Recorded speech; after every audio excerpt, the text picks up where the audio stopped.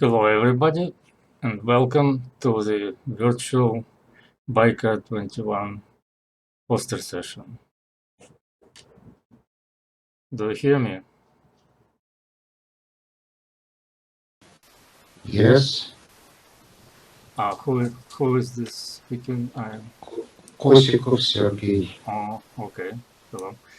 Kazutero, are you here? I see your name on the list of participants.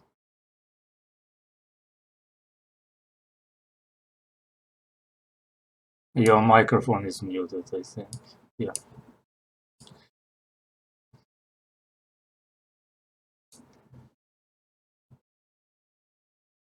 All right. So I guess this will be mostly a formality because there are very few participants and I don't think there will be more. Okay.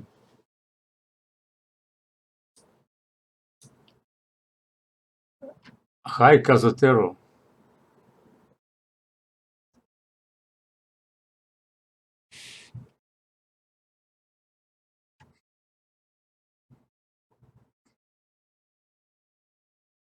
Okay.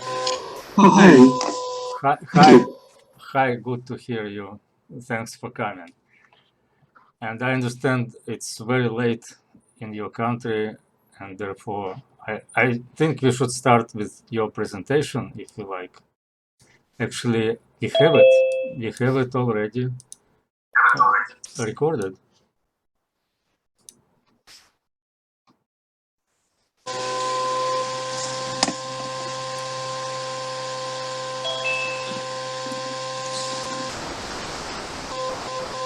Kazutero, there is a problem with your sound.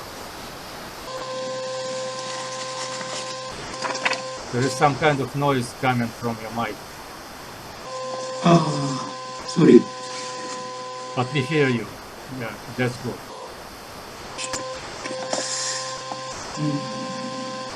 All right. So we can start with your. So nobody wants to show their video, I guess. Just me. Okay.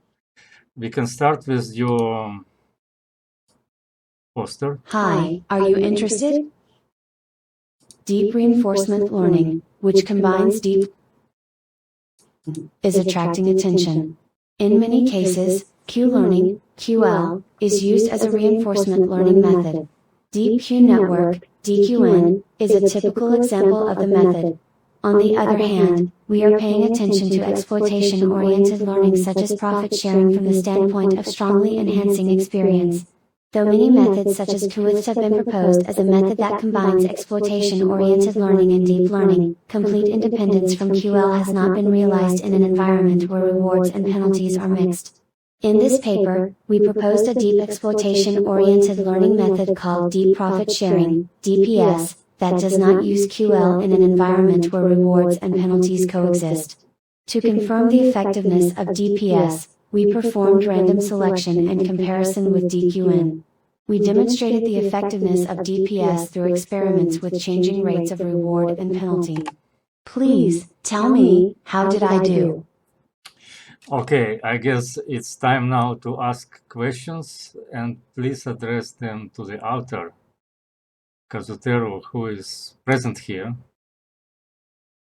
Well, let me ask you first, how did you like our bot presentation? Hello? Can anybody unmute their mic and say something? Oh? Okay.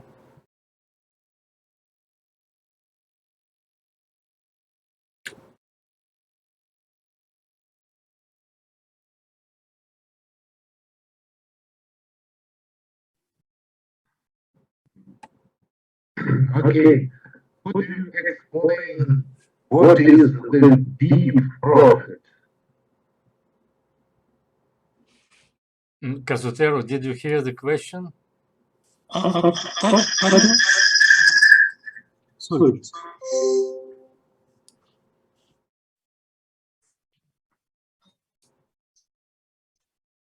Did you hear the question, no?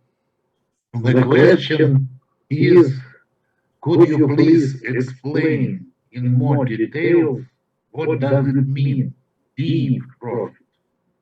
I see. Deep processing is one of deep reinforcement learning methods. We use processing instead of, for example, Q-learning. Okay. But you are talking about profit or something else? Okay. Processing is the name of reinforcement learning method. Okay. Is the main idea namely in sharing or namely in deep? Deep. Deep. Yes. Okay. Understand. Yes, thank you. Thank you. You're welcome. Okay. Any other questions, please?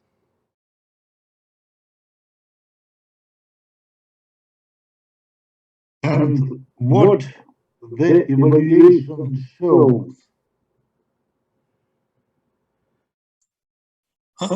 Pardon? What is the result, the main result of the evaluation? A main result is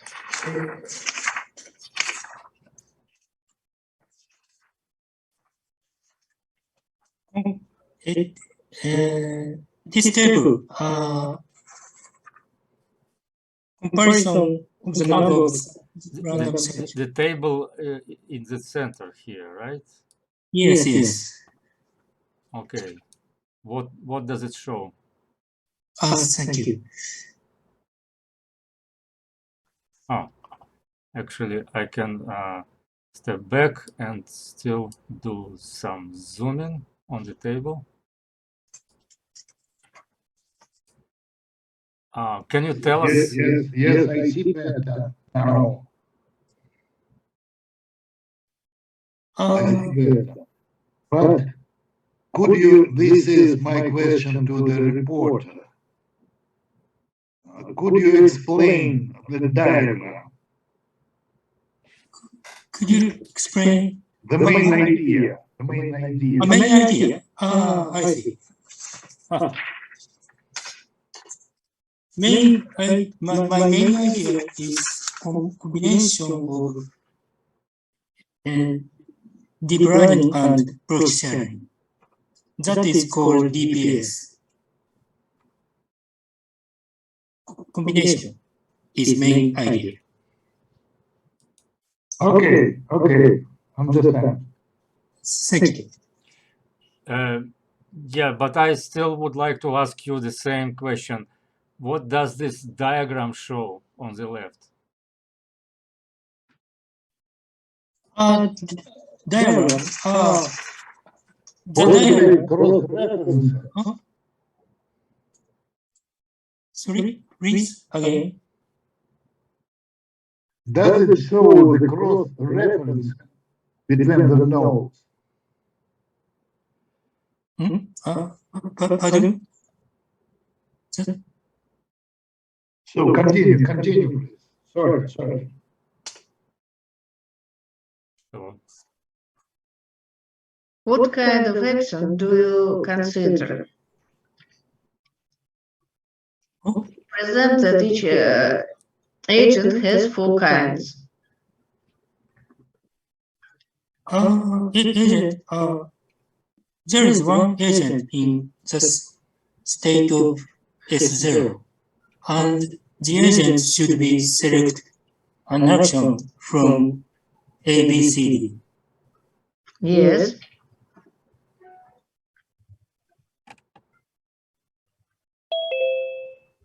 What question? How much levels do you consider? Levels, not agents, levels. Levels. Levels. Is it restricted? No levels.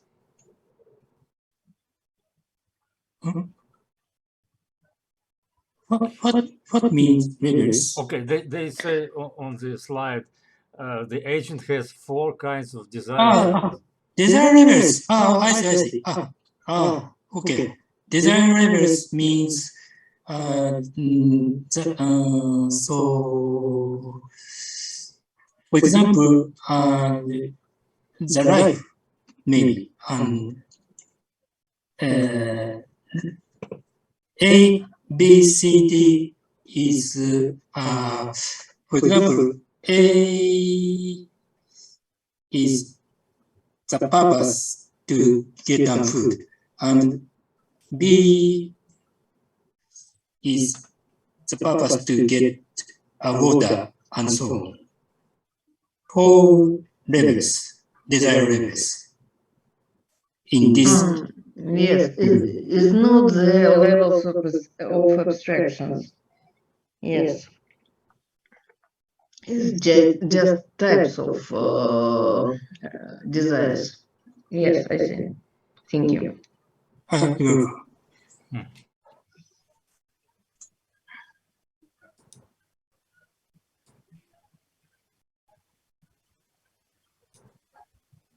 Okay, can you tell us in one sentence what is new here in this work and what is the main conclusion?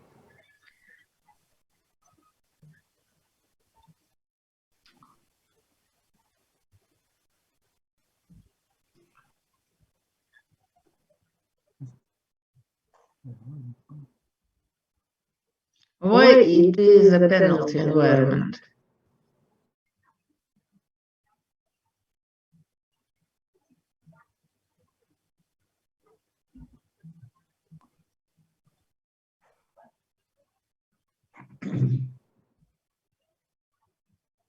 Possibly there is a plan to extend the result to multi-agent model.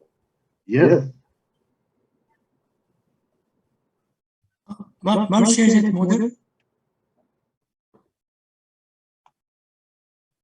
As I see in your conclusions, you plan to extend the model to a multi-agent mode. Okay, I see. In the future, we plan to apply to actual program and extend it to a multi-agent environment. And what means?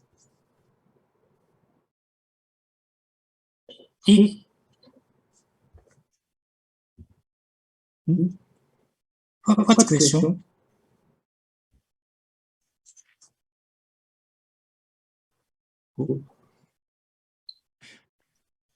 All right, does anybody else have questions? No, thank you. Okay, so I see more people have joined us, and maybe we shall ask Irina to tell us, remind me actually where her poster is, because I see I just sent the table. Actually, I can look up on the table, but maybe you can tell me what room is it, in your poster, and what number. Irina, are you there? Good day, yes. Good day, Alexey Vladimirovich. My poster is R in room A. And what is the number of your poster? 36 and 39. 46 and 49. Not 40, 30. 36, Okay, here they are. Thank you. 36 and 39. Okay, shall we start with 36? Maybe we can listen to your recorded presentation. I would like to. Should I tell you about this work? You would love to, okay. Human parity achieving in a number of speech admitted, but modern systems are not perfect still. Recognition in conditions of high noise and cocktail party situations are to be solved. Besides, speech technologies do not use dialogue context modeling. According to multi-agent conceptualization of active speech perception, auditory information is processed at 4 levels: preliminary recognition, level I, subconscious recognition, level 2, conscious recognition, level 3, and situation level, level 4. The first level of architecture, preliminary recognition, simulates the functioning of the peripheral auditory system of a human. At this stage of processing, features are extracted, the signal is converted into a set of signatures, based on which a vector of spectral and dynamic features is created, which sufficiently characterizes the signal's acoustic features. The second level, subconscious recognition, simulates implicit learning. The multi-agent system assigns an additional feature to the agent actor, an emotional coloring. It also identifies it as a prototype, non-prototype, based on experimental data on the positive perception of prolonged vowels and concentration of attention on sounds with a low volume level. Then, the agent, realizing the behavior determined by the rules recorded in his genome, in order to find the class to which he belongs, asks the expert a question. Based on the expert's answer, a contract is concluded between the agent actor of the first level and the agent grapheme characterizing the given class, that is, supervised machine learning is implemented. The set of features is supplemented with a classifying contractual relationship with a grapheme agent. The agent is placed in the perceptive space. The third level, conscious recognition, imitates explicit learning. The agents of the previous layer are grouped around significant objects and actions. At this stage of training, the expert comments on audio signals in natural language as follows: the car has passed. Ivan Petrovich said, etc. That is, the study categories are defined explicitly and verbally. At the fourth level, situation, articulatory events receive a general emotional assessment, and forecasts are made, according to the results of which, based on feedback, it is possible to refine or reorganize categories. The agent, implementing a program determined by its own genome rules, addresses the question to the expert. Based on the expert's response, a contract is concluded between a first-level agent and an agent letter characterizing this class. It is not enough to consider speech perception as the imprinting of acoustic patterns into phonetic representations. The strategies used by a person when coding speech should necessarily include cognitive processing even in the early stages of analysis. In the present research, the main principles of the integral approach for constructing a generalized mechanism of speech perception, taking into account linguistic and neurobiological data, have been determined. Elements of an active cognitive model of speech recognition, which allows taking into account plasticity and the effect of directed attention, were developed using multi-agent recursive architecture. The proposed conceptualization of adaptive processing includes context-dependent changes in the system of perception. Please tell me, how did I do? Okay, I hope you all heard her presentation, and now we can ask questions, addressing them to the author, I guess. So, who wants to start?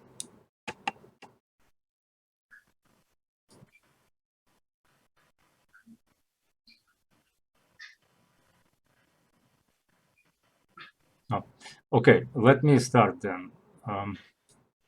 So as I understand, you have some multi-agent system or not? Yes. That can recognize emotions in speech. Is this correct? Yes, absolutely. Not only emotions. We would like to build a system that imitates human strategies in auditory processing. And we believe that we have to consider speech processing not just as imprinting, as something simple, as transmission from, as transformation from auditory patterns into neural representations. We have to consider speech perception and auditory perception as active process that includes declarative learning and procedural learning, and that includes cognitive activity. It's not just simple imprinting. That's the main idea of our paper. Oh, okay, so you have the full agent architecture that can listen and then respond to that speech, right? Not yet, but we are building it. It's fascinating, yeah. What are the principles? Are you using some kind of symbolic cognitive architecture, or you said neural networks, or both? We use multi-agent system, and we have different types of agents. We have agents that act like actors, and we have intellectual agents, and there are contrasts between them. And for example, we have many agents that describe auditory patterns, and we have one intellectual agent. It is agent, we call it grapheme, and our grapheme, for example, A or that is connected with different agents, and it helps to cope with variability, with high variability in speech. Okay, but let me first understand.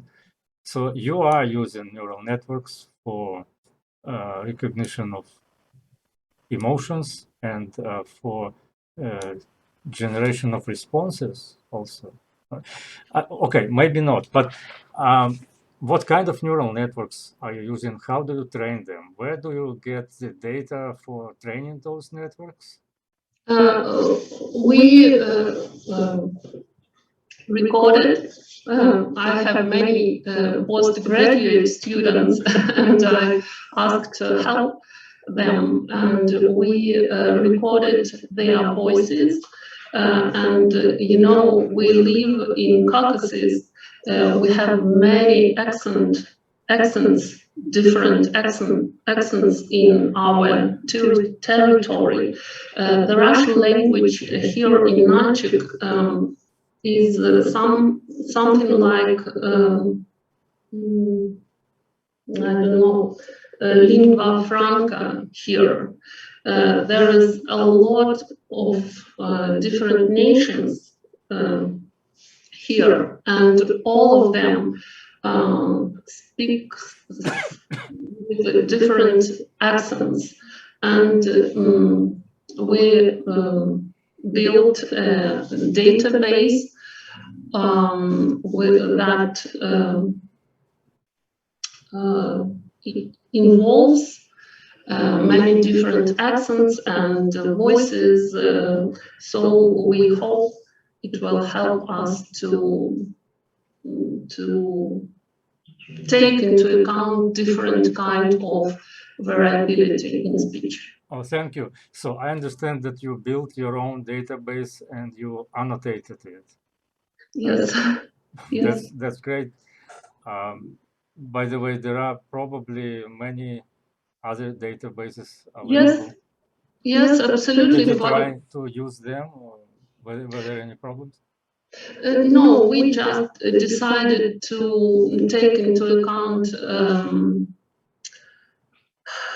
the richness of accents here in Caucasus. I see. I see. I would be very interested in reading your paper, full paper describing this work, but I'm not sure if you have submitted it. And no, no, no, we didn't. But I will. Of course, I will. Please do, and Mhm. you can try sending it to cognitive systems research. Mhm. That's a higher level that will be judged by world experts before acceptance, of course. In Springer, I can publish literally anything. If you like, it's up to you. But I think this is really an interesting work, and it's right on the money, so to speak, on the topic of our research, of our focus of this conference. So yes, you are very welcome. So I'm looking forward to your paper. Thank you. Thank you. Does anybody else have questions or comments?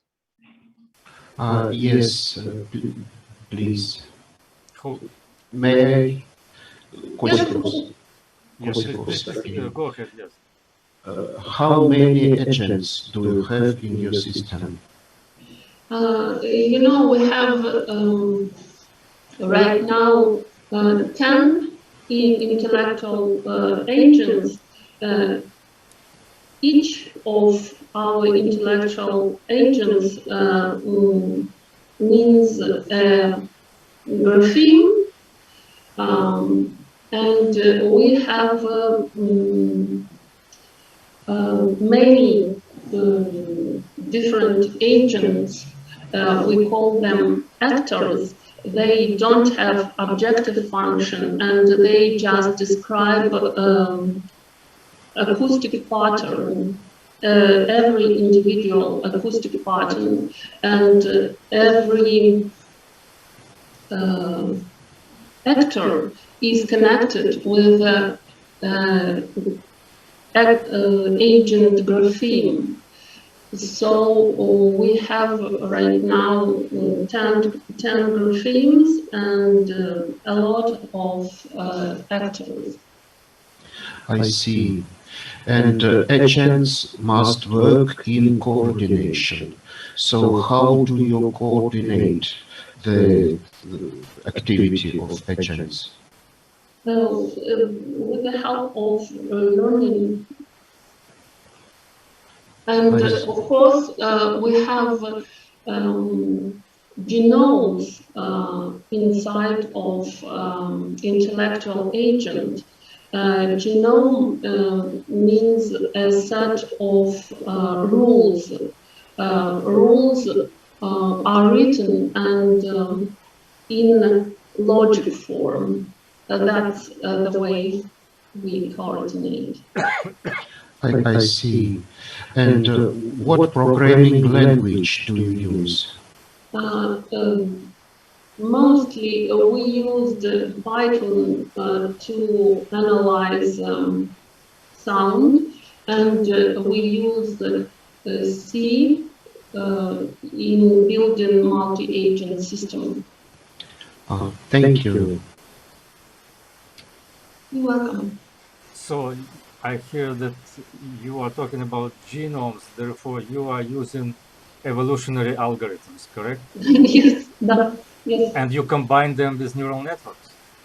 Yes, you can say that. Well, that's fascinating. I believe this is the most promising field now, to combine those two approaches. And how do you do that? We use logic rules, as I said, and we have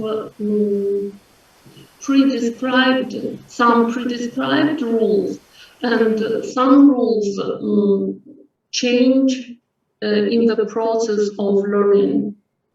Did you run into the problem that you need a lot of computer power for neural network training and also a lot of power for evolutionary algorithm? And when you combine the two, the powers multiply and you have the number that is not available today. Did you get this problem? Not yet, but I think we will. Wow. So you are lucky. Yes. Okay, thank you. I wish you good luck. Thank you. Does anybody else have questions? No? Then thank you, Irina, and I think we should move forward to our next presentation, which I don't know whom to ask. Maybe somebody can volunteer. I see the group of Vyacheslav Ernstovich here.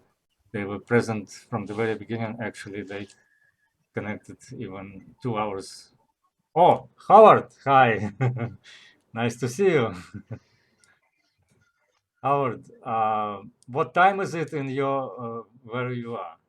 It's 6:30 here in Toronto, and it's still dark, but it's snow. We have snow now, so it's a little bit bright outside. So nice to see you again. Nice Believe it or you. not, we don't have snow in Moscow. Oh, okay. Nice to see you. See you. Yeah. So are you like in a mood for telling us something about your work? No, you are done.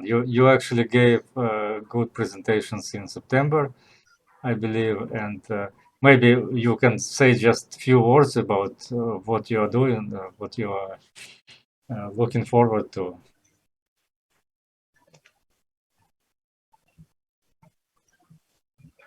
No.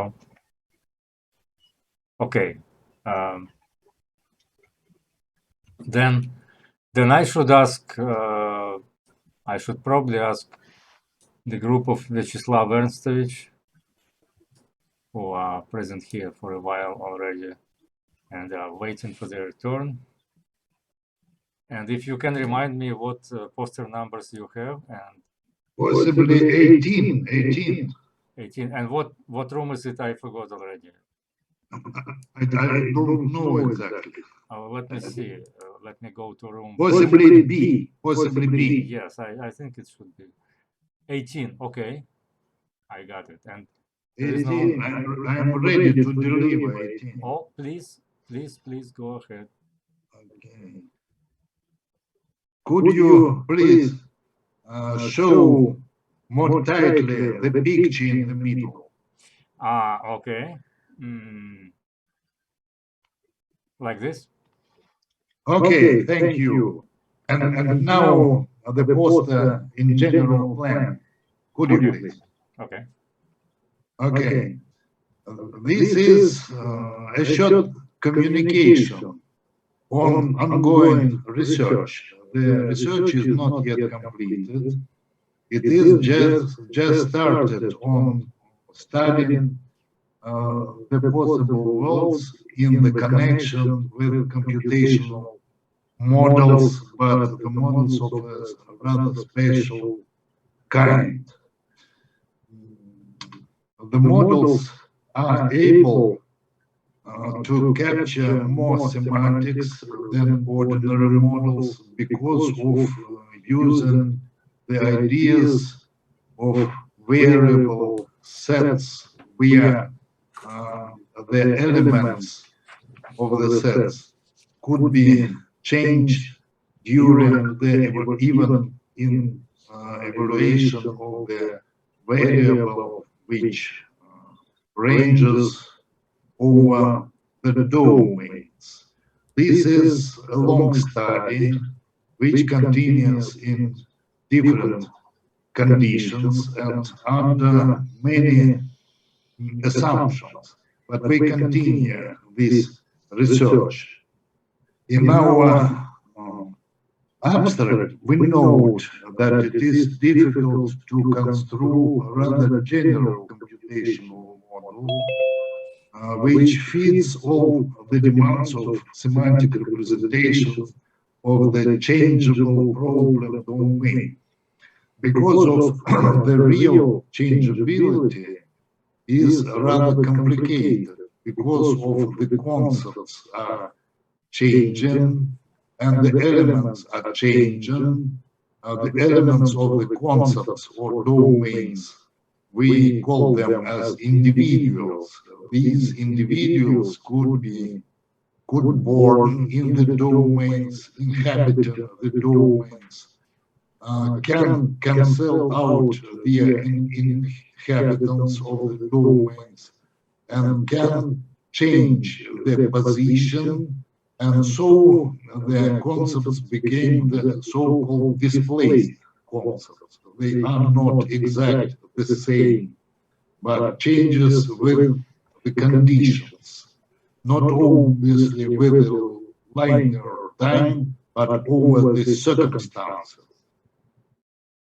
Our position comes through the most flexible computational model, where we study the changeability of the functions between the nodes in the target graph model, and changing the links of the nodes is a rather difficult task, because we could not proclaim that the behavior of the functions in the future will be the same as in the past or at the present time.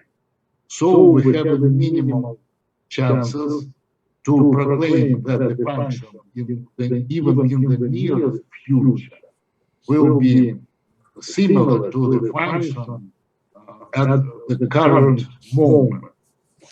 Still, the current research, we just established a sample where we verify our ideas.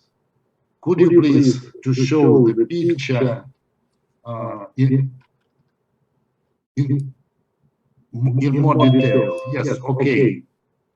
At the top of the picture, we see the three possible worlds: the world of orders, the world of supply, and the world of receive.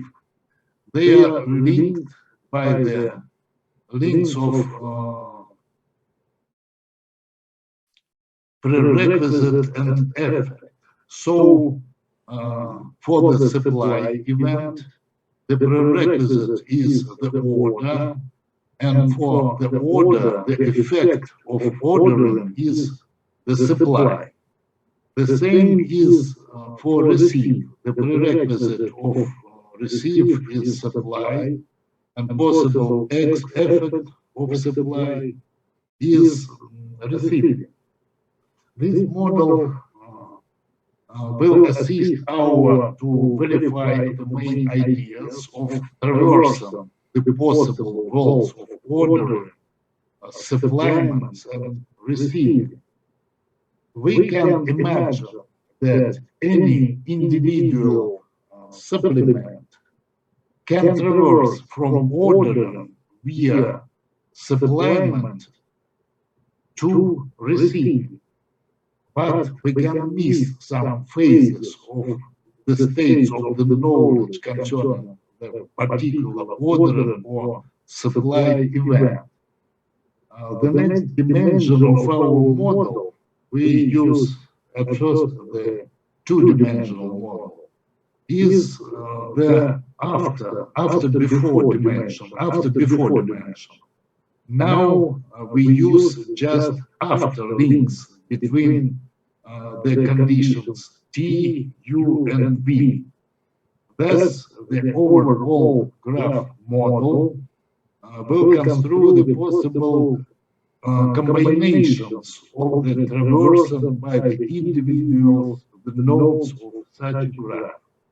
This graph corresponds to commutative diagram in some kind of functorial category. We use the embedding in a functorial category of a special kind, possibly Cartesian closed category, and so on. The links, what is in the link? This is the main question in the artificial intelligence area, as I know, for many years, and many specialists paid a lot of efforts to make clear what are the labels of the graph during the transition from state to state and so on, and what is the meaning of the state. In this diagram, we combine the individual information processes such as H small and H small with indices, and variable domains H big with indices which indicate the functors, and we use the diagram of natural transformation between the states of our individual information process. We don't feel we don't see any difference between the process and between some constant element. So for the generality, we can think about H small as a kind of information process. This information process is just an individual information process, H small, which corresponds possibly to the action of order. So the individual H small is an inhabitant of the world A, or of the world of orderings.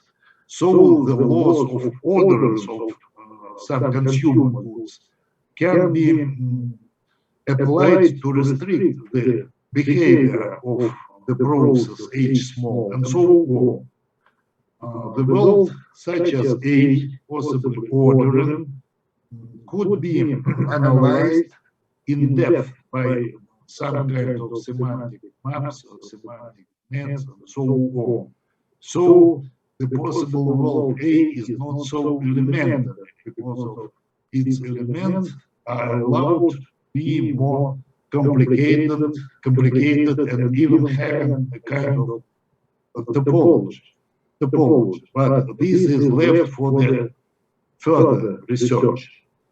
And what about this diagram? This is the first step to study in depth the behavior of elementary information processes such as H small and their changeability over the events involved. Our evolvements are of kind of prerequisite effect, or premise and corollary in logical interpretation. But we like more prerequisite effect because of we don't like to study the causality in general because it is rather complicated and leads to some physical implementation. It is left for further study. And the second dimension are to drop the events as event before and event after. And the resultant model, though two-dimensional, but is rather complicated. And we use the original indexation method for our individual processes. We use both the lower indices and upper indices to mark up our individual information process. Each individual process could be generated in a domain and could be cancelled out, cancelling its existence in some preselected domain. And the traversal of the changeability of individual behavior of such an information process is a rather interesting task, and we can solve this task using our original method of indexation. So we have an attempt to traverse in the future behavior of our information process and left them and allowing them evolve at the present state, and we can lead even in the past picture of the behavior of our individual, and the connections allow the transition between the concepts and between the individual processes. Our concept comes through the general sets of possible information processes. In a general model, we differ between actual information processes, possible information processes, and even virtual information processes. The last information process are described by special analytical expressions, but we don't cover this material in this our short communication. Our corollaries or conclusions from the preliminary study of such a model is the ability to construe the history of behavior of information processes using our originally exploited method of indexicals, or indexed expression. We feel that we use a lot of indices to mark the long transitions of our information process. Our preliminary conclusion is to construct the matrices, not diagrams, but algebraic matrices and operations over matrices. But this is left over the boundaries of these communications, left for the future communications or even papers which we can prepare for broader discussion of our results. Some kinds of such models are implemented in our experimentations and led to the practically applied semantic models. For instance, the best available technologies, we can discover the best available technologies according to the information which we can extract from the existing web and grouping it into the variable domains and so on, and dropping into the individual information process. So we feel that the functor categories are rather fruitful to analyze the behavior of information process. On the other hand, the study of the information process is the main task of the modern computer science. Because of modern computer science is not so a computer science, but the science of computing at the modern times. So the science of computing can use the central notion of information process. But the overall study of the mathematics, which study the behavior of information processes in general, is under development. And we have no ready-made solutions or commercial systems to describe such a behavior of information processes. However, we successfully used some data management systems which were exploited by some needs of our modern experimentations and for our practical usage, especially in connections with discovering the best available technology concerning some technological solutions in a broad area of human expectations. This is an overall picture of our current efforts, and this is just a short communications. And I'm thankful for the attention of the listeners, and I'm ready to answer the questions if any.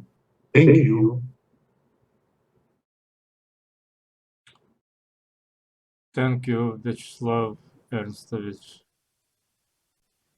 Are there any questions?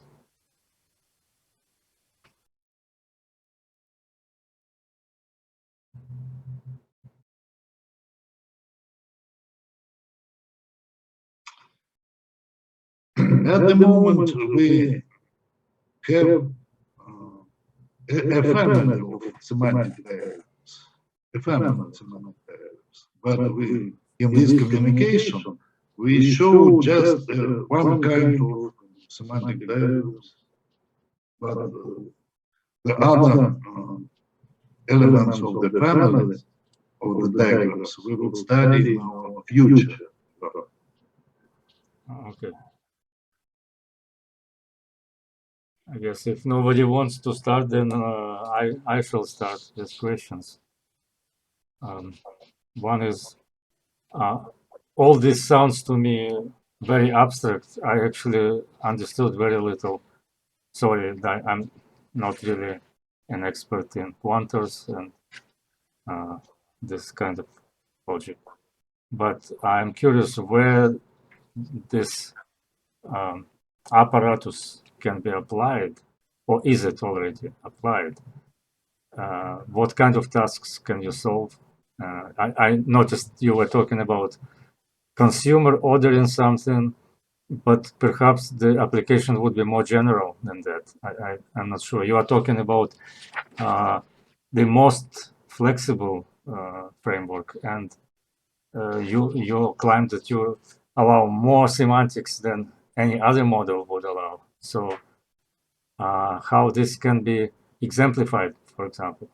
Or I mean, can you explain why you have more semantics than other models, and what kind of semantics is missing in those models? Yes, I can try to answer your questions. I understand the difficulty of the problem, but I will compare with the study of web systems in general. So in modern web, we can observe the actually represented information. This information is just indexed information using several indexation systems such as Google, Yandex, and so on. So the actual information is indexed. As we know, the modern web consists not only of the actual web, but the main part of the information in the web is stored in the so-called hidden web. The information in the hidden web is not indexed. It is stored normally in the databases, and the queries to the databases could be generated virtually, enabling the access to this hidden information. Oh, you're talking about Google storing all the websites in their own servers, or what? Web in general, not especially Google Store. Okay.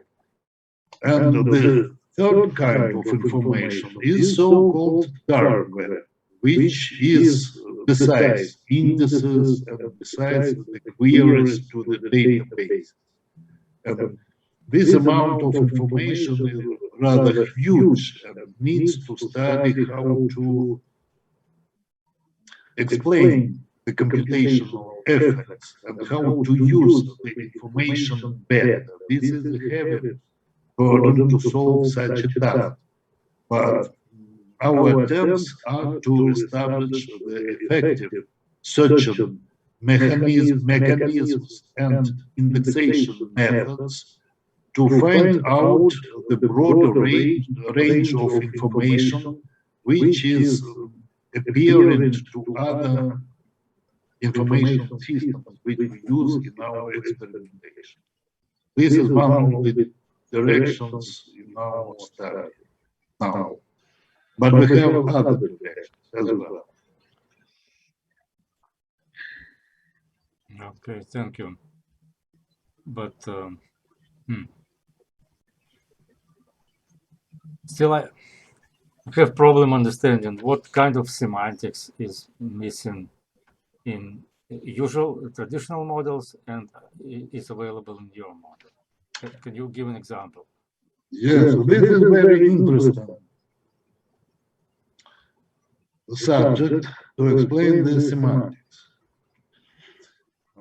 As we discovered, our indexed methods can generate the needed semantics to evaluate the expressions. And I believe the main question of all the theoretical computer science is how to attach meaning to the identifier. So we have the identifier and we have the meaning.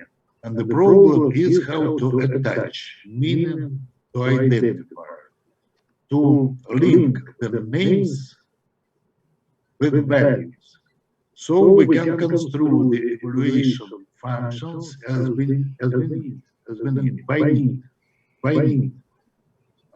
We published the preliminary communication last year in the proceedings of BICA,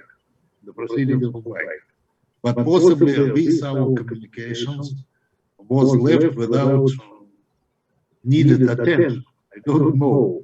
It was possibly so.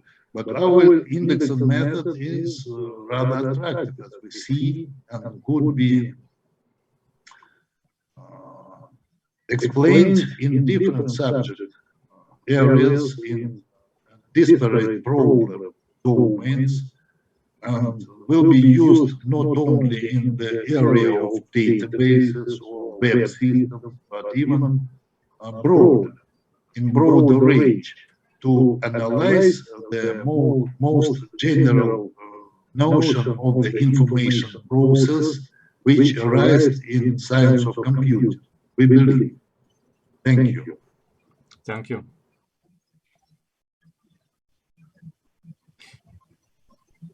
Does anybody else have questions?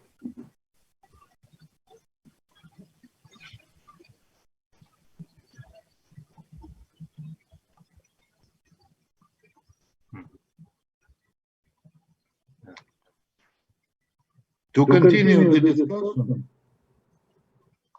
I say a few words to the computational models with the combinators.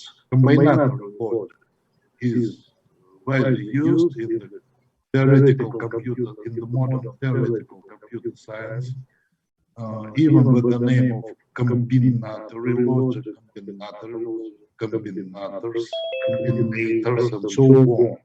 We published a paper on this topic where we analyze the information processes using combinatory logics ideas. Thank you. Yeah, I now understand where those student presentations come from. That I listened during defenses of diplomas and other events. Yeah, and I always had this question: what's the how this can be practically understood? What's the meaning of it, and what's the application? And they tell me that they build servers, build some logistic framework for the web servers, and that's the application. Is this correct? This is a good target, but we can easy to implement models using the ideas of functional programming. So to write down the program describing the behavior of such a diagram as the picture of this presentation is easy task for some person who knows the ideas of functional programming. It is not so difficult. Yeah, I see.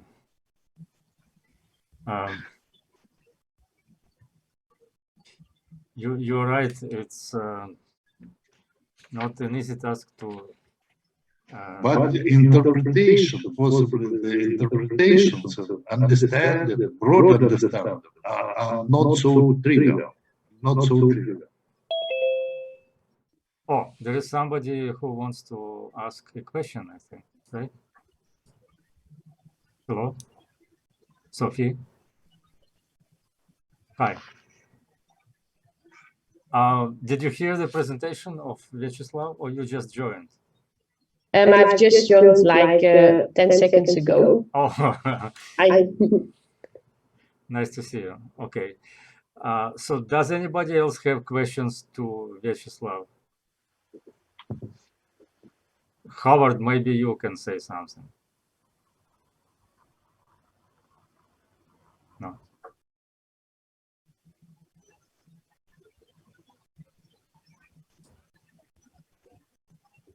No? Oh, here he is. All right. So please go ahead. Oh, your mic is muted. Sorry.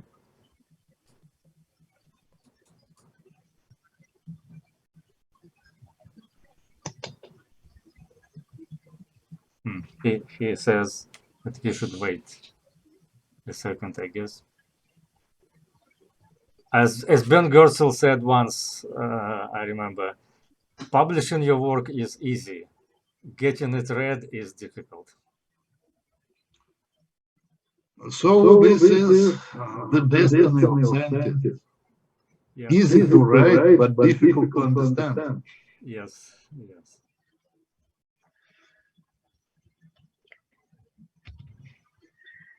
Or disconnecting his mic. It is easy at the first look, yes, and everything is obvious.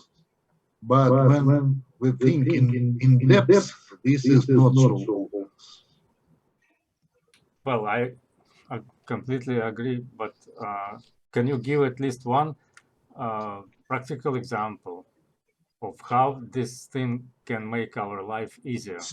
Some known example is the semantic nets. Okay. Semantic nets Yes. as a model of representation and knowledge process and a way of implementing a kind of such models. But the models in general are deeper than semantic nets because of the ability of bearing the sets, bearing the concepts. We don't know the represented semantic networks model, which are working with systems of variable concepts. But we try to construct such models. We even allow during the search procedure. So there is a problem to assign a value to the variables. In ordinary mathematics, we don't view the problem how the variables range over the domains. Yes, but in real practice of searching, for instance, the web, we have a different problem to evaluate variables because the domain or range of the variable could be varied during the process of a query. So the response to such a query process is not so obvious and could lead to contradictions.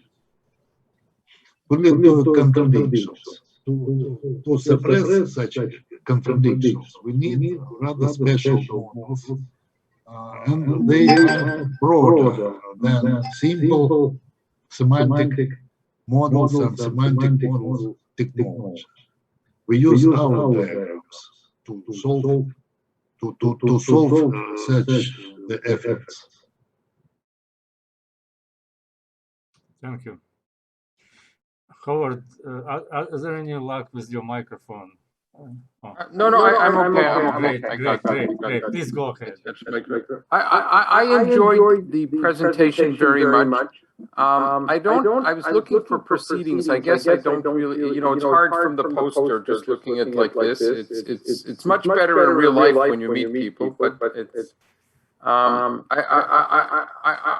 interesting talk. I've long been interested in semantic networks. I think like going back, Quillen, Fallman at MIT, 1978. Then he was at Carnegie Mellon. The problem with the semantic networks, I think, just I guess in AI cognitive science, we're trying to do a transformation from one system to another to represent the problem in some way that's easier to understand.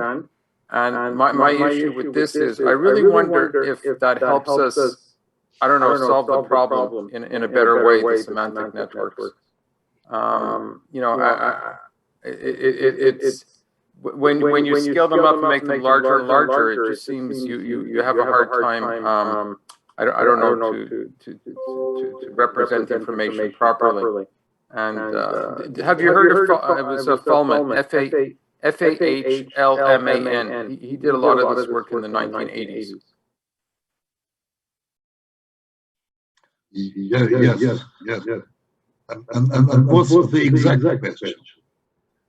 Could you formulate more exactly the question? I have heard about the semantic nets during the 1970s, at least, and even earlier.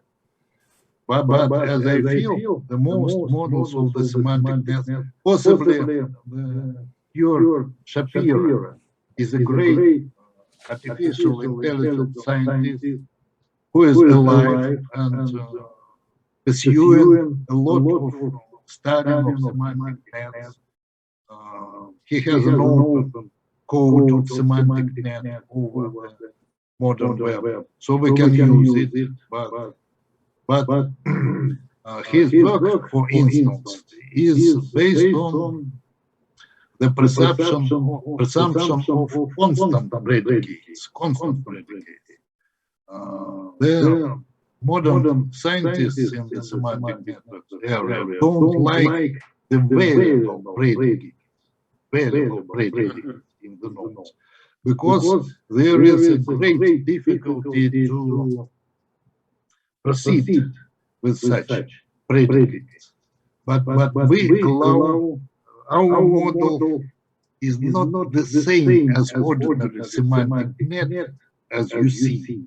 We construct our model as a kind of natural transformations in the functor category from the very beginning. So we have a frame with the law of commutativity, but we allow our concepts, which are in the nodes of our diagram, to be varied in the content. Our concepts are the names of the variable sets, and the number of elements could be changed in the nodes. This leads to violation of the commutativity in the general case of this diagram. But we have a special boundary when this diagram still commutes. And we can study the difference between the uncommutable information and commutable information. And this gives us rather interesting results and an area for the fruitful conclusions and for studying such semantic models in depth. Such categories express the semantics.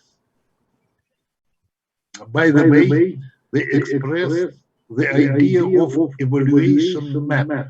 The evaluation map could be construed as a kind of such a category. So we can use a fragment of such a diagram to evaluate expression. And the diagram, in a broader sense, could capture the semantics from problem domains and the general semantics of how to evaluate expressions, for instance, in the framework of some programming language. So we can embed our semantic models in programming languages and vice versa. Because of the focus on studying the information process namely, with the assumption that we distinct between actual information processes, possible information process, and virtual information process, as is pursuing in some parts of model logic and the model logic. But we look further for studying such diagrams in depth. Thank you for your questions. Thank you for your interest. Thank you for the discussion. I very like the discussion. I'm sorry. Thank you. Thank you very much. I will look at your work maybe on your website to see more information. Thank you very much. Thank you. Okay, thanks to all who participated in this lovely discussion. And maybe we shall move further, but we have lost some participants already who could not wait until the discussion will be over, I guess, just disconnected. So what we have now is, I see two names that I cannot identify as part of the previous groups. Igor Slivtsov and Alexei Serenko. Do you have posters here that you can present? Oh yes, I certainly have. And this is who again?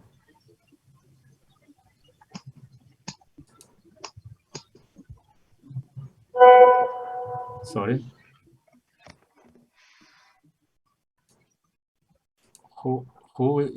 Who said that? Oh, it's me, Serenko, and could you please be so kind to repeat once more who exactly are you inviting, me or Igor Slivtsov? Well, since you started talking, let this be you now. And what's the room number? Room sorry. Mission number 56. Room, which room? Room C? Okay. And the poster is 56? 56. But I don't see it here. 76, no? 56. Well, 56, yeah. Here it is. Okay. All right.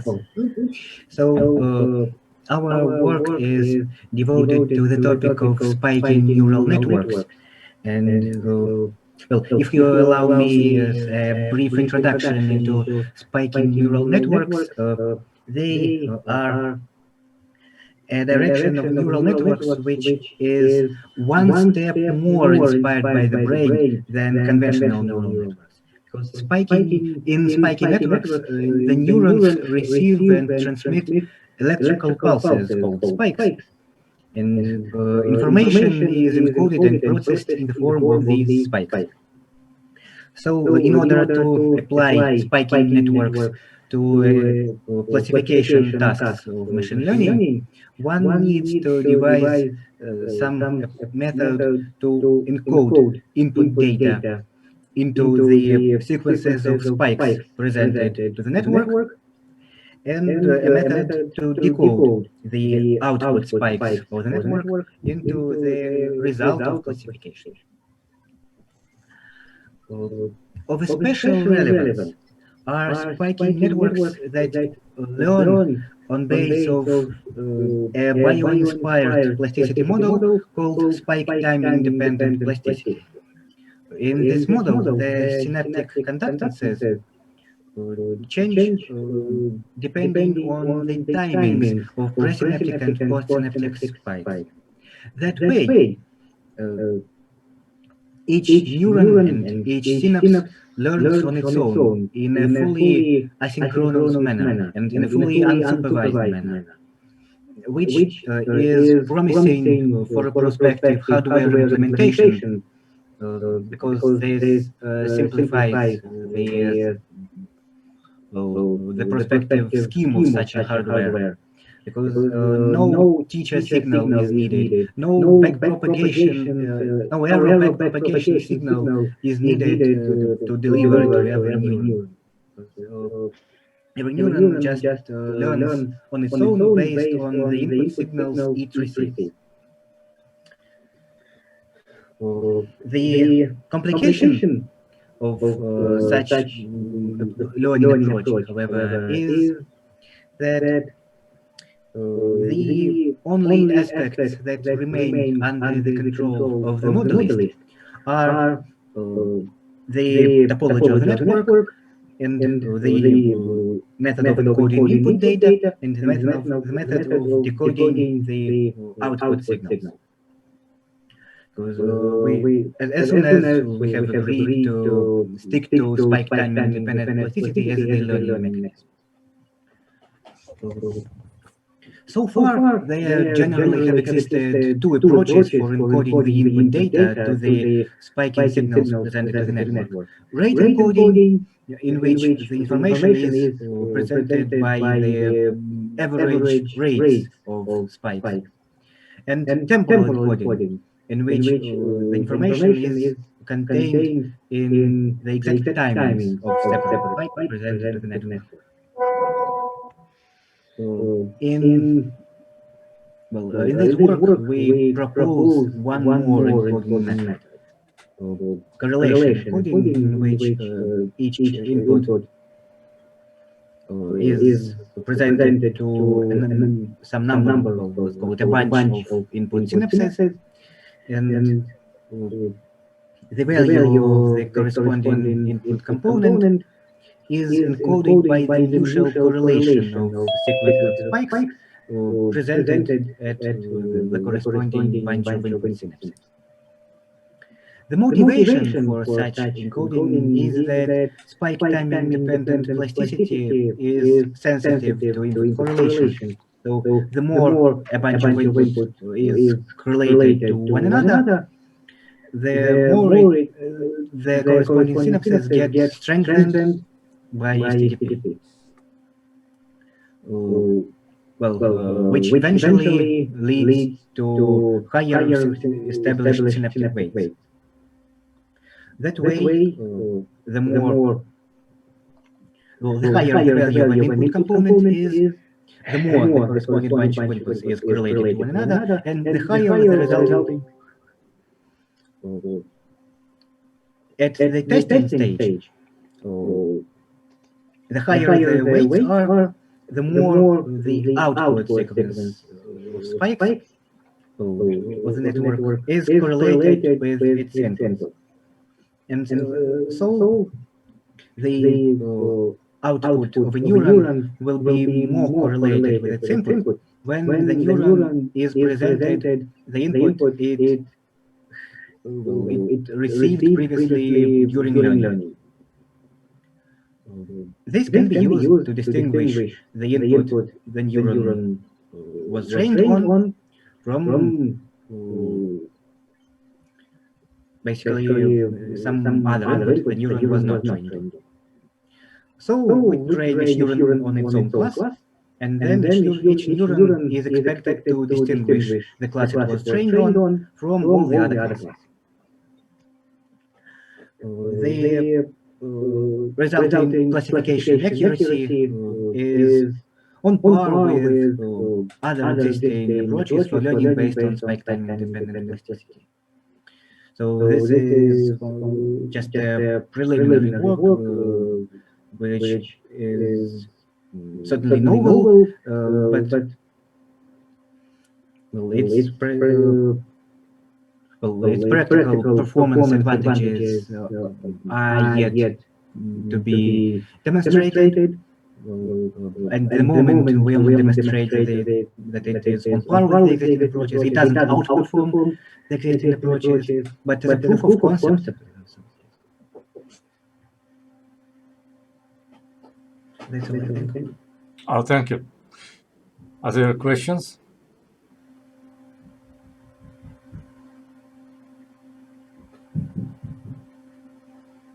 Okay, can I start then?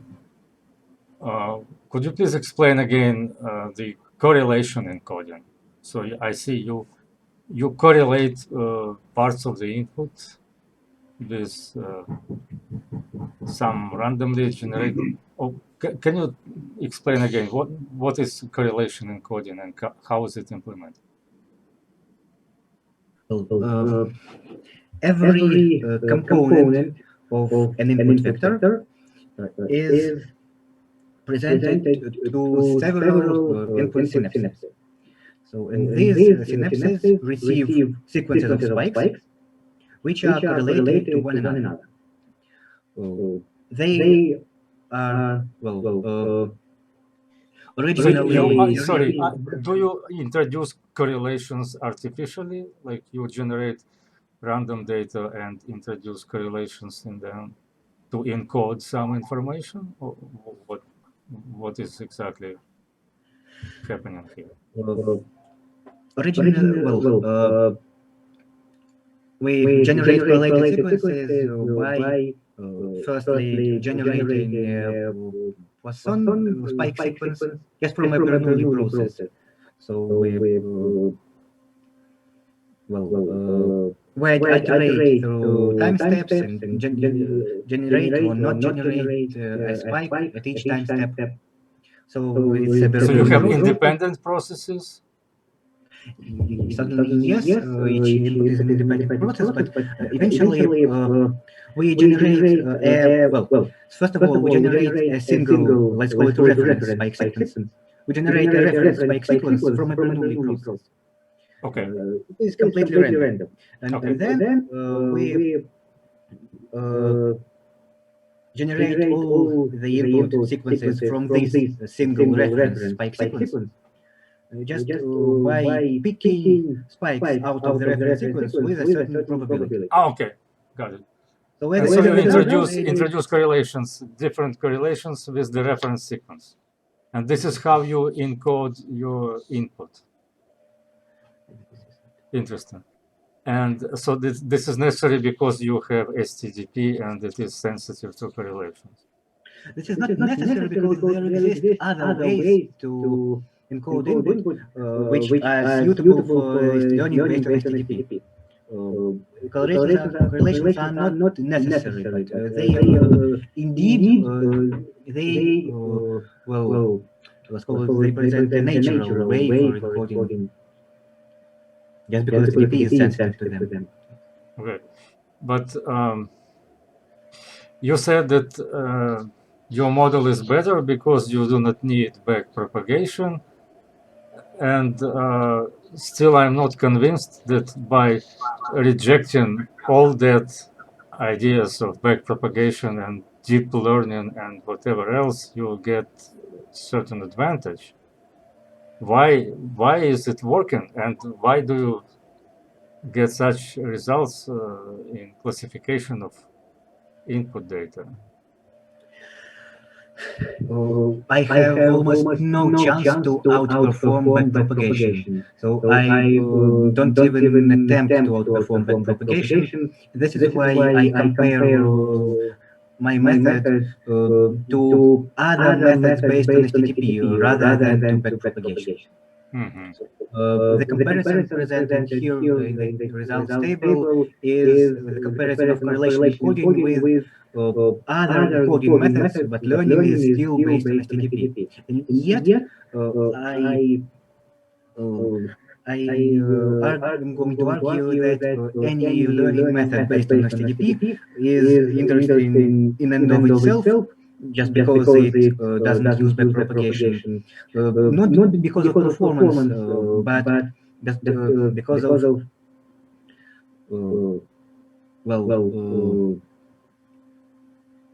it's just because of prospective possibilities of hardware implementation. Okay, but there are many models that do not use backpropagation. We forgot most of them by now, like the Hopfield model, Cajonen model, Grossberg model, ART, and many others.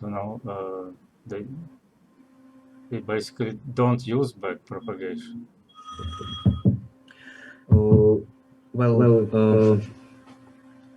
As far as I understand, Hopfield models are not intended for classification tasks. Well, it was intended for classification task. Yes, either you recognize input pattern as one stored pattern or another, and this could be called classification. Well, sorry for that. Then I used to think they were intended for rather memorizing than classifying. Yes. But you form by presenting a lot of memories, you form certain stored memories, and but the result is rather associative memory than classifying. Yeah, but what you have is this TTP is exactly associative memory, I believe. Well, associative memory lacks the generalization abilities needed for classification. For example, in the iris task, we have like three classes in the breast. Well, these are just benchmarks. In the breast cancer benchmark, we have two classes, and several hundred or several thousand of input vectors should be assigned to some of these classes. Which,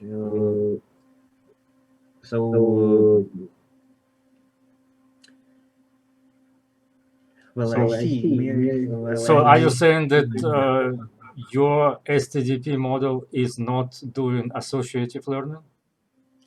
Certainly not. How not? It's performing a classification task so that the result has lower dimension than its input.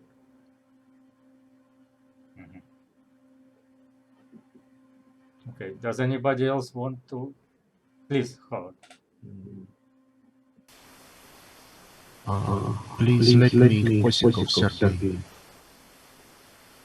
What is the size of input data?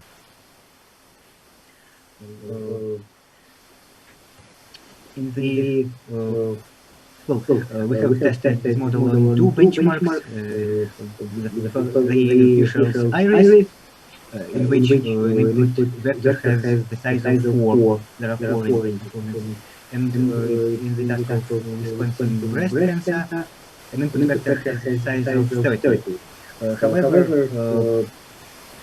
we have applied some additional input preprocessing Gaussian receptor fields, which further increases the input dimension. The resulting dimension was, well, I don't remember exactly, but it was on the order of 100. Something about that. I see. And how many neurons do you have? We have as many neurons as there are classes in the classification task. So 3 neurons for the iris task and 2 neurons for the breast cancer. Which is actually, admittedly, something I'm proud for.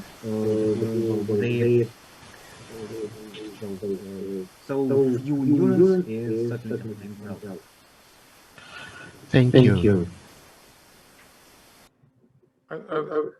Yeah, please go ahead. Sorry about my microphone. I think Alexei asked a very, very important question about, with regard to the association, Hopfield networks, the backpropagation. For a simple reason, the only AGI system that exists in our galaxy, if not in the world, is us, and we cannot biologically use, there's no backpropagation going on in my brain. It won't work in my brain. And on the other hand, if I want to, I can learn something new, such as I'm learning from this session, and my brain learns it. In a neural network, you're going to have catastrophic forgetting. That's an awesome. Backpropagation is not as good as everybody thinks it is. There's lots of problems with it. To redo everything, you have catastrophic forgetting. The spike timing is very promising in that regard. So I wasn't clear also how the learning occurs in the network. I think I have the same question Alexei had. And I think it's a very good question because I think spiking neural networks seem like a really great thing because probably less energy utilization, you got more sparse connection. And the most important thing is the learning thing. You have a mechanism that should not use backpropagation. And you should, I don't know, I just wonder any more comments on the learning part.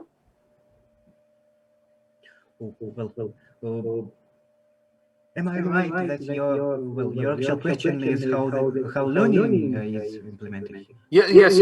I'm very interested because, for example, you could build your whole network out of Hopfield network. I think it's fine. I mean, you could learn with Hopfield networks. You can do everything with them in theory. I mean, how do you do learning? I mean, you're not using backpropagation, right? Correct? Certainly not. We're not using backpropagation. We are using solely spike time independent plasticity. And so the conductance of each synapse changes independence of its presynaptic and postsynaptic spikes solely. So do you call this associative learning or not?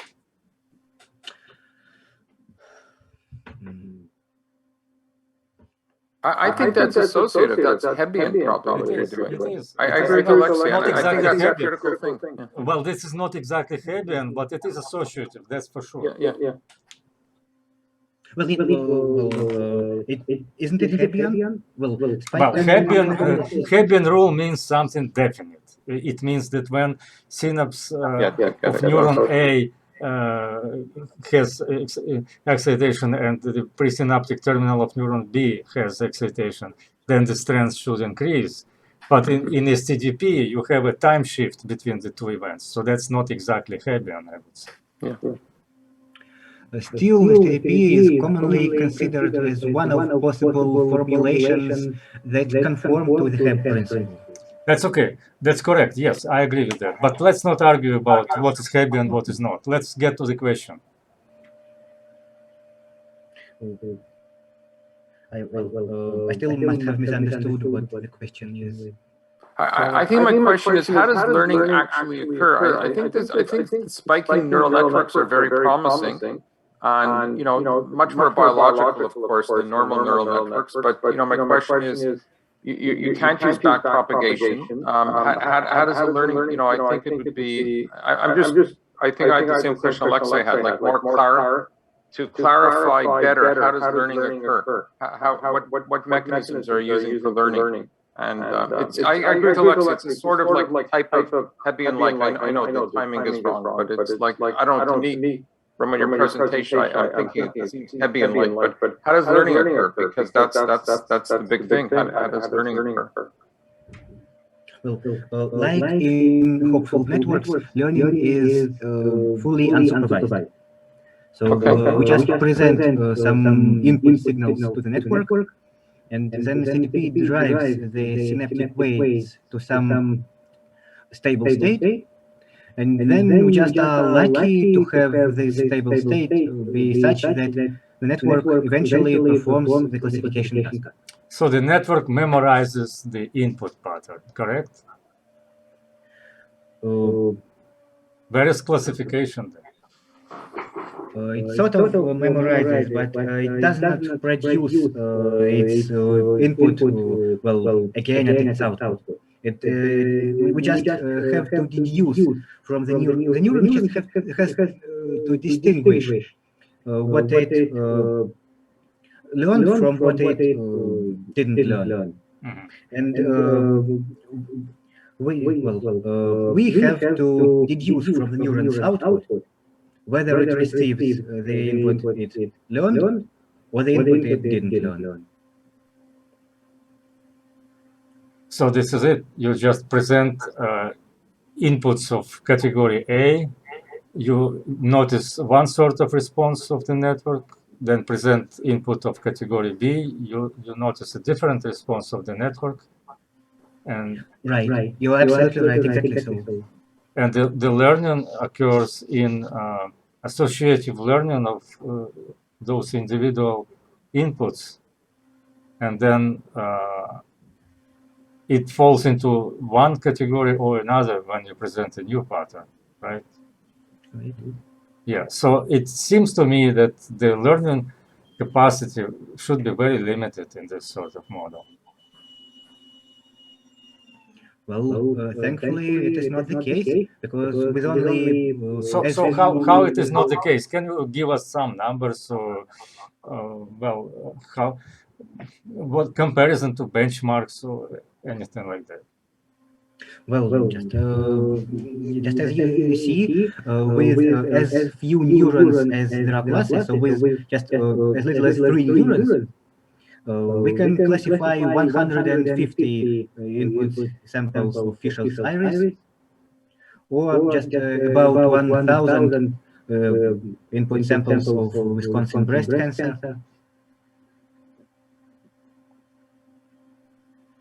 With how many neurons? 3 neurons for Fischl's iris and 2 neurons for Wisconsin breast cancer. Well, basically, we use just 1 neuron for each class, for each category of the input. And you presented, when you tested the network, you presented patterns that were not present during training. Certainly, we of course, we performed cross-validation. Okay. Sounds hard to believe, but I have to see the work, of course. Well, but propagation does all this with ease, doesn't it? I don't know. Probably. Not with 2 neurons, it won't work. But you know, in the brain, 1 neuron is probably equivalent to a whole neural network by itself. You know, our models of neurons are very, very simple, but I would need to see more information, but I enjoyed the presentation, and I think spiking neurons are something for the future. I think it's very, very interesting approach. Thank you. Okay. Thank you. Thank you. Thanks all. Thank you, Alexei, for this presentation. And I guess we need to move forward to the next one. We have, I believe we still have Igor Slivtsov. Yeah. Igor, are you here?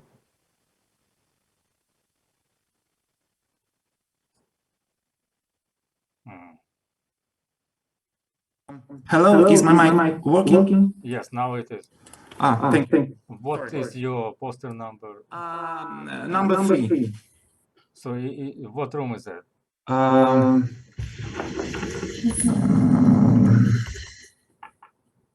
A, possibly A. Okay, just give me 1 second. So this would be Number 3. number 3. Number 1, number 13. Oh, wait.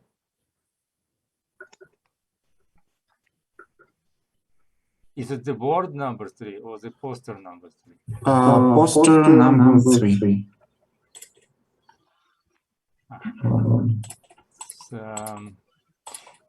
Let me check the table quickly because I cannot find it.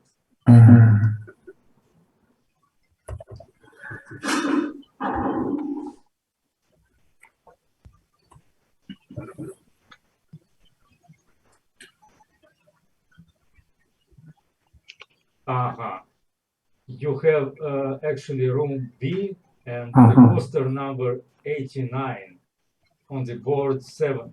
Sorry, no, on the board 7. Yes, number 89, room B. That's what my table says.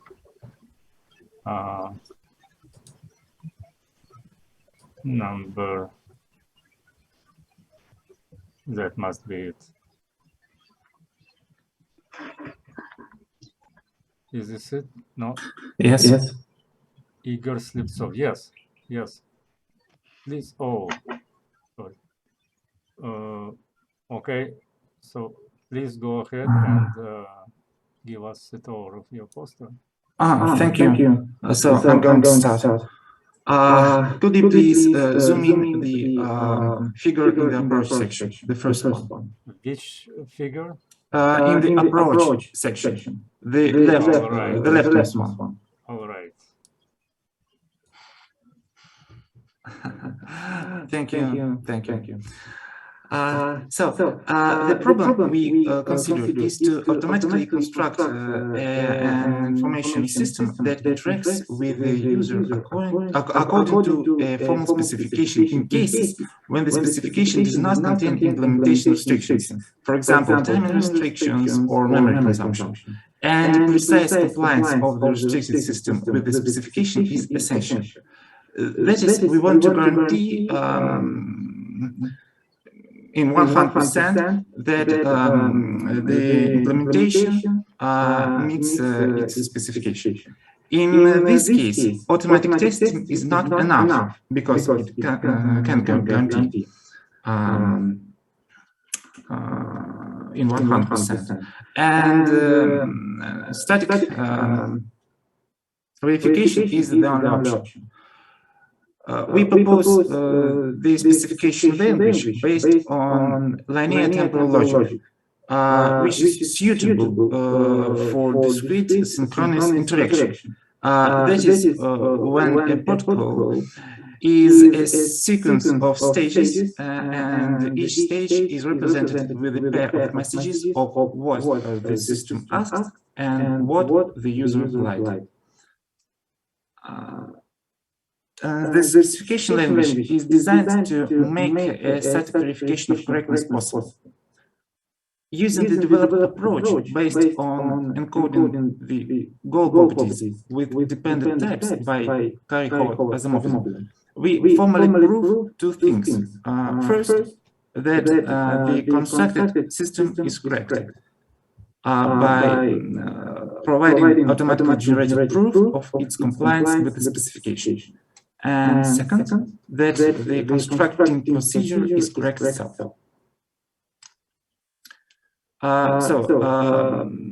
Look at the first figure. The constructed system consists of a database containing a finite history of interaction, a core function, which is an interpretation of the given marked-up formula, and a control mechanism. At every stage of interaction, the system is set to one of 4 modes depending on the history. In the generator mode, a non-empty set of available questions is produced by the core function, and one of them is picked by the control mechanism to be asked. It's shown on the bottom of the figure.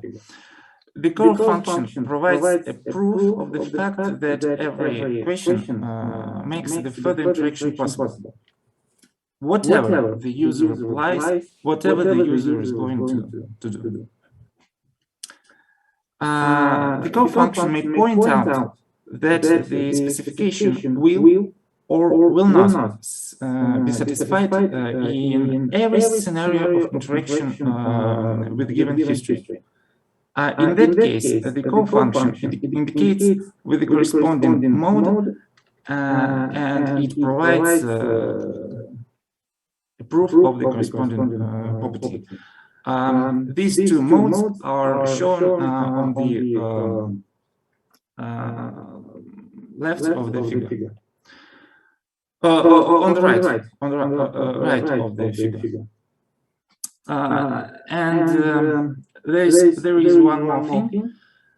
Some of marked-up formulas are decidable and suitable for automatic construction. That is, some of syntactically correct marked-up formulas cannot be used as specifications, and this property is decidable. It is indicated with the signal of incorrectness that is shown on the right side of the figure. The interpretation of every marked-up formula consists of a core function and a proof of correctness. The latter is an instance of the type that corresponds to the desired property of the call function. The restrictions may I ask you to move to the second diagram, please? Oh, this one? Yeah, this one. Thank you. The restrictions encoded with the property are shown on this figure. Modes are represented with the boxes. Solid arrows denote transitions between modes when the control mechanism respects the proposed equations by the call function. Dotted arrows are hypothetical transitions that can occur if the control mechanism is corrupted or the history database is managed with another actor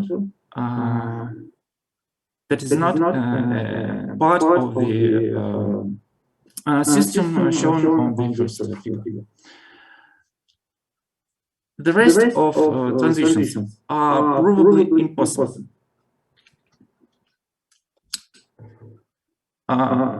For example, once the system enters the mode A, it cannot move to another mode. This approach was implemented with the language Idris. This language supports dependent types. The prototype includes definitions of all the concepts and functions, such as history, marked-up formulas, correctness property of the interpretation, and so on. The prototype is generalized by a set of abstractions, including abstract model of interaction messages, questions, and answers, abstract atomic predicates, and abstract model of generators. Until and release model operators are not implemented yet.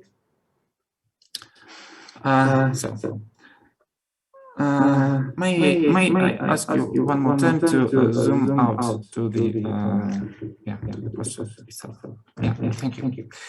To sum up, we propose an approach of automatic construction of a system that interacts with the user according to a specification given by a marked-up formula of linear temporal logic. The interpretation of the specification formula is a function that determines one of four modes and returns in one of them a set of questions allowing to continue your interaction according to the specification regardless of user interaction. The interpretation is provided with the proof of correctness that is expressed with the dependent type by Curry-Howard-Asimov. The proposed approach was generalized and implemented in the form of a prototype in the language Idris. That's all. I'd like to answer your questions if you have any. Thank you. Does anybody have questions?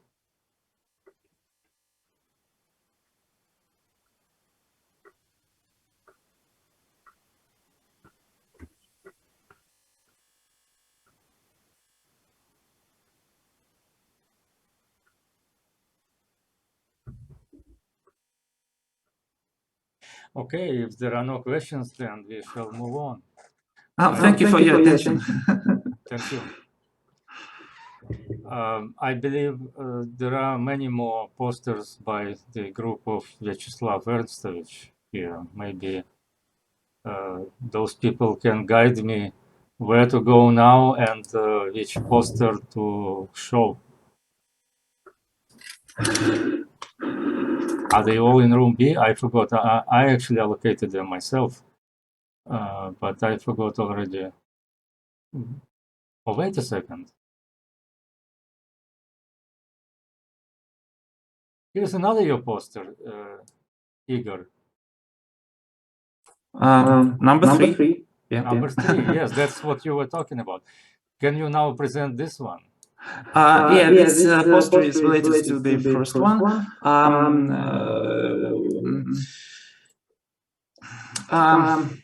Well, the problem we consider is the same to automatically generate a system that interacts by the specification, so that we can statically verify that fact. And on that poster, we consider the formalism of this approach. May I ask you to zoom into the method section? Method is on the left side. Yeah. Thank you. Here you can see the type of the proof of correctness. So correct isomorphism says that there is an isomorphism between logic systems and type theory. That is, every type can be considered as a formula, and its instance is a proof.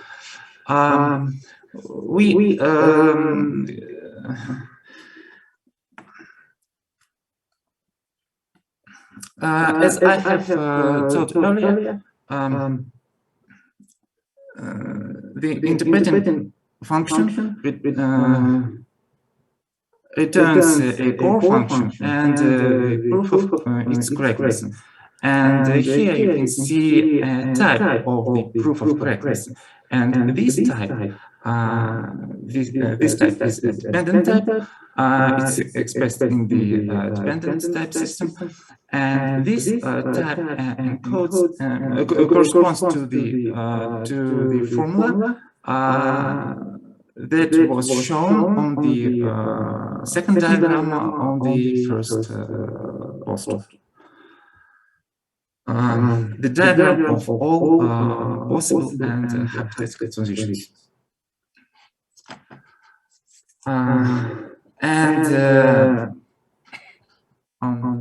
In this poster, we present a corollary of this formula that's shown on the diagram. On the diagram on the right.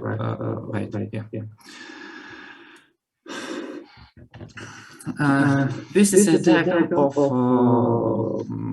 possible modes and produced output data, such as generators and proofs, depending on the input data for the case when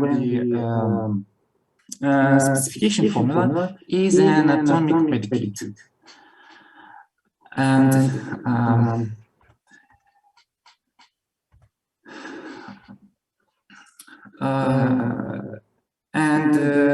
any valid implementation of the atomic predicates must have to satisfy this diagram.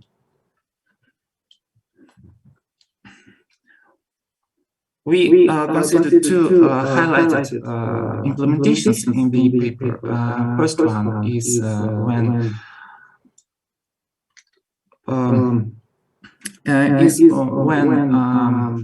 a generator is provided on the first stage of interaction, and the system determines one of two spatial modes denoted as A and not A, which stand for modes when the specification is will or will not be satisfied for all scenarios of interaction, of further interaction. And the second highlighted implementation is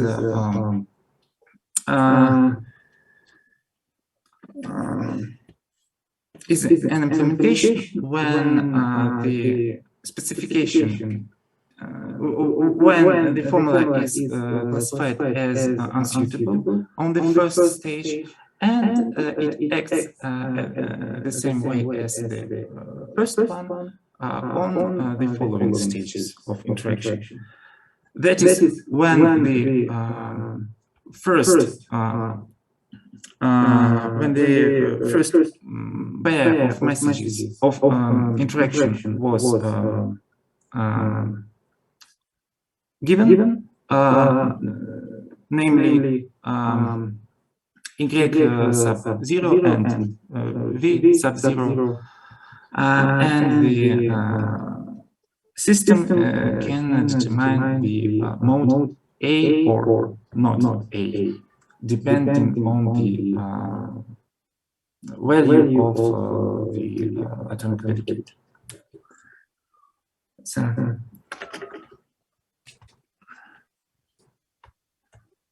that's it? Yeah, that's it. Thank you for attention, and I would appreciate if you ask me some questions if you have one. Does anybody have?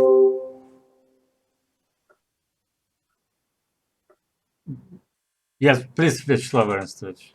Turn on your mic.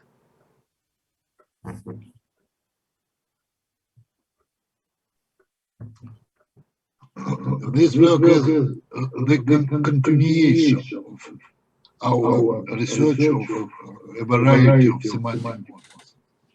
I see.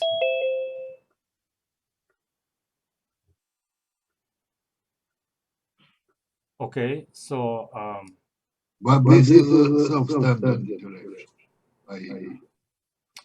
Can you, I mean, I should ask probably the presenter, can you give us an example of what does it do? What is it good for? This approach is good for the situations when you want to have a system that which behavior must satisfy certain restrictions. For example, you want to prohibit some undesired scenarios of behavior, or to make some invariants. What sort of systems?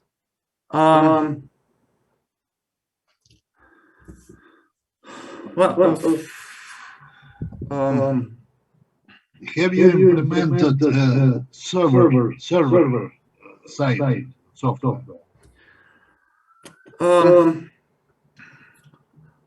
We use this approach to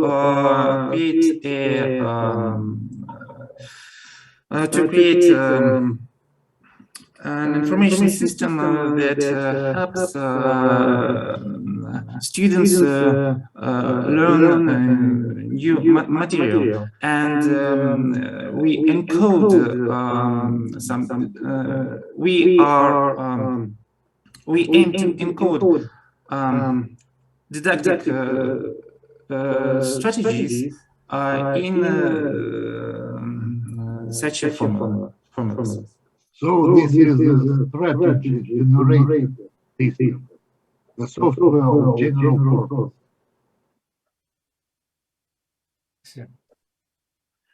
Igor is a system programmer who implemented the server. I see. But not a simple server, but a family of particular generated applications. This is a toolkit to generate the applications by key. Okay. I shall point that there are multiple related works that are studied by these days that consider multi-agent systems, and they encode in the formulas of linear temporal logic the collective properties of such systems. Our approach is unique in the sense that we statically guarantee that the implemented system corresponds to its specification, and that our constructing procedure is correct itself. That is that we don't makes any errors in the implementation.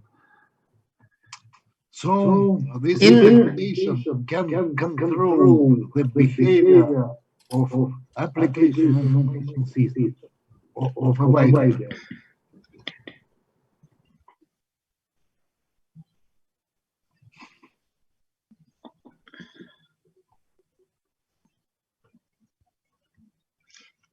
The dynamic specification gives us the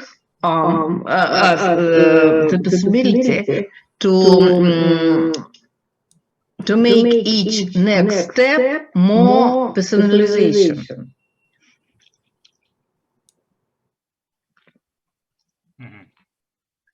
When we started our contract, and each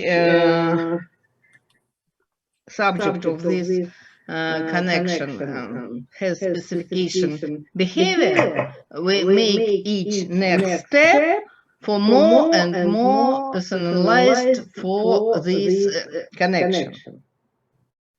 And the dynamic specification is a way to have it.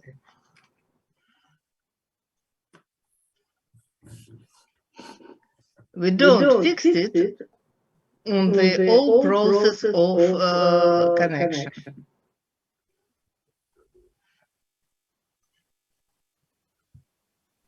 All right. Does anybody have other questions?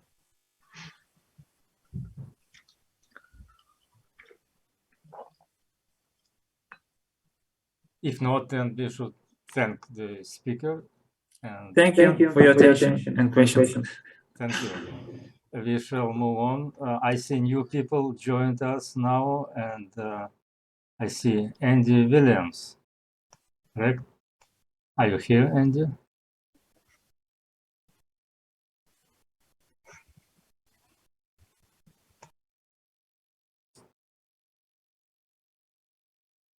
Obviously, Andy doesn't hear me or cannot unmute his mic. That's okay. Let's see what other posters are from the same group. Oh, okay. Larissa, you were talking just now. And I see your poster next. Can I ask you to tell us briefly what this work is about? Or is she still here? Yeah. Possibly Sergei Kosikov will give some. Okay, that's great. Please, Sergei. Thank you. So I will show something about practical applications of our technology. There are some areas which have to take into account the personalization of the user. And the areas like context advertising, like learning of human beings, and so on. So we use our technique, the technique presented by Professor Wolfgang, the technique of variable domains of displaced concepts in such areas that require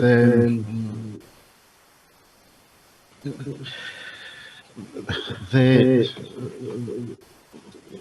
support of the models dependent on the time, dependent on the area of the level of user requirements and so on. For example, one of our problem areas are the best available technologies. The best available technologies are the ecologically oriented technologies that use in different areas of industry. And our model example was the cement industry. So the application of best available technologies requires to have some legal documents that fix the technologies that use on concrete enterprise. And this document is named ecology application, and the form of this document is legally fixed. But the fixation is dependent on the time, because the laws in our country change quickly. And so this is a kind of displaced concept. The concept that change during the time. So we model the process of getting this document for the cement enterprise. There are some stages of this process, like fix the name of the enterprise, fix the form of the property, and fix some technological moments that may correspond or not correspond to the best available technologies. So after the description of these properties, we have to decide whether the best available technologies is applied or not applied. And after this, we have to model the process of preparation of this legally fixed document, and the process of the fixation of this document, of the adoption of the legally like the Ministry of the Nature of Russian Federation, and so on. And we use this model to teach the specialists on enterprises, to teach the specialists of the Ministry of the Nature of Russian Federation and the other applied specialists, just to explain the particular properties of current Russian legal situation. And so this is one of possible example of our of the application of our technologies. The other example is the human learning process. So when we consider the human learning, the standard adopted by the Ministry of the Education of Russian Federation is concentrated on so-called competences. So the competences is the abstract properties of the knowledge of the human student.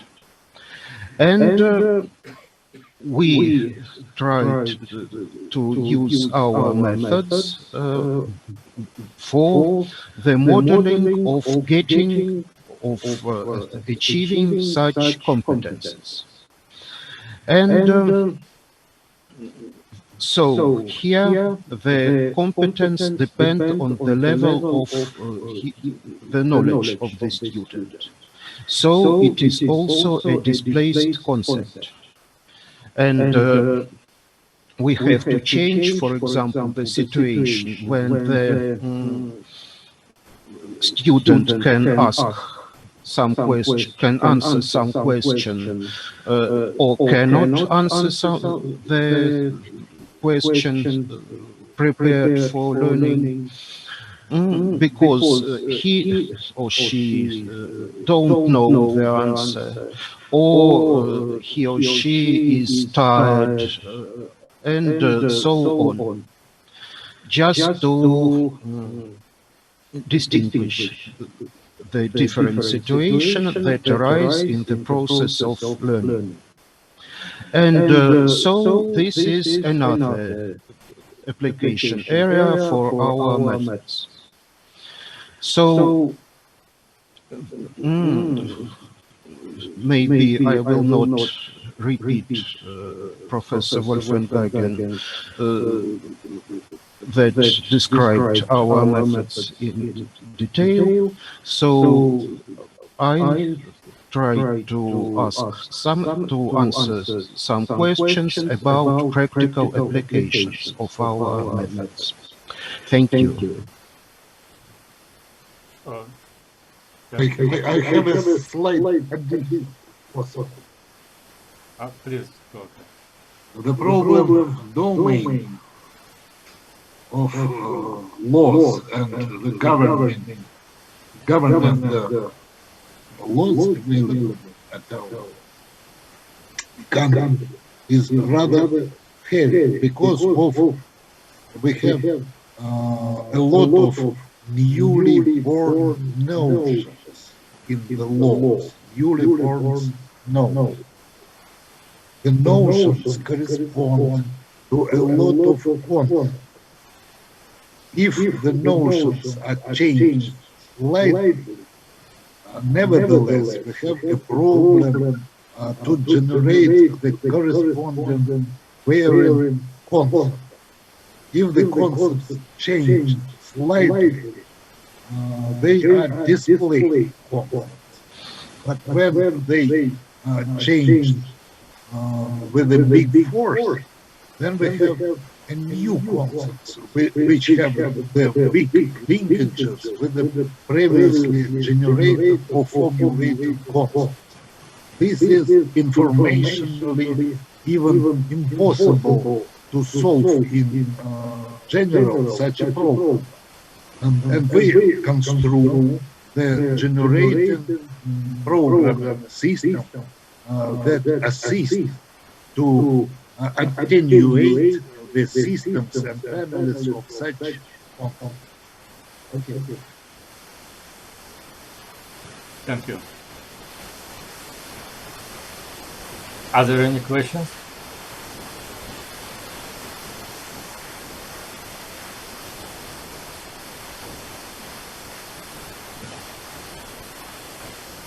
I guess a bot could do my work very well. The job that I'm doing right now could do a bot, an artificial intelligence. I mean, this is artificial intelligence in a nutshell. Aha, I see.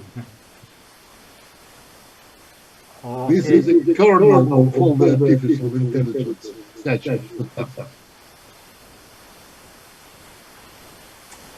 So at the beginning, I heard the promising words in this presentation that a practical application would be explained. But at the end, I am left with the same feeling as from other presentations of the same group, that it's really hard to grasp what is this all about and what is it good for. Yeah, I'm very sorry, but this is just because I am not an expert in this field. Makes it difficult to understand. But somebody said that if you really understand something, then you should be able to explain it to a child. And this is a particular case when there is no such childish explanation given. So, yeah, I don't know even how to ask questions about this word. Sorry.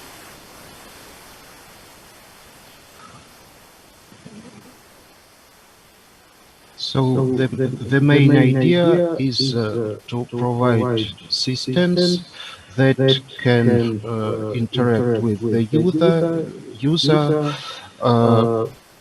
and take into account the level of the user, the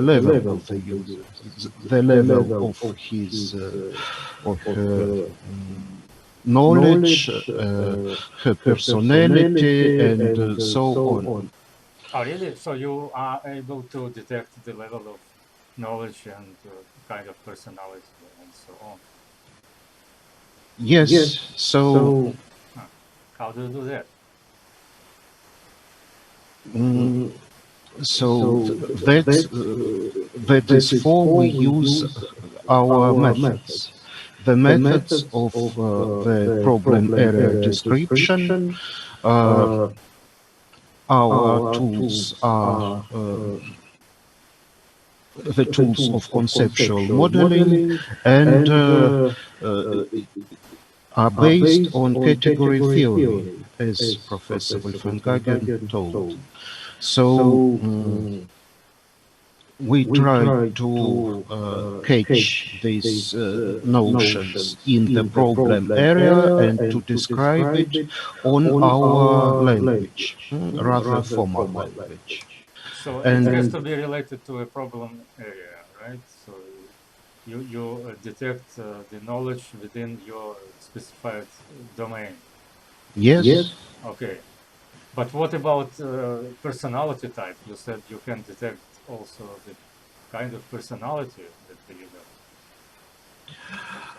So we try to use the approach based on competences. So we can ask our user a question that takes into account some competence, and if the user answers this question, we can understand that he has such competence or has some small step to this competence. So this has nothing to do with personality. Maybe this is our treatment of personality. Matter of terminology, I guess.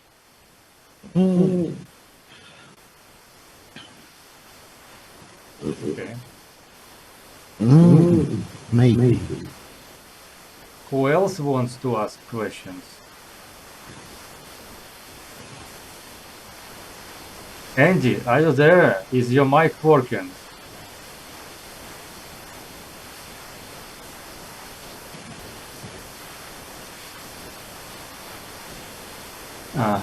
I guess because the duration of the session is so big, if people are from different time zones, they just cannot come here altogether. I will try to answer the question of Andy. Okay. More information, if possible, is not so clear because of absence analytical result. The additional information could be found in the proceedings of BICA of the last year. we have a series of short papers explaining families of diagrams and how to implement them. They are in procedure computer science, and all of them are in the open access. Oh, thank you. Yes, I remember that. But my question was not really about the method itself or its details, but like from a third person perspective, what is it about and how? I mean, Practically, we should implement, should program the application. oh, So we do a lot of job to implement the application of all kinds. and do you mean automatic programming, or do you mean imposing some constraints on applications, or what? In part. Yes, some in part, yes. In part. We have an automation, but in part. Traditional system don't operate the notions in many sense. As usual, we use only one sense, the concept only in one sense. But in some problem domains in which are a lot of concepts newly bodied, it is a big problem, because in communication must be involved different persons with different presentation of some concepts. And so if we want to present such information in the system, we have to present such concepts in different means and try to make such communication more correct. And the example which was presented by Sergey, best available technologies, is such, because it's a concept which has legally description in our country, but these concepts which used in many articles, monographs, and in practice in other countries, but it's not has legally defined description. And it's not the same things in such discussions. And so if we make information system as a platform for communications, and the system which has to help different person to understand some process in such branches, we have to modeling such notions in any sense. Okay, Larissa and everybody from your group, I see that Andy has posted questions in the chat. Can I ask you to open the chat window and read those questions?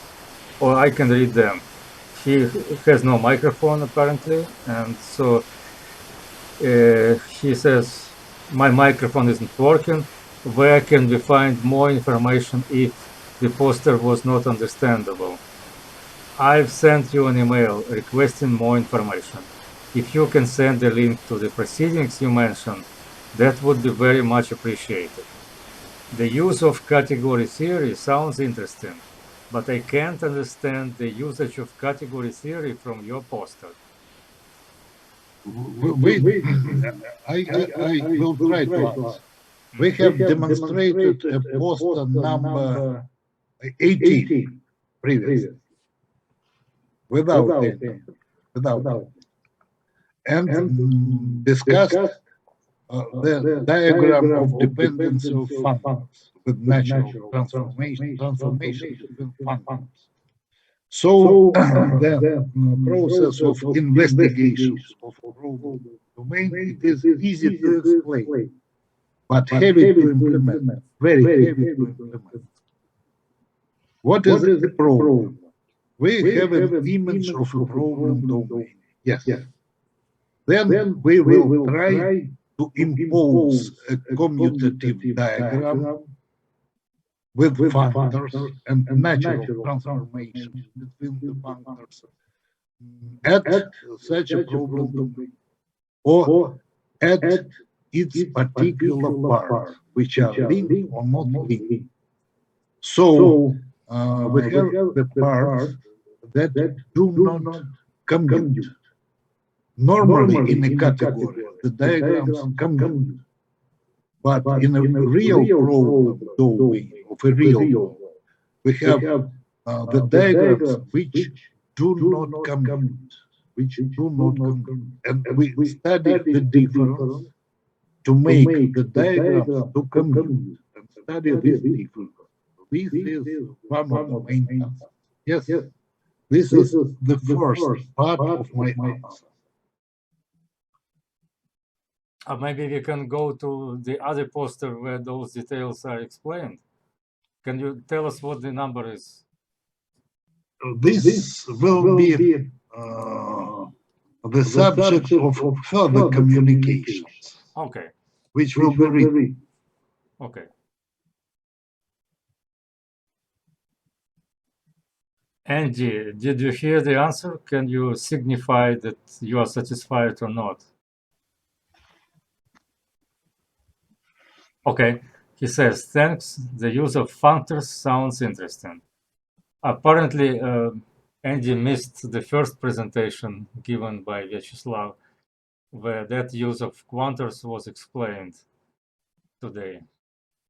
So we use the notion of functor as an object, instead of the object in object-oriented approach.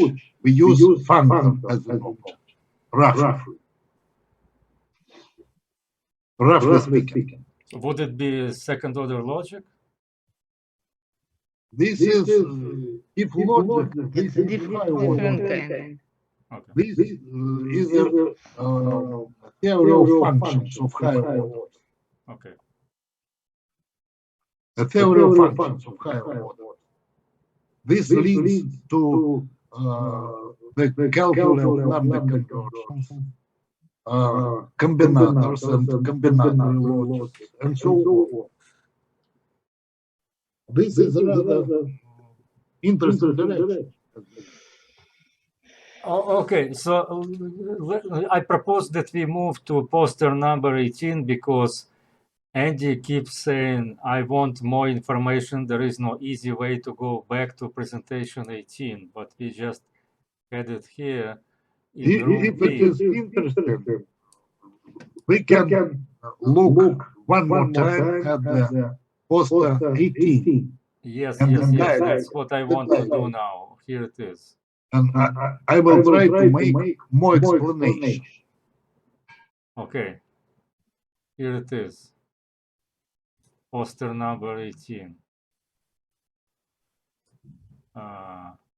Could you please to scale in more details the diagram?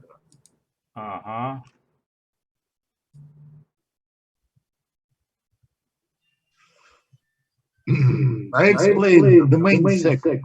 It was not so easy for me to invent such a sample. This sample, for example, looks very easy. Something is ordered, then supplied, and then received at a normal mode of function. But we can order it without supplying. We can supply item without receiving the item. And we even have receiving some items without supplying or order. And in many other combinations of such a situation, the diagram normally commutes if the item is ordered, then supplied, and then received. In other situations, this diagram, which links the functions of variable token, will not be commuted. This is my short answer. More detailed answer will be given if needed, possible. I like this topic and subject and can speak of it in hours, during the hours. Sorry, maybe I'm going to ask a stupid question, but you have one direction going top down, which is before and after. But what is left to right? So, as I see, in a relational, well-known classical relational data model, its inventor, Edgar Ford, implemented a sample with suppliers and details, suppliers and details, and all the effects, dynamic effects in databases. He explained using such an example. I invented some other example concerning ordering, supplying, and receiving, and can explain many dynamic effects using the commutative diagrams, which were not imposed by Edgar Ford in previous years.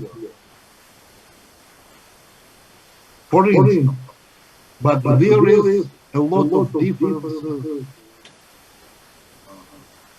in other details and general. So I can use chat.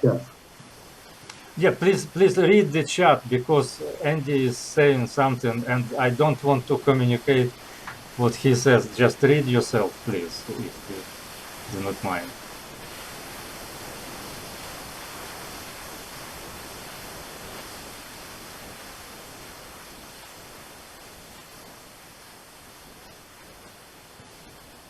The question of India was, as I understood, the question that this contradicts the main ideas of cognition following the commutative diagrams. But I will try to answer that we use the families of commutative diagrams to approximate non-commutative effects and laws in reality.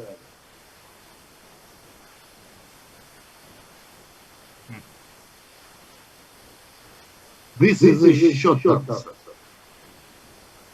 This is a short answer, and this is incomplete answer. Okay, Andy said understood, which is a good sign, I think.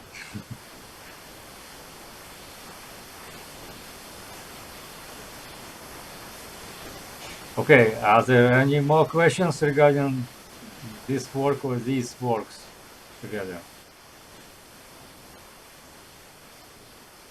We can study the links between the prerequisites and effects of something, but this leads to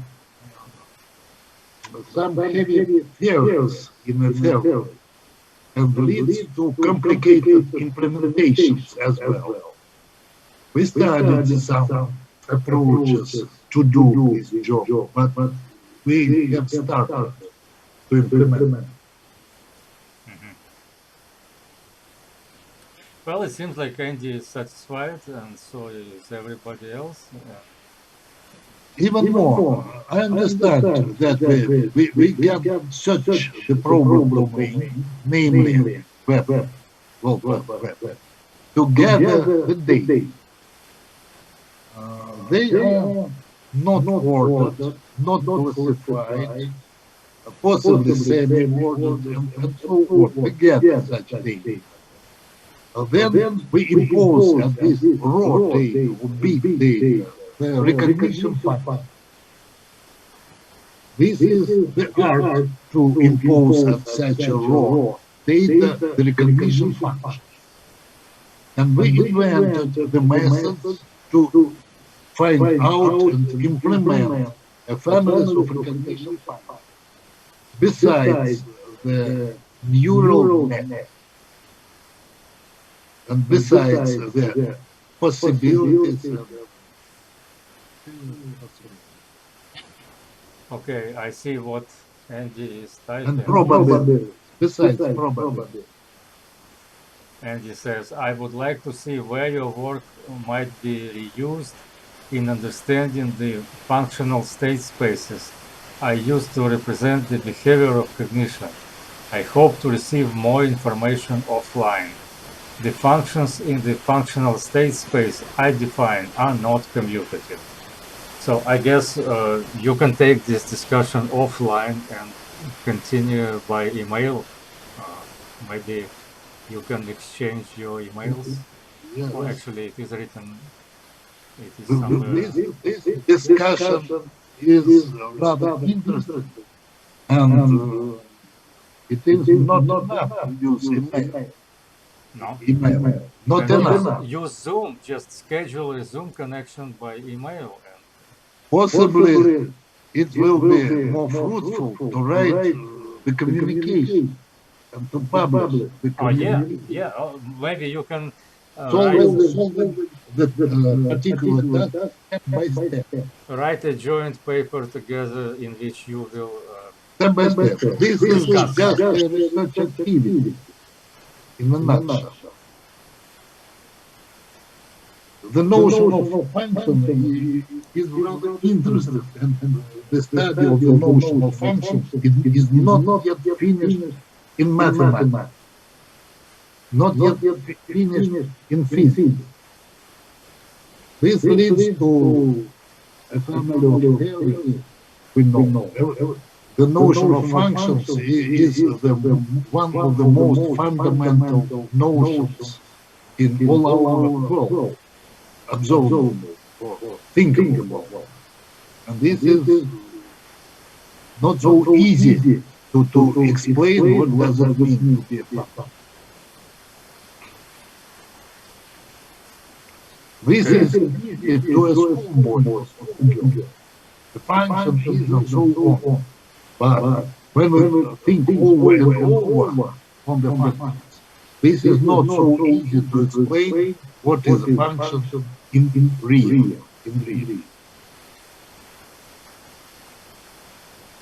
And he says, if you are interested in the notion of functions in both physics and mathematics, then I am incredibly interested in communicating with you.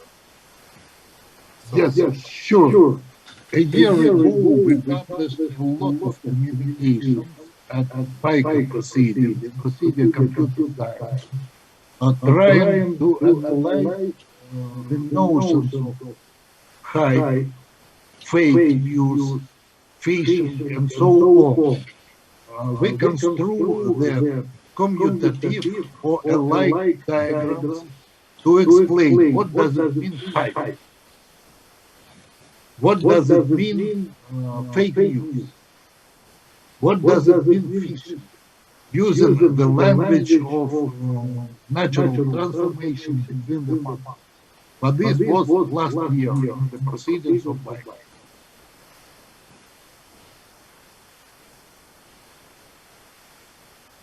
All of this is an open access in proceeding computer science.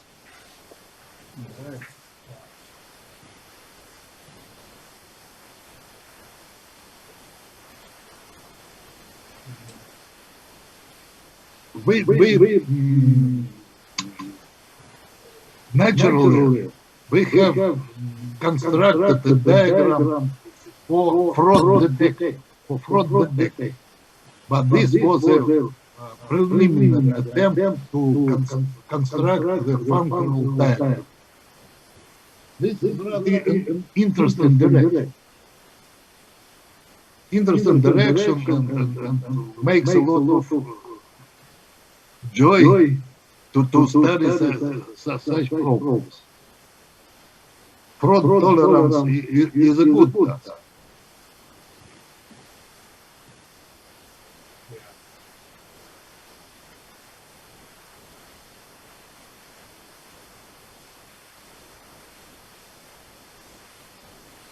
Yes, But this period we avoid to use the neural net. Avoid. yeah.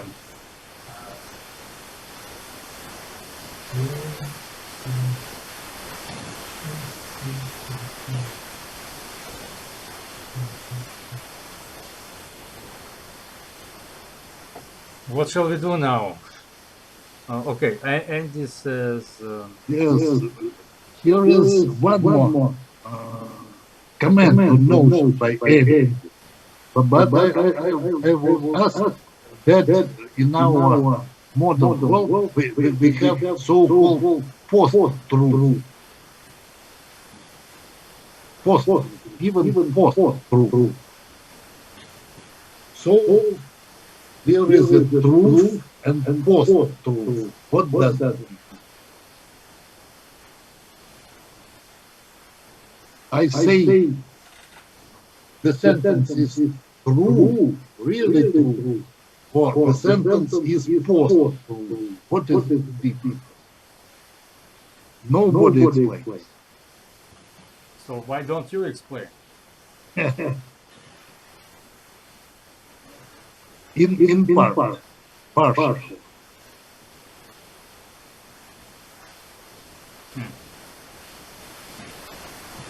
Okay.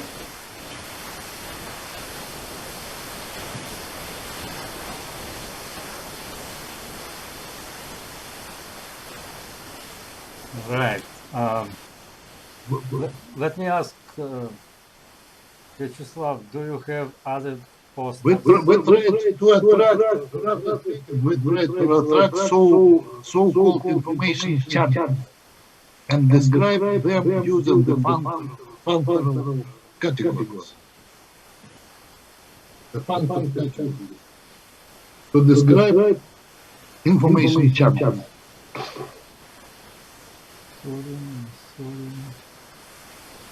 Oh, here. This is what we heard already, this presentation. And you missed that presentation as well, I believe. So I'm not sure we should repeat it just for Andy. This we heard and we missed it.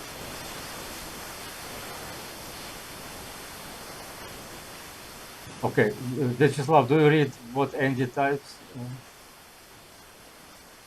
He said, from my perspective, Andy wrote the next comment. From my perspective, we can determine if claims are complete and self-consistent, but not absolutely true. And we can use information channels to determine if information is self-consistent using information theory. Yes, but information theory in what sense? There are several senses of the notion of information. In the sense of channel, this is one normally in the semantic theory, as we follow so-called Carnap-Bartholomew to information.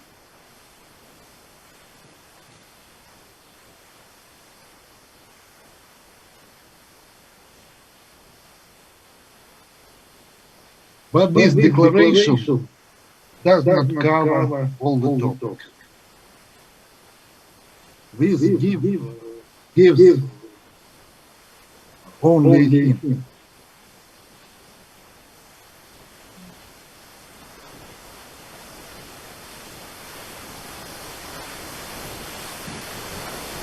A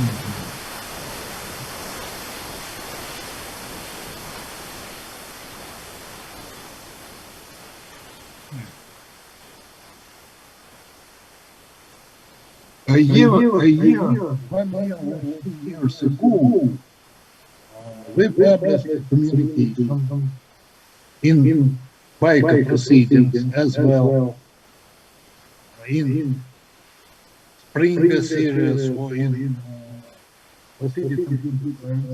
I don't remember exactly. Analyzing the so-called entanglement of information process.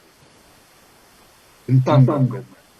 And the entanglement is the fundamental effect which could be analyzed if we want to separate the properties of entities or individuals. But in a reality, we have the individuals or individual information processes which are mixed, and they could entangle with each other to substitute one other. And this effect is not desirable in all the applications. Possibly we should detect such situations which lead to semantic viruses.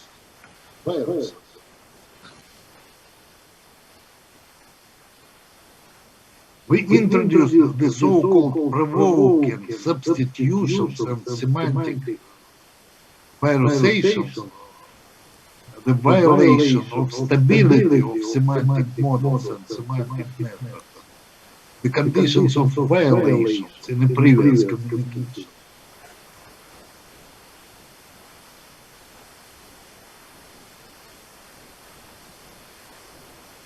What we like this topic and this direction. Yeah, sounds fascinating.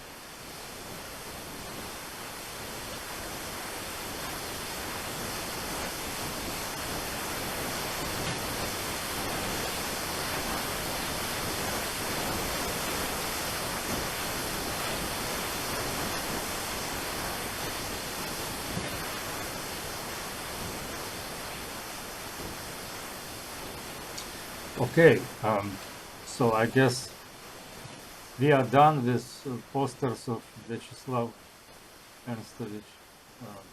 What is semantically unstable? This is very good question. Semantical stability possibly means that the semantic network is valid. And instability leads to conclusion that semantic network is invalid, but the semantic network does not know this about itself.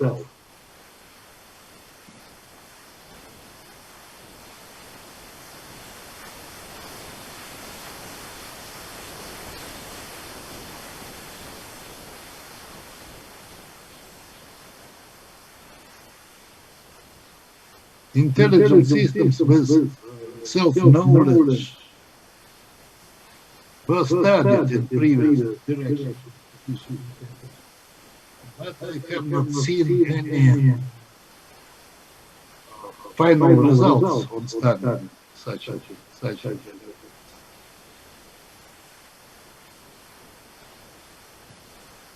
But the discussion is very interesting. Yes.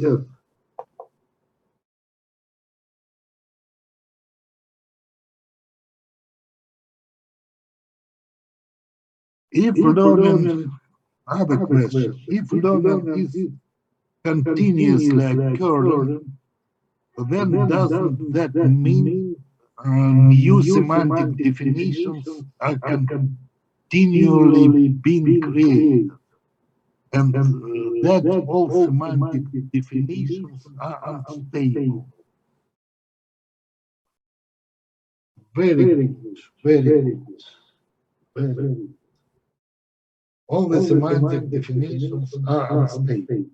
Yes, all the functions in really are unstable because we cannot fix the domain of any function and cannot fix the range of any function.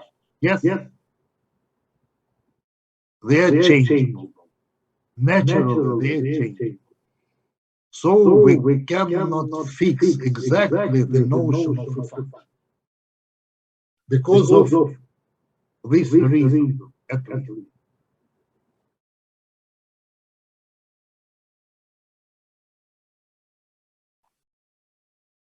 Yes.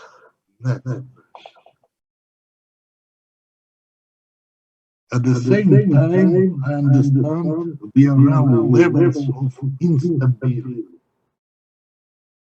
Levels of instability. Levels of instability. It depends on problem domains. Levels of instability. Possibly. Maybe yes, maybe no. I don't know exactly. I can say what I think. What I think. Just what I think.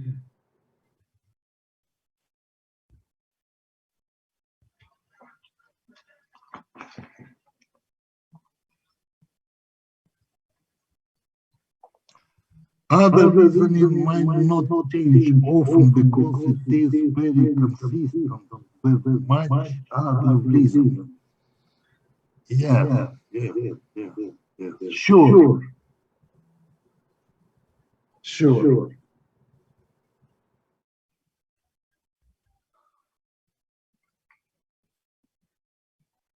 Sure, we can ground on some laws and don't believe in other laws.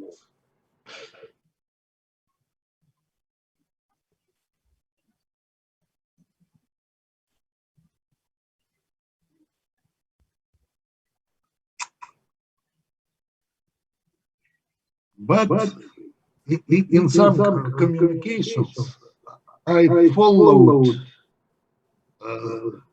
such a reason.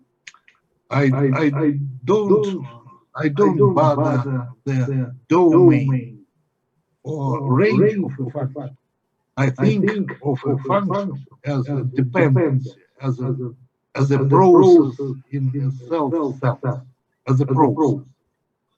Process means this as having no domain and no range. And though the domain will be such that will be concluded from the families of diagrams imposed at the problem domain. Yes, there is a mathematical domain with the topology, and the domain as a probe in general sense.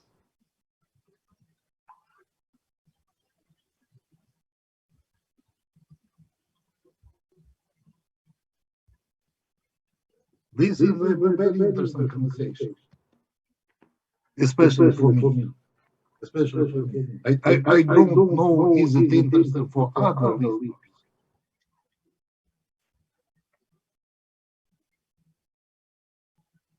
I think eventually it will be.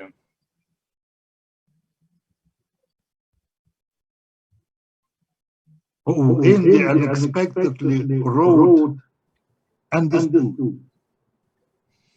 That's a good sign. Understood. There is instability at the level of the domain and instability at the level of the function. Yes. So, even worse, in ordinary mathematics, we don't bother on application of a function to argument. Yes. We can imagine that application of a function to an argument is instantaneous at the same moment, without time. without that. But in computing, this is not so. An application of a function to any argument will depend, will be durable, depending on, here is a multiple points, on some conditions.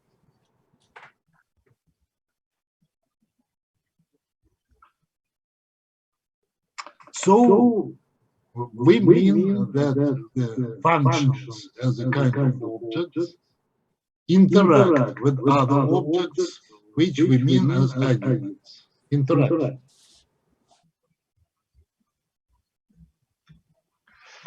Oh, time. The problem with time, yes, agree with regard to time.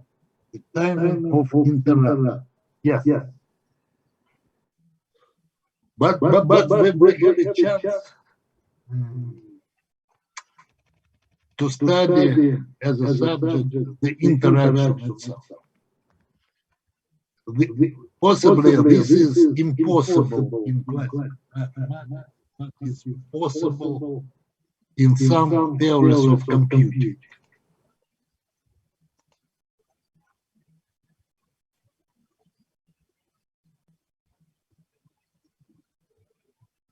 But our elementary way is to consider the notion or idea of information process as individual.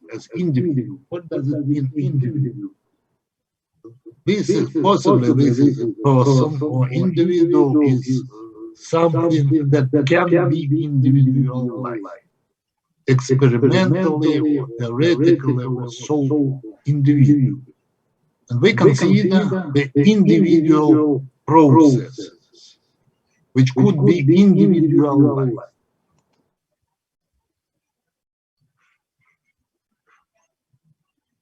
Yes.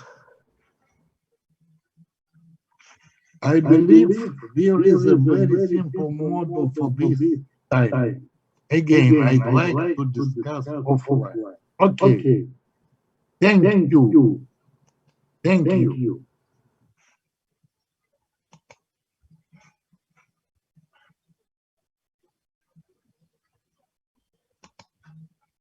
Dear professors of the knowledge, possibly this is the time to stop the discussion. Okay, that's As you decide. well. It seems like you are converging on a decision to continue offline. What does it mean today, offline? I guess it's different kind of online communication. Offline means online in another way. Without any persons of evidence.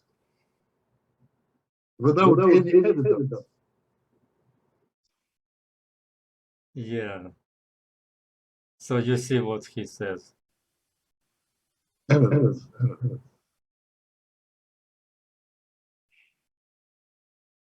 Well, now I noticed.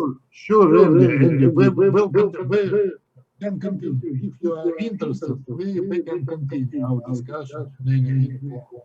I propose that first we say hello to somebody who just joined us, Karl Jaworski.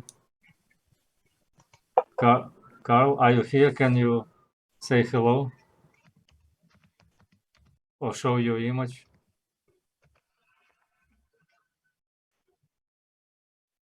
I can say hello, Cyrus. Hello. Yeah.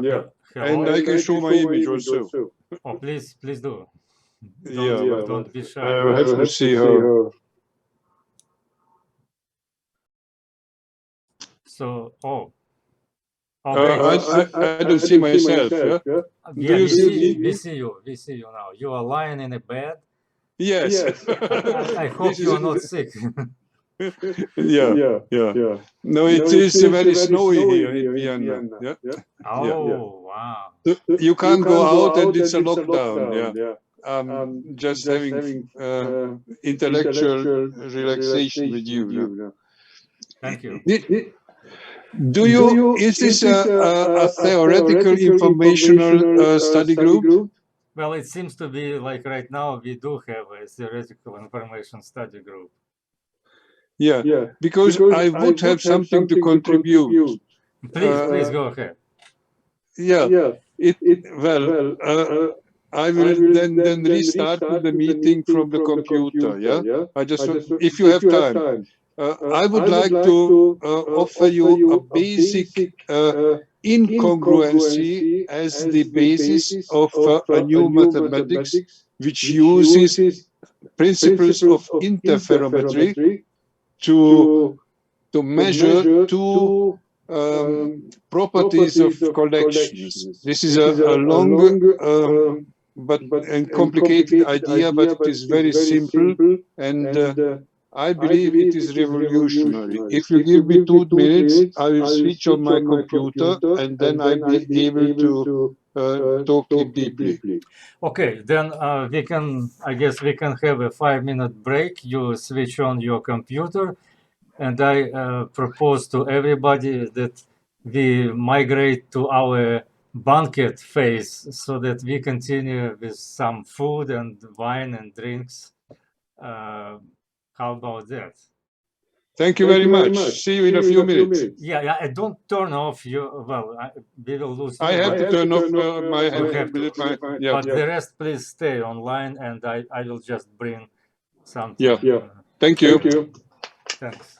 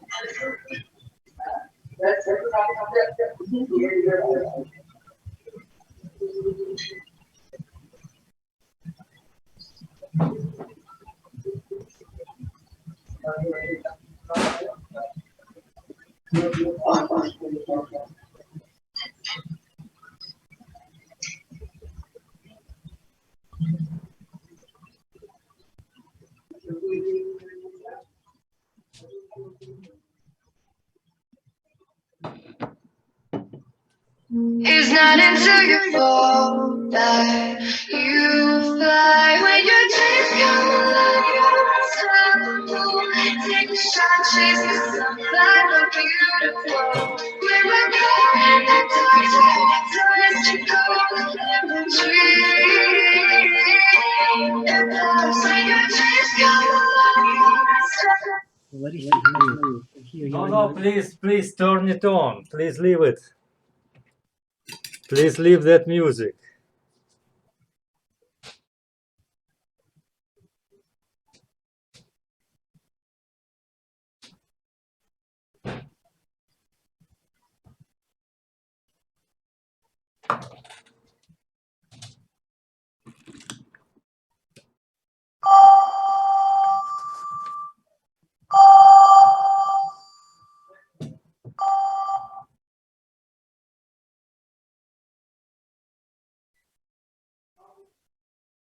All right.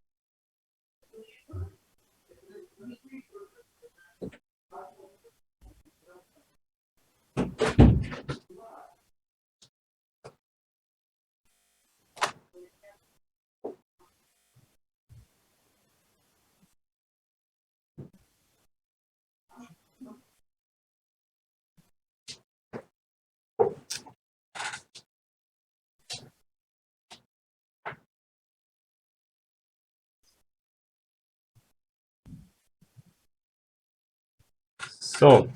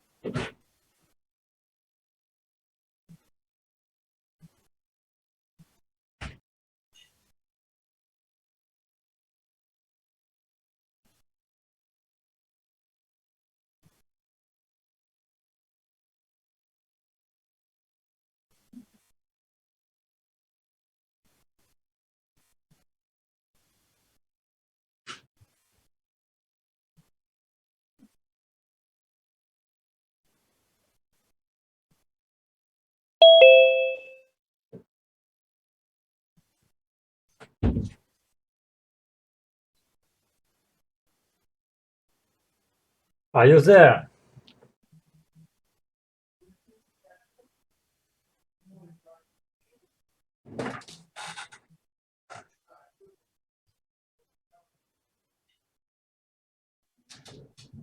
Yeah. All right. So I see. Did you see me now? Everybody Yeah? are ready to continue. Yes. Yes. And Странно, почему он на мобильный не звонит. so here's my So, contribution. do I not intrude you with this? Yes. Let me present myself. Okay.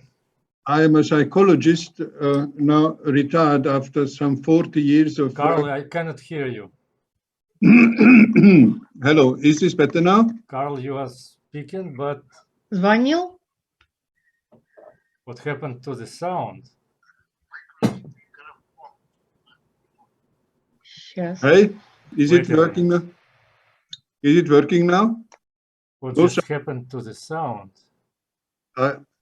no one heard? Carl, do I you? hear both of you well. Is it all right? I can make noise, Everybody is talking. I don't hear anybody. Vyacheslav, do you hear me? Yeah, Vyacheslav, does anyone hear me? I hear you. Yeah. So it is maybe Alexei's machine. Where do you speak? I hear you. It is all right now? Good. Alexei, are you all right with this is not mine.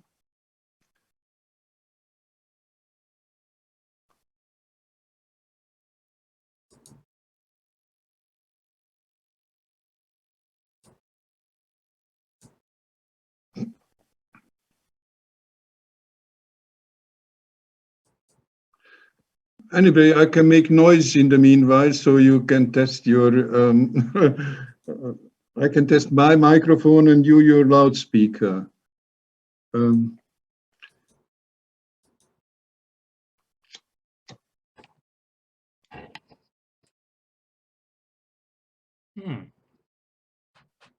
So, Oh, I accidentally turned off my speakers and I lost you guys.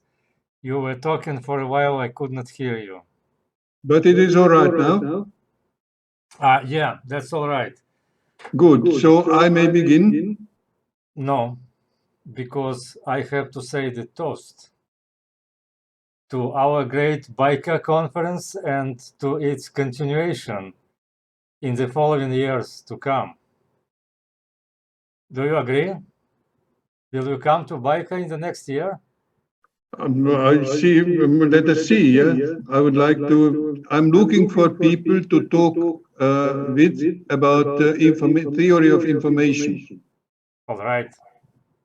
I think So I am on the right place here. Nobody wants to drink with me, then I will not drink now. Okay. So now I can begin? Yes, please. Good. Let me introduce myself. I'm a psychologist, already retired. I've worked over 40 years in Vienna, Austria, as a worker for the Social Security front, so actually with people, not in institutes, but with people, customer contact, 40 years. And I've finished the university in Vienna in 76 with psychology and statistics, because it was easier to earn money as a student, as a programmer. And that time it was a nice job for students. So I've learned programming and used programming as a money-earning profession while doing psychology as a devotion profession until I got older and then psychology took over. But I was very well a professional in data processing. My last professional job was in data processing with the Atomic Energy Agency, where I was in the design and development department for the software of the supervisors, of the inspectors. So I think I know what I speak about. Now, ever since then, I was working on the question how the theoretical genetics and the memory, the functioning of the memory, are related. Somehow there is a transcription into a different way of storing the same content. And the uniformity of signals when in the compressed form is similar both in memory and in genetics.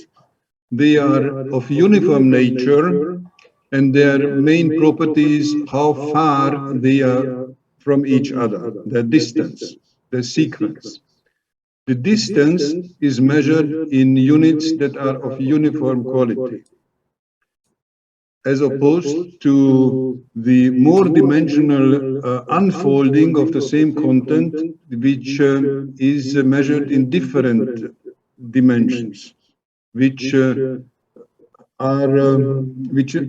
not share the uniformity of units among each other. So there is a diversity in the measurement units in which we establish the properties of an unfolded organism, of an unfolded logical statement, while if compressed, we use fewer tokens and make use of a dimension which is measured in uniform units. This is the basis of permutations. Yeah? While the other describing dimension is comes under the heading of partitions. Yeah. Now, by a simple programming inquiry, I was wondering how it is that the information content is copied to and fro between the unfolded and the folded form. Yeah. If you copy something from a source to a target, the target needs to be at least that big, that extensive, that so much units to comprise than the source. If you copy two sets which are identical one to the other, you have to have an overhang one of them must be at least as big as the other. So there is a size problem between the theory of the content and the theory of in the comprised form and the content in the unfolded form. I have established two upper limits for the number of relations that can exist on a collection of n elements. If we compare the differences on a background of similar units, we have permutations. Yeah, the permutations refer to elements that are on one line, like the DNA, and like the electrical discharges in the brain. It's the distance among each other which gives the sense. The unit is in its form uniform. Very much simplified, of course, the picture. On the other hand, the upper limit for the number of logical relations which can exist on a set of n elements, which are commutative, that are building groups, has not been has not been established in mathematics so far. I had to address the problem myself by using concepts of test theory. In test theory, you distinguish groups and tests. The tests are validated on the groups.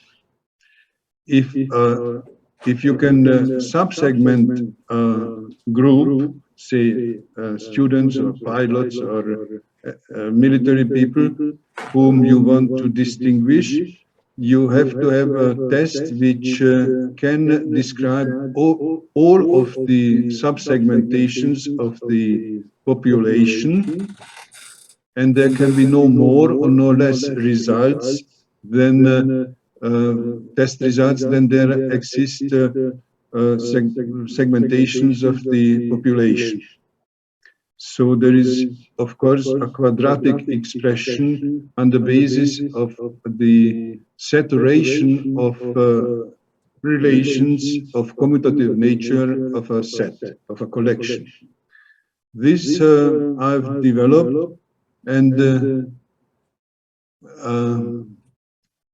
I've come to this picture. Yeah, can you see this? Yes. Good. Now, I've taken reference to the online encyclopedia of integer sequences. Yeah, I think it is a well-known lexicon. So the number of factorials is catalogued as an own entry. This one, 142. This I took by dividing it by itself, so it's always the value of 1. This one is created by me. This. The number of partitions of n is catalogued. It's just a simple transformation by building its logarithm, making the square of it, and then use its exponent, which is quite near to the other one. I don't happen to have now quite easily available the original exponential functions, but you cannot. You see on the screen, you will see only one exponential function, because the differences are that small, extremely small. The value, the actual value in this region is around 10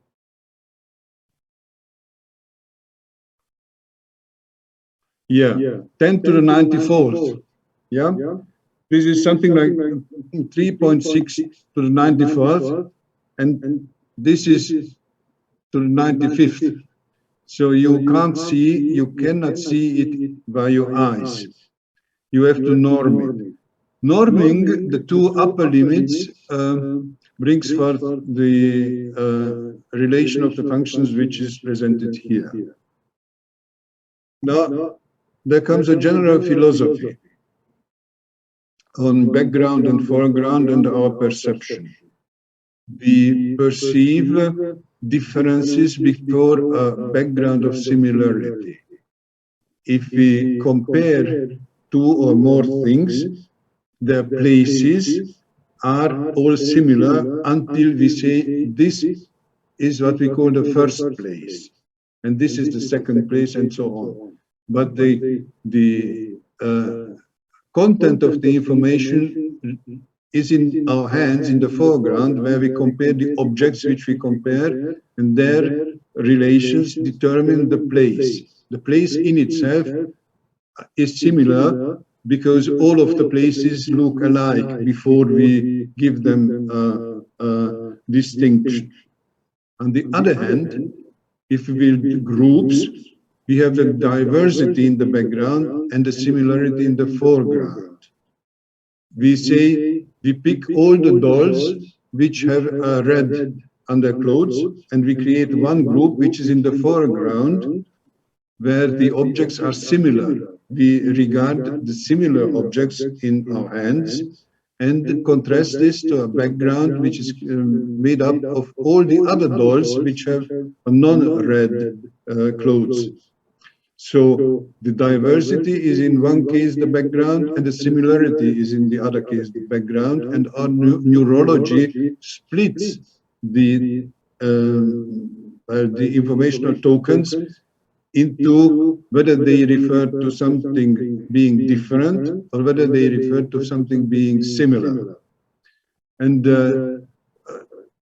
this is obviously an evolutionary advantage, otherwise neurology would not have invented this trick, that we split the impressions and proceed them in the neurology in a different way and merge them again in the brain, or during the integration of the information by the ganglia. The epistemology would then mean that we assume the real world to be made up of units that are both similar and different to each other. So we split the picture, but that what we should understand is in its reality before us making a picture is in both dimensions describable. We come to the question of basic duality as a philosophical concept. There is a historical precedent going back to the Cathars, also known as Albigenses. This was a religion in Europe coming from the east, from the Bogomils, the old Bulgar and Caucasian religions. They considered the world to consist of two basic parts. They called it the good and the evil, having God and Satanic powers fighting each other and so on. This religion and philosophical axiomic system was declared a heresy in the 12th century, and in the 13th century it was fought by the sword, and by the beginning of the 14th century the Cathars have been killed. So this system of ideas has been eradicated from European thought. Now, it is not usual in the tradition of European epistemology, of philosophical thought, to think in terms of a basic duality. We shall now return to that idea and say, Here we come to the two measuring rods, which are slightly discalibrated relative to each other. Imagine the f to the power of -1 for this function, and you say so many logical relations, it is say 10 to the 95th, can exist on a collection of 66 units, but which is about 3 times more than it can have place. Space, the concept of space, is made up of similar units. We shall come to supporting numeric evidence to that if you have time and interest. Here, if we have 11 objects which are sequence, or 6 objects which are 6 groups of 11 objects, or 11 groups of 6 objects that are sequence, they have about 3 times more possibilities, variants to be in space, to have a spatial configuration relative to that, how much they are diverse among each other. So there is a rational explanation how the compression of information takes place. It is once translated into sequenced parts, and then you have all the room which you need to unfold on. This function of two functions is quite important, and I have reason to believe that it is will yield the translation key to questions of theoretical genetics and also of theoretical physics, to be honest. Because the relations between parts of the whole remain the same, whatever dimension units we take for n. This will be true if these parts of the whole are submolecular parts or galaxies. The relation between parts and the whole will remain the same. Good, this was the main introduction, and I would like to ask you whether it is all right to keep on speaking, or whether I've already lost your interest or your way of understanding how you see the world. Please give me your feedback. Please continue. Sorry? Please continue. Thank you very much.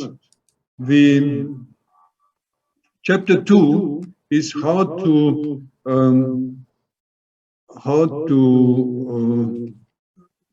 have the how to find the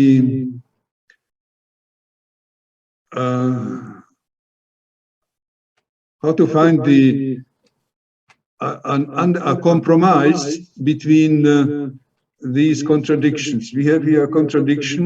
How many is that many? We can go to sorting. We have to conduct an experiment to investigate this problem more. The experiment we conduct on a collection of individuals which are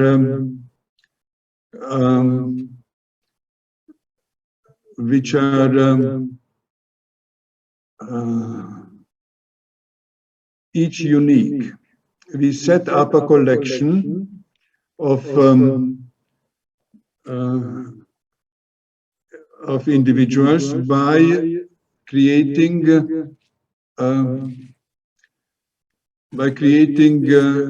what we call logical primitives.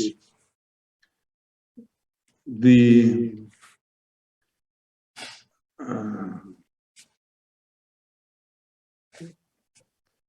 we take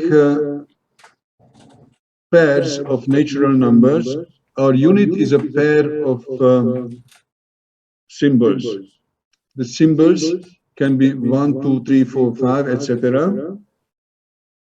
are paired with symbols 1, 2, 3, 4, 5, etc. But we build combinations. The cohort, the experimental cohort begins, the first cohort contains the element 1, 1. The second cohort contains the three elements 1, 1, 1, 2, 2, 2. The third cohort contains the elements 1, 1, 1, 2, 2, 2, 1, 3, 2, 3, 1, 3, 1, 2, 1, 3, 2, 2, 2, 3, 1, 3, 2, 3, 3, 3. So we have the triangular numbers, which is also called the Gaussian numbers of the sum of the first n numbers, which is n times n plus 1 through 2. So many individuals are in a cohort. The cohort can have, therefore, numbers of elements in it of 1, 3, 6, 10, 15, 21, and so on. Yeah? 28, 21, 27, 36, 45, 55. I arrived at finding this number to be the best to be 16. So we have 136 units, 136 elements in the cohort 16. Because as I have shown you with on this picture shown before, there is the action is playing out between 6 times 11 and 166. That's where the most efficient compression of information can take place. So I've decided to use 16 different 16 units of difference when building a cohort. That is, the value A can be 1 through 16, and the value B can also be 1 through 16. And there is, of course, one element in 1, 1 and one element in 16, 16, and the combinations between, where A is always smaller than B. Now, we have now the cohort of the experiment. Now we start rotating, sorting them, not rotating, sorting them. We sort them on A and B, and we will see that they come to differing results. If we sort a collection of logical primitives, as defined before, we have, if we sort them on A, B, we have 1, 1, 1, 2, 1, 3, 1, 4, 1, 5, etc. And after the 16th, we have 2, 2, 2, 3, 2, 4. So they are obviously sorted on the first argument, and then on the second argument. Now, however, if we sort the same collection on B and then on A, we will have the sequence 1, 1, 1, 2, 2, 2, 1, 3, 2, 3, 3, 3, 1, 4, 2, 4, 3, 4, 4, 4, 1, 5, 2, 5, 3, 5, 4, 5, 5, 5. It is obvious if you make a back of the envelope.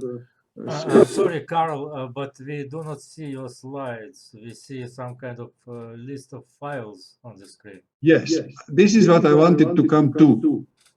If we sort them, then we create cycles. And the cycles are presented here. There are two kinds of cycles. The so-called normal cycles. Do you see this? No, we don't. We see just another window. You need to share the entire screen. Carl, we don't see your presentation, but we see some directory from your computer. Yes, sure. Now you see triangles, yes? These are the results of sorting, of resorting. The elements are at first in the sorting order A, B, and then they are in the sorting order, well, in this actual example, they are sorted on not on A, B, B, A, but the sorts between A, B, and B, A can also be presented. There is two kinds of sorts, cycles. These are called cycles. They have a name. They have a name in mathematics. The cycles, you can look it up. But in order to be independent of the traditional names, I've given also a didactic definition of cycles in the online encyclopedia of integer sequences. This is an example of a standard reorder. There are standard reorders, and then there are the non-standard reorders, which come up with something like, I'm getting to you. Here, I have to find the correct keys also.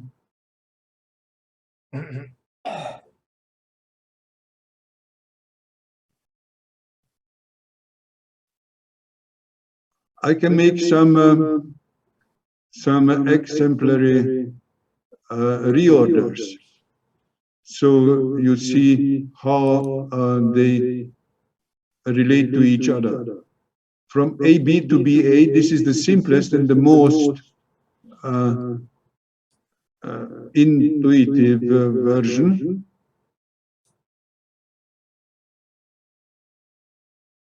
Here we have it. Each dot here is one of the logical primitives.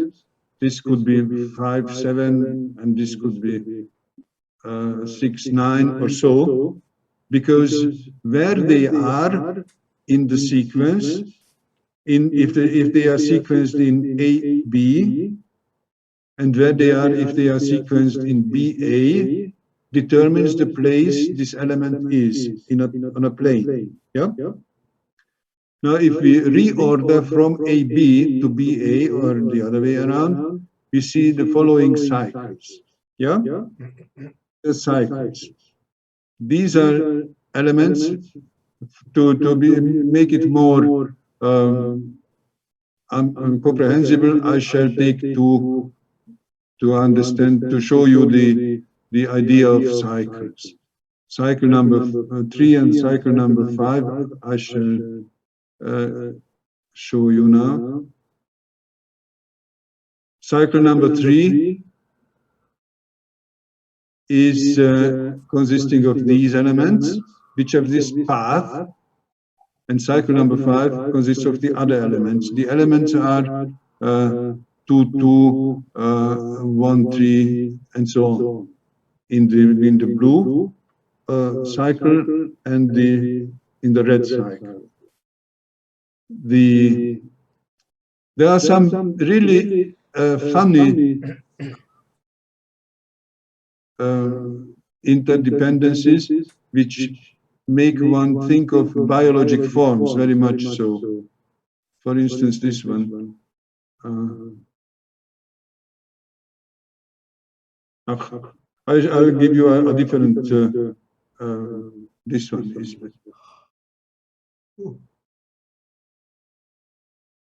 Yeah, this is a very biologic figure, I think.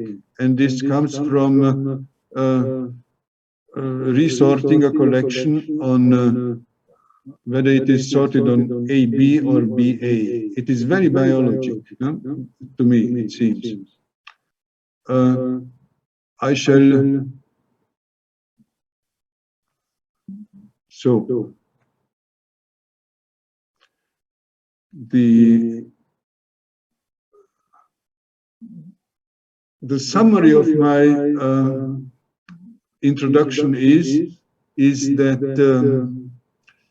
it is worth looking into the place attributes of elements, and we shall subject the collection, an experimental collection, to periodic changes. That means resorting them. It is reasonable to use the idea of periodic changes because we live on a planet which is subject to many periodic changes. It is better that we have a basic concept of the world which consists of elements which are comparable and partly different to each other, and which is subject to periodic changes. If we subject an experimental collection of of the most simple elements to resortings, these are the pictures which we gain.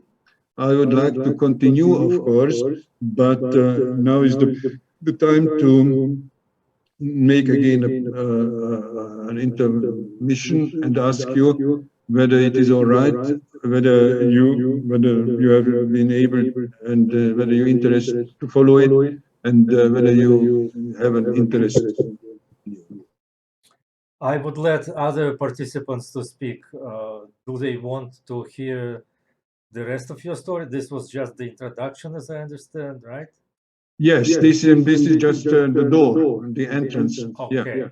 And I proposed the tools. I proposed the tools and said this is the goal, and you will be able to do it. But I have not shown yet how. Yeah, it is very and I'm sure detailed. you have a 4-semester lecture on this material, right? Yes, lots of lectures. Yes. We may not be able to hear all of it today, I'm afraid. Yes. I'm very happy that this improvisation has succeeded so well. What other participants should say? I would like to hear the voices of other participants. I think they sleep.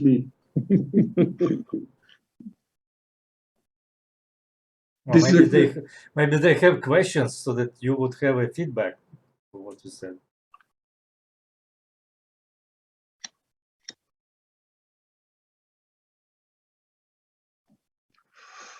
This is a conversation stopper. If you start talking about, if you are asked, what are you doing? I'm saying, well, I am rotating sets in order to investigate how they behave when reorganized in a different sequencing order. That stops normally any conversation.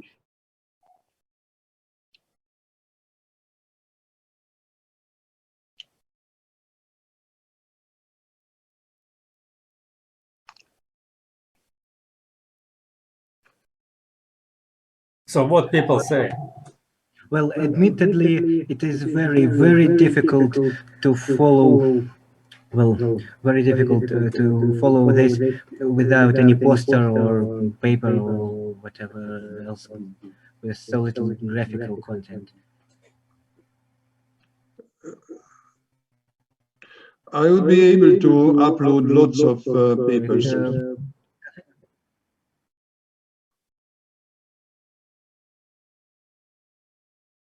Unfortunately, we haven't received our well packages with the papers yet. So oh, you mean the package with the papers? Well, maybe I have overlooked something, but well. No, you're right. I didn't. Well, let me do this now. Let me post it as it is. Actually, I created it, but that would be way better. Well, yes, of course. But let me just first find it and then. Alexei, maybe if you could chat me your email address, I'll be glad to offer you my stuff. No, you can actually send whatever you want using chat in Zoom for everybody. Just use the Zoom chat window to send links or files themselves. I believe they should go. Do you think they can? Let's They try. will transmit. Let's try. Yes.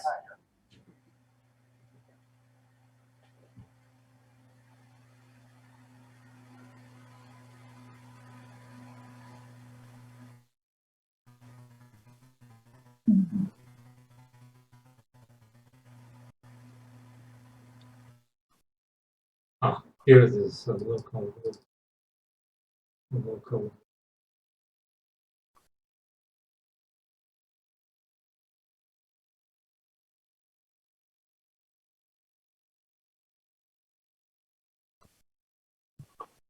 All right.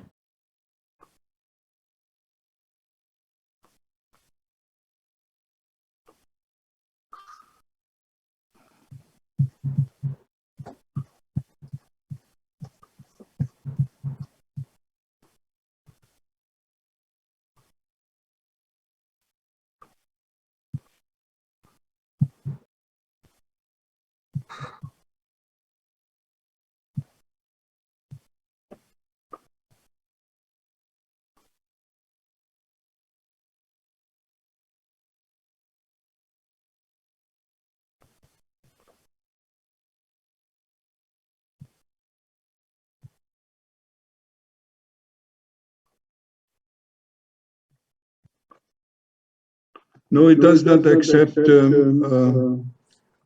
File. file. Yeah. Then you can send the link.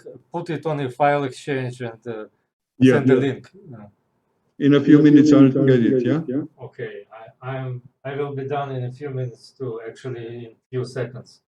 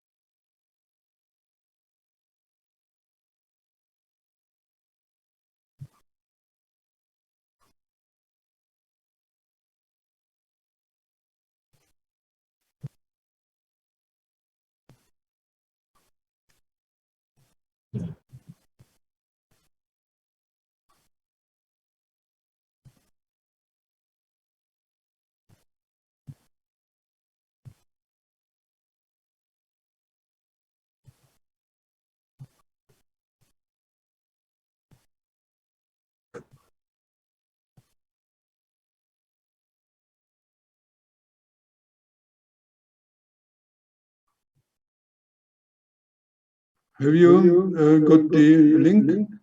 I don't know if it went on all. Let me see. Well, like you sent the link to me directly, which Yeah, we got it. I think we got the link. Oh, well, I see. Now the link is for everyone, which is the proper way. Well, now, thank you. Yeah, now the second one is without the 4 at the end. This is just one of them, but in ResearchGate there is dozens, and also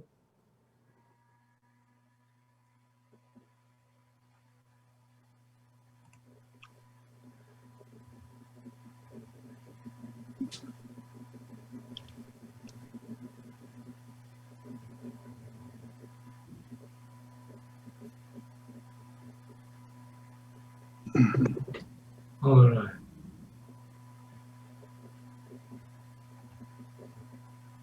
All right.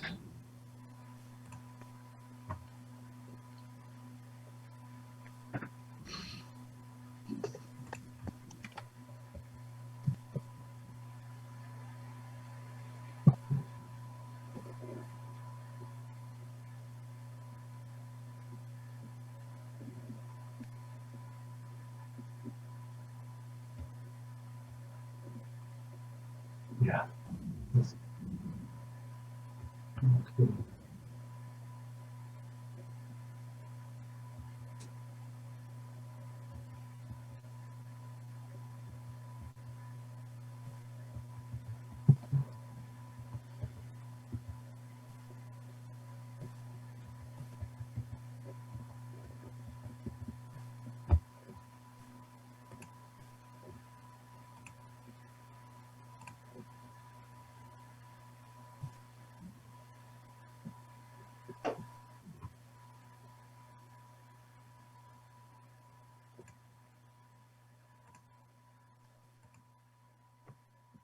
Okay, I sent the email to all participants, and I Thank guess you. you can receive it in a minute or so. Yes. I'll see whether I can find up a new one, which is the most current. This By is the way, in that volume, there are no papers presented in Vienna, only abstracts. I was not sure that I can put them because they might be copyright or who knows. But this volume is for local distribution, so actually I can put those papers. Maybe I will do this later.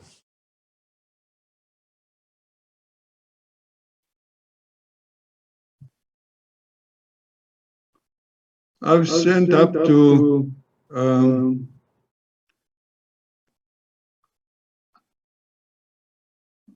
I've sent to ResearchGate now a new one to ResearchGate. Okay.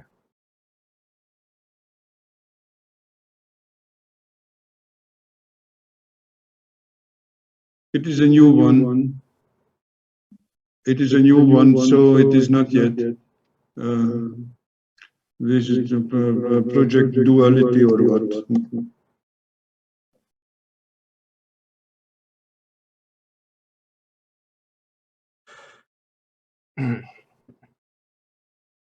So this last one sums it up quite well. It should be on ResearchGate now. I see. If you send us the link, maybe we can. Yes, I'll see. I see.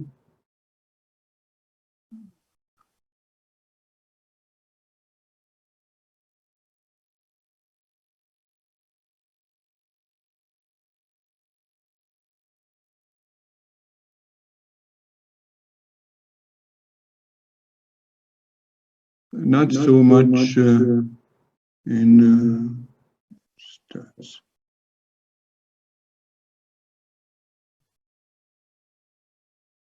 You have got me, yeah? Vyacheslav has got it already, yes. And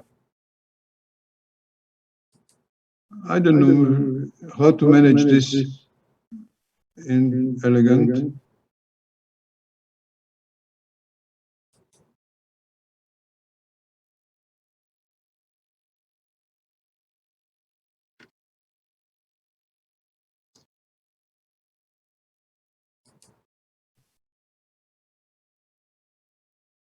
Yeah, I've got your paper actually from your link.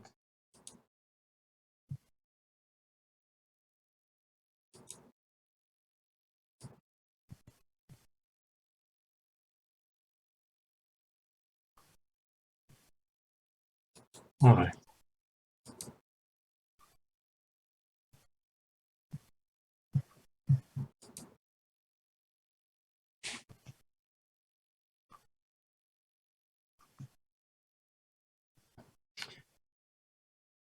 Let me ask somebody who joined recently. Artemi, are you here? Yes, I'm here. Oh, great. So you do not have a poster, no?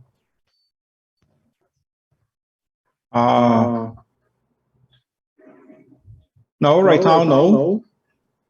Would you like to present something?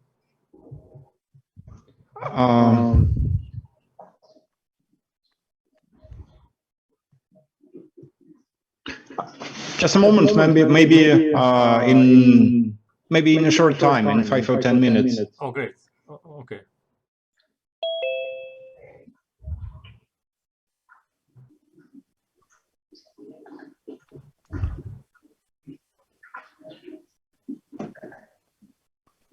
Because this is not an online course, but a conference, I think we should let other people to speak. So that I would rather give the floor to Artemy in 15 minutes when he gets ready. So there is an intermission now, pause. I don't know, what are we doing now? Maybe you can summarize what you presented, or people have questions, you can answer questions. Ready, of course.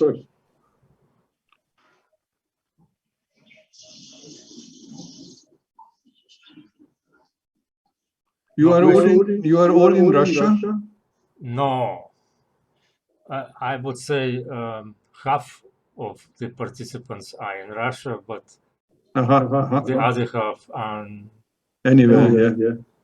Well, actually, currently I see only 2 people not in Russia.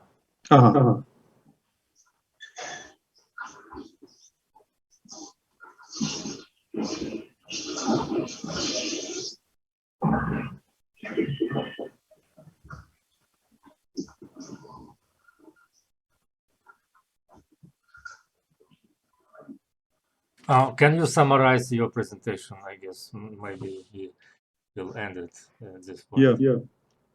Yeah. My presentation has offered you a new world view, which has a long historical tradition, goes back to the ideas of the Albigenser, of the Catars, who have been declared a heresy because they maintain the basic duality in the world. The basic duality has been put to death by violent means in the 14th century. So there was no incentive for European thinking to come back on it. Now we reintroduce the idea of a basic incongruence which does exist. If we have a monotheistic concept, there the parts of the whole fit together seamlessly. In the dualistic perspective, they do not fit into each other directly, but there is an inherent, immanent difference between the parts. The idea can be translated into formal logic by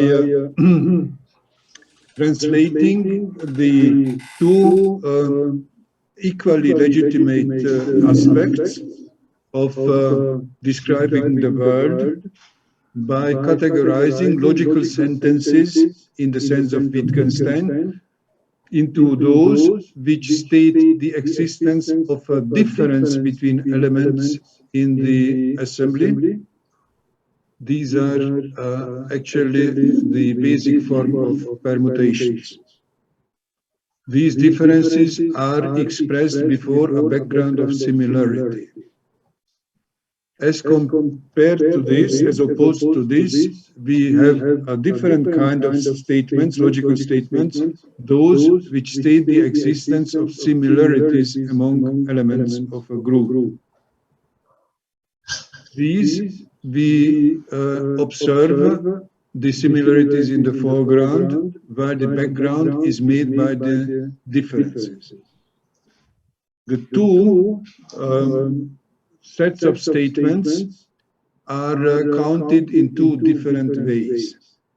Our neurology makes use of the fact that similarities allow counting before the background of diversities by the technique known as partitions. Yeah? If we split up our collection into parts of a partition, then we have summons which comprise elements that are alike as much as members of a subgroup of a collection can be alike. They are different to the other groups and the members of the other groups. But there is no ranking.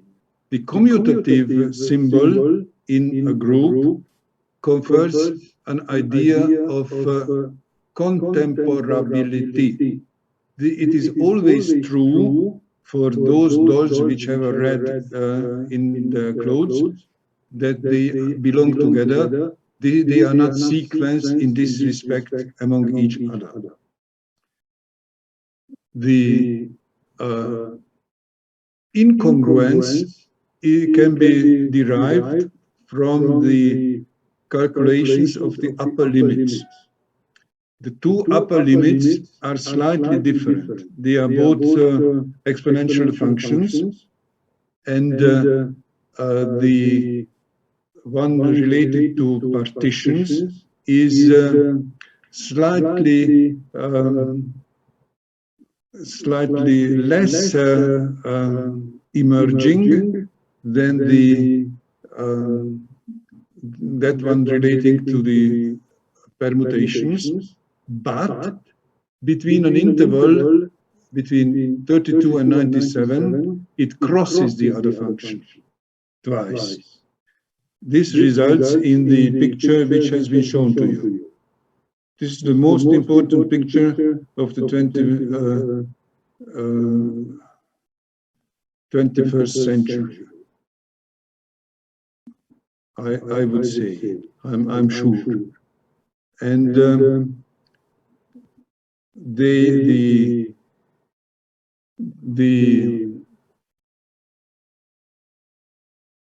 this one.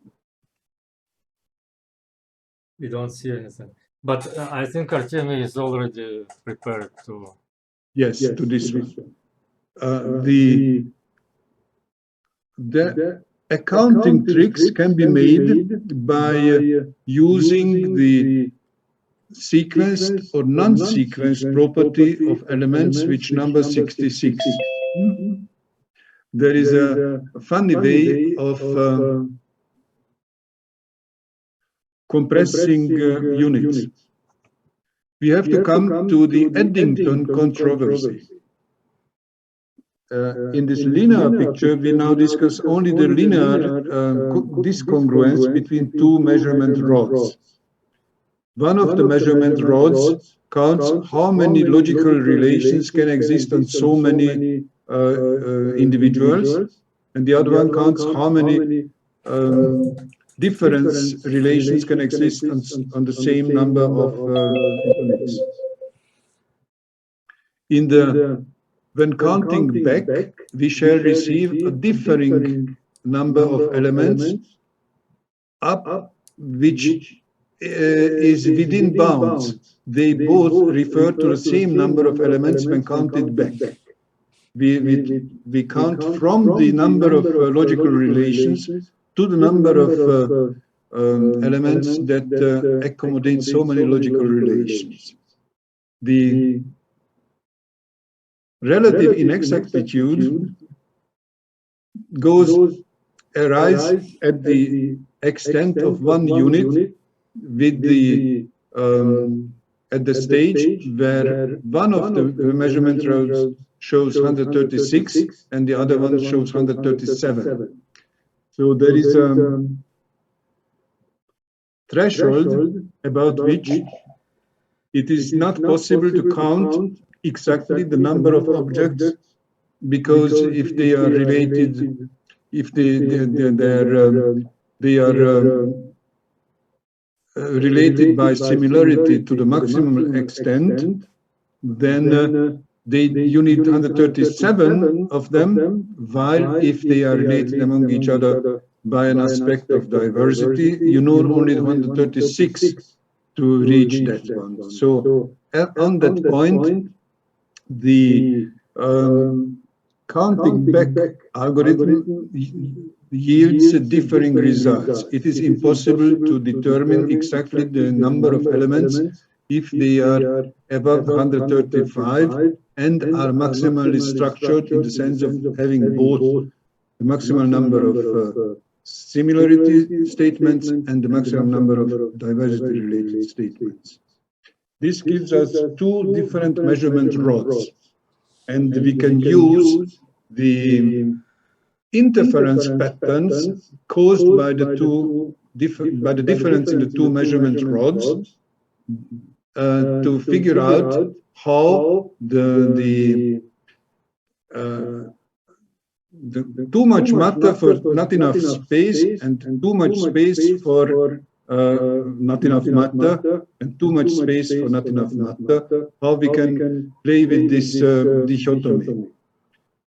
This was chapter 1, the linear fact that there exists a difference between two values which are immanent to the numbering system. The second is to use the concept of information as a description of something which is other than expected. In order to have some expected and observed values, you have to have a basic dichotomy.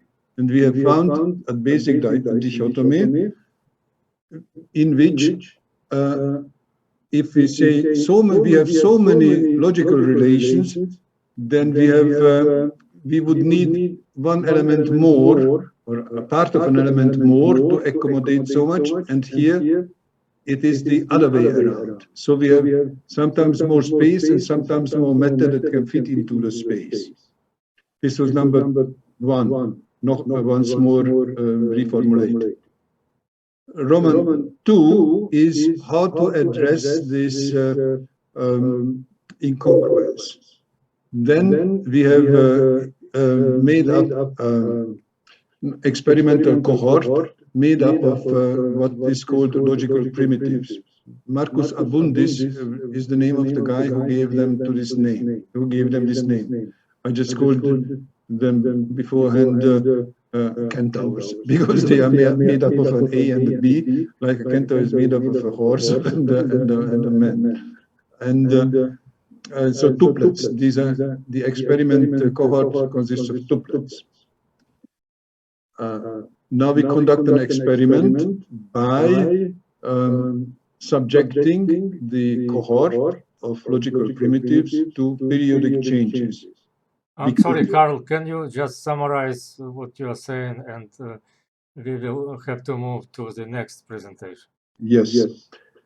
The patterns of movements of elements of this experimental cohort draw us a 3D space, the picture of a 3D space which agrees to the space concept presently in use in theoretical physics.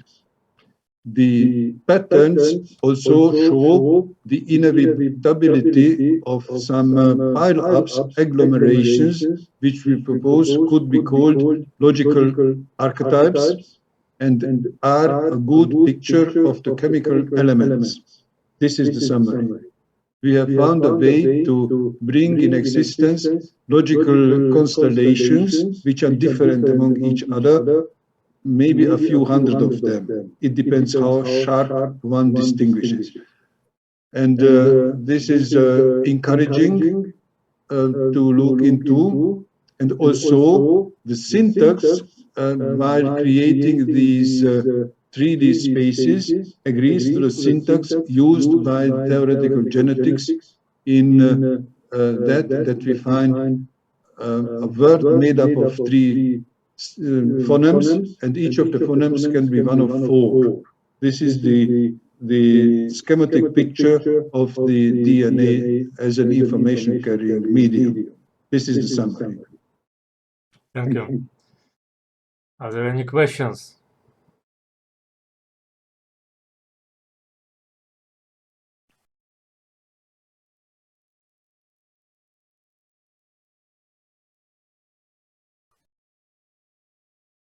I guess all questions were asked already.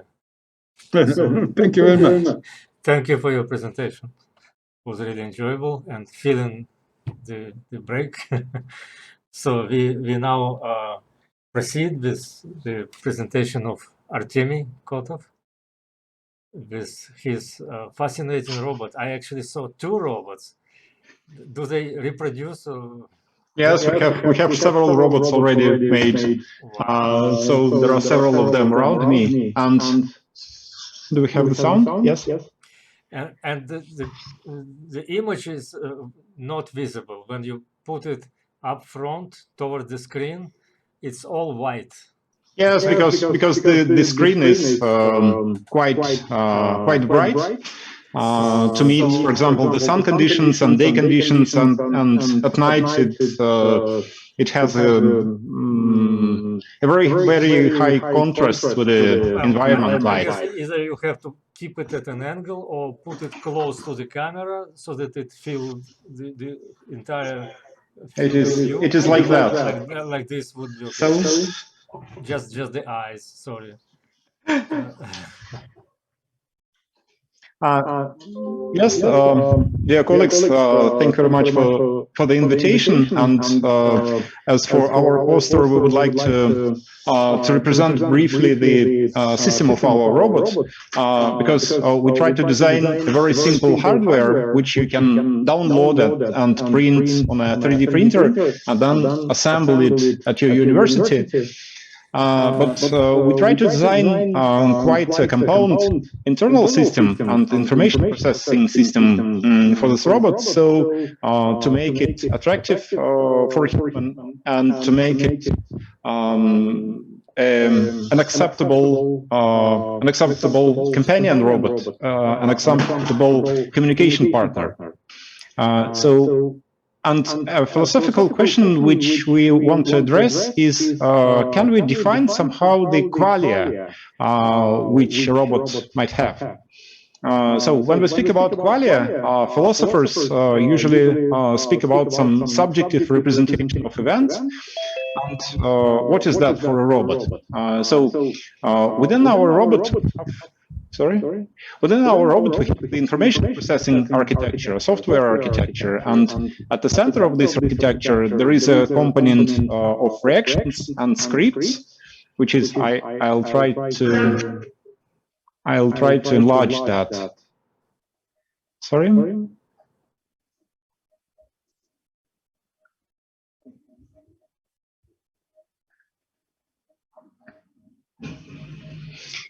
So at the center we have reactions or scripts. These are productions which are responsible for emotional processing of events or rational processing of incoming events. And these are kind of if-then operators which can accept different inputs and react with different BMLs. What is actually BML? BML is a behavior markup language, and in this language we define different patterns of behavior for the robot. This is an international project, and it should look something like HTML. So when you have a browser, you may have a different type of browser like Chrome or Firefox or Microsoft Explorer or Edge. And when you come to an internet site, it sends you HTML code. And what the browser does is actually it draws this code on your screen. So it renders the contents of the page on your screen. And the idea with BML is the same. So when you have a robot and you send some emotions or behaviors to this robot in the form of BML, the robot has to render this BML. In other words, it has to behave in a way so to express this BML. So we can define different gestures and facial expressions and different patterns of behavior in this BML, and then manage the reactions in such a way so that they invoke these behavioral patterns on the robot. At the bottom, you see a part of this project which is the Russian emotional corpus. And within this corpus, we try to record the behavior of different people in different emotional situations.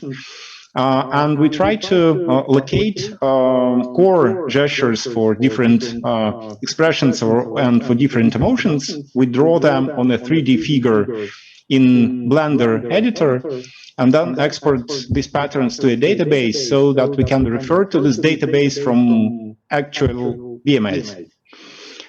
So this is a project where we have about 800 recordings with 500,000 annotations done manually with different smiles, movement of eyebrows, movement of hands, gestures, and so on. And the robot can choose the core gestures from a database of about 300 gestures or patterns and combine these patterns in the actual behavior. So to send a particular reaction to the robot, we have to process the input in different ways, and we have to evaluate the input. We have to see, the robot has to see if this input is positive or negative, or if it has some rational consequences, and react accordingly. So we have to check if the input matches the if condition of a particular script, like something is dangerous, oh, that's dangerous. Something is positive, oh, I'm happy that that's positive.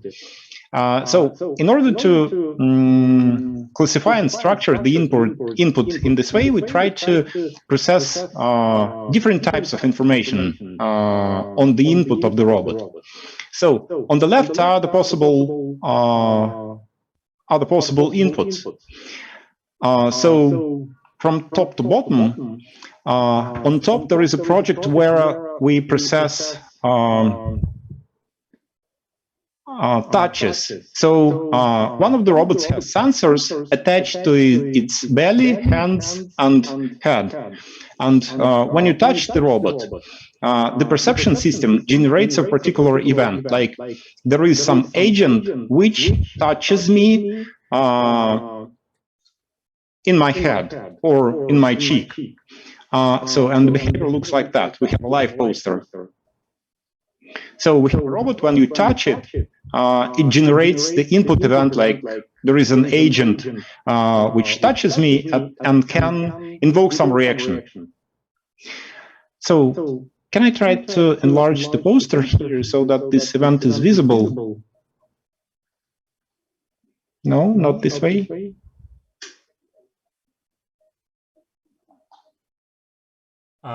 If you go to editor, I think if you go to editor mode and then select zoom. Yes, maybe I shall try to enlarge the poster and show that just inside the PowerPoint. So it is like that, and yes, at the bottom right you have the slider. You see. Yes, by some reason I cannot enlarge that with my mouse. Sorry. Why not? You just did it. Yes, only with the slider, not with the scroll. Of course. With the scroll it works also. So when we have a kind of input like touches, we can generate some event. Here it is in a table form, but also in a tree form. In a tree form, which is usual for linguists, and in a tree form, it looks like that. There is a predicate, something like touching. There is an agent, something like a person, and Tim Kotov, for example, if the robot can identify a particular person, and there is a patient in the situation, which is egocentric, it means me, the robot. So me, the robot, patient, is in a situation where some agent touches me.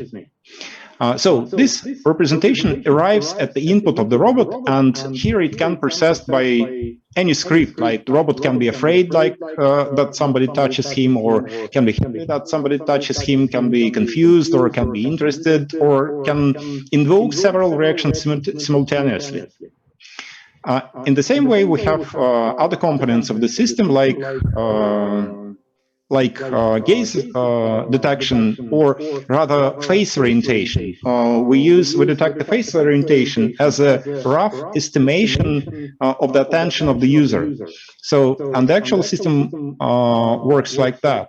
So if we are with these two robots, and I look at the left robot, it looks aside. And if I look at the right robot, it gazes back, it looks at me. So the left robot looks aside and the right robot looks at me. And we have tested the system in some experiments. So this is a situation where you look at the left robot and it looks aside, and look at the right robot and it looks back. We asked people to tell a story to these robots, and when you tell a story and show cards of the story to the robots, it was a kind of comics, a kind of cartoon story, and you had to design a story for the robot. So the situation is like that. You show the card, but the robot actually detects your gaze and looks back. So, and then we asked people if they have noticed the difference between the two robots, and if they have preferred the robot which looks at them or the robot which looks aside. We have represented that in details on the previous BICA event, and we have published an article on that. So that's very interesting, because people with high emotional intelligence, in particular people which are which can detect emotions of others, prefer the robot which looks back at them. But in the architecture of the robot, in order to process these events, we have to make a specific manager of the situations which sends to the robot events like there is a person which looks at egocentric. So that's another component which detects some other kind of events, but it also generates the events in the same form, so that these events can be processed by different scripts. So also we have a game which is a tangram game, and you can play with a robot, and the robot suggests the best moves in this tangram game, and the game looks like that. So you have pieces like triangles and squares, and you have to design a given figure with a given contour, and the robot advises you where to put each piece, and it can react if you put the piece according to his instruction or not according to his instruction, and also if you place this piece correctly or incorrectly. And we have tried to design an architecture where the robot reacts in different ways emotionally to your movements, so that the robot gets nervous or gets upset or is a strict boss, or is quite flexible and gentle. So we have tested different personalities of the robot in an experiment with children. So we have interesting results, but here again there is a question of qualia on how the robot can perceive and represent the events of this type. And the manager of this game situations also generates this linguistic structure, which is there is a person, it moves some game element and moves that correctly or incorrectly, and the patient here is some game element, in particular some game element number 7, which can be a square or a small triangle. So we have an event, so we have many events during the game, because people always move different elements. And can evaluate if the elements is placed correctly or incorrectly, if the person followed my robot's instruction or not. But for this case, we also generate linguistic representations of this kind. And this linguistic representation for different events, like these computer vision events, they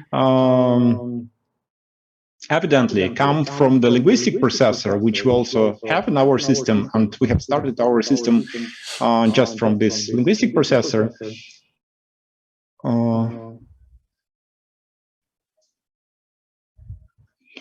And in this architecture, the robot can receive text in oral form or in written form, and it constructs first syntactic trees. Like here is a small syntactic tree. Scientists are interested in the consciousness. And then out of this tree, we construct a semantic representation for this event. And this semantic representation can have any type of semantic markers. Here it is written that there is an agent, which is the scientist, and it has represented by different semantic markers, like it's somebody, so meaning that's a person named after his profession in science. So there is a set of objects of this kind. So there are many scientists, and they are like physicists in this case. So these with at are automatically generated tokens, automatically generated features based on the clusterization of all the words in the dictionary.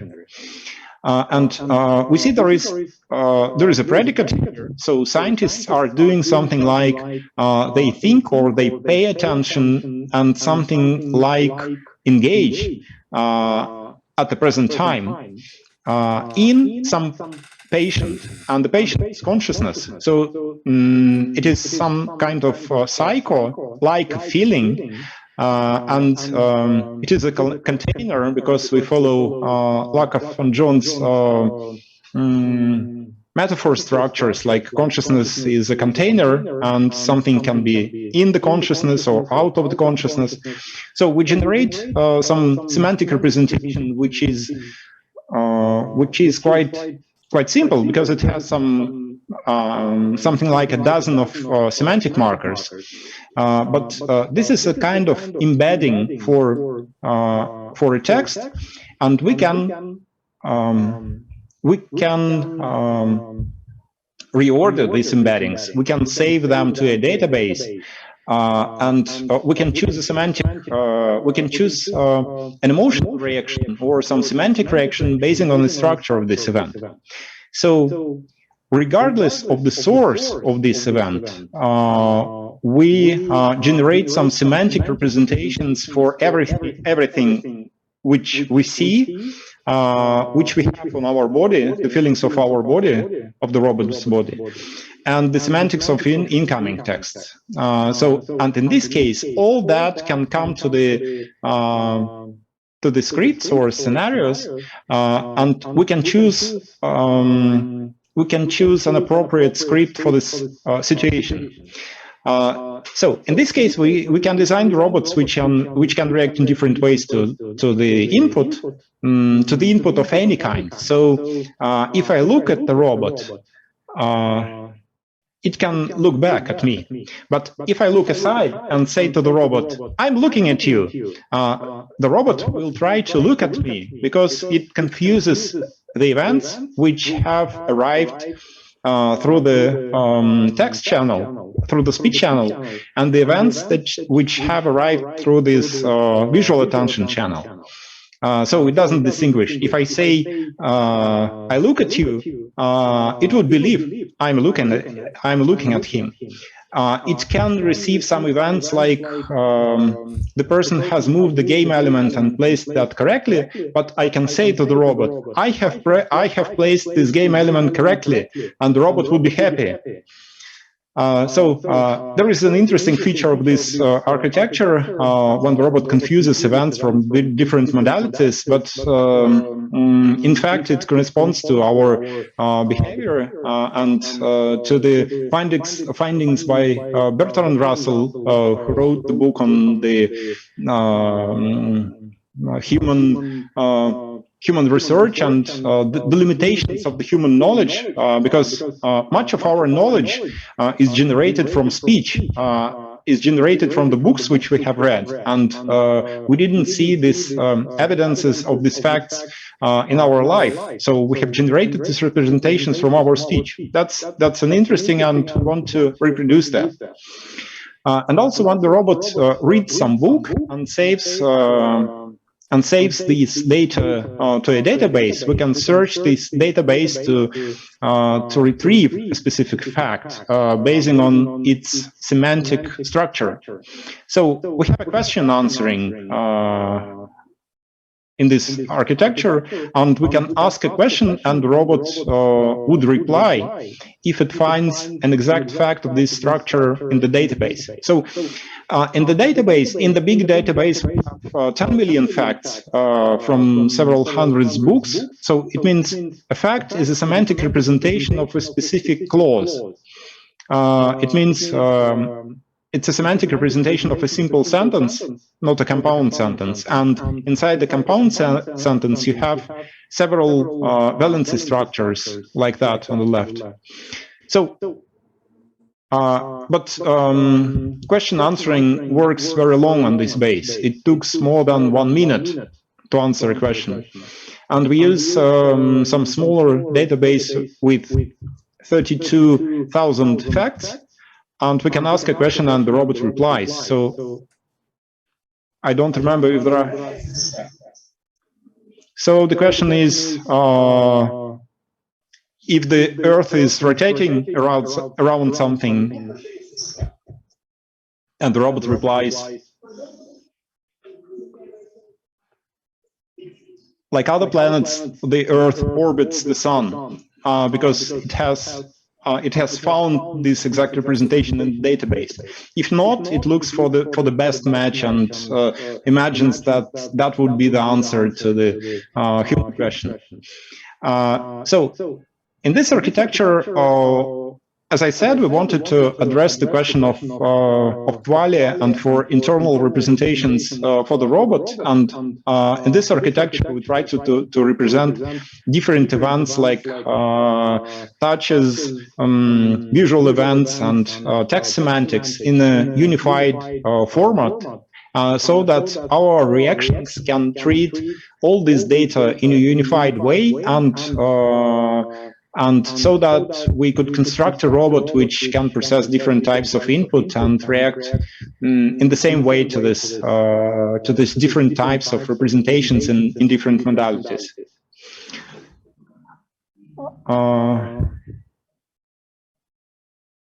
Yes, I think that's all for this poster, and we are open for further questions in this respect. Thank you. All right, please, questions then. Oh, okay. Yeah. Artemi, I really enjoyed your talk. This is an area where I don't have expertise, emotions, but actually, as my profession, I treat mental illnesses and I give people medications and, you know, to a large extent, but also provide therapy. And what's interesting is that I know there's been a lot of, you know, semantic networks there, and the linguistic relationships seem very attractive. And just as I mentioned earlier today to Professor Wolfengagen, it's you know, people have been thinking about this since the 90s. There was Scott Fallman. He was at MIT at the time, and I think he won Best Thesis PhD Award. And you know, for doing the semantic networks. But then when people try and build it out, it's a bit trickier to doing it. But I really like.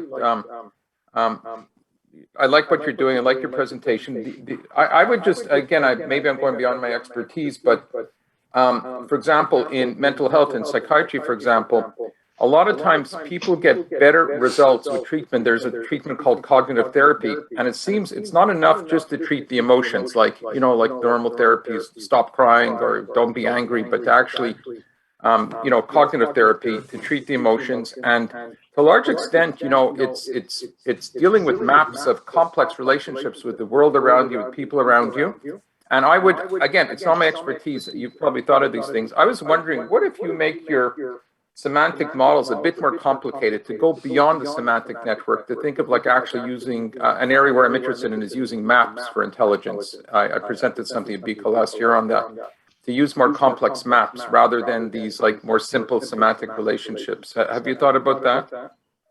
Like these complex maps, essentially almost like navigation maps, not map like, you know, in the Python language, map means to map a function. I'm not using it in the form of computer science. I'm using map in the form of somebody trying to get from one city to another city. You know, I love your presentation. I love the talk a lot. And also I like what Professor Wolfengagen was talking about, but I think there needs to be a little bit more complexity to these subjects. Anyways, that's... Thank you very much, and thank you very much for the appreciation of our work. So that's an interesting question, and I would say that it's quite difficult to design all that, to balance all that. So we would like to go beyond the existing architecture. And regarding the core of the question, we want to keep a representation of a single fact as simple as possible. So we don't want an event to be a network. An event is something good or something bad or something which happens, something like I took a cup and that's all. There is not a network. I just took a cup, I switch on the computer, and that's all. That's the fact, and we have to react to this fact. And inside the script architecture, we try to design a compound network, so that the robot reacts in a positive way, in a negative way, in a rational way. And for example, if we want a nervous robot, then negative reactions prevail. And if we want if we want to apply a cognitive therapy to this robot, we come to this robot and say, all right, that was nervous, but think about that as something rational.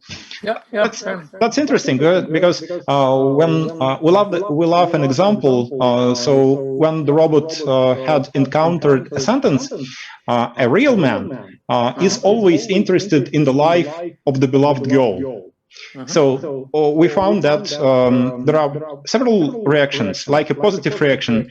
It's good that real men are paying attention at me, because the robot considered itself as a beloved girl, and the positive situation is when people are paying attention at him. But there were negative situations, like if someone is paying attention, maybe he has some evil plans. So we have both a negative and a positive reaction. And it means that inside the robot, we can design just compound networks, networks with a competition between different processors. And that's interesting, because that's what you get within the cognitive therapy, as far as I understand. Yes, of course. It's complex. You know, honestly, the treatments, you can give people a medication, which sometimes, certain things it helps, but it's not enough. On the other hand, for many things, CBT, real cognitive therapy, like Aaron Beck, the real cognitive therapy, not just saying feel better, don't cry, it's different. Cognitive therapy is exactly as you're saying, because people have different processes going on in their mind, different things, and trying, it's exactly, so I was thinking of that, and I really liked your presentation. I just thought I would throw out these ideas, and thank you for your answer. Something to think about. Thank you. Thanks a lot, indeed. Okay, are there any more questions? I have. May I ask you? Well, thank you for your presentation. It was very interesting to me. So in the beginning of your presentation, you have shown that when you touch your robot, it reacts with his head up. And you said you use BML to define behavior. So my question is a term of BML an abstract symbol or token or not? Does it have a representation with a concrete sequence of concrete actions or not? Comparing to HTML, is there any analog to CSS to customize the behavior or not?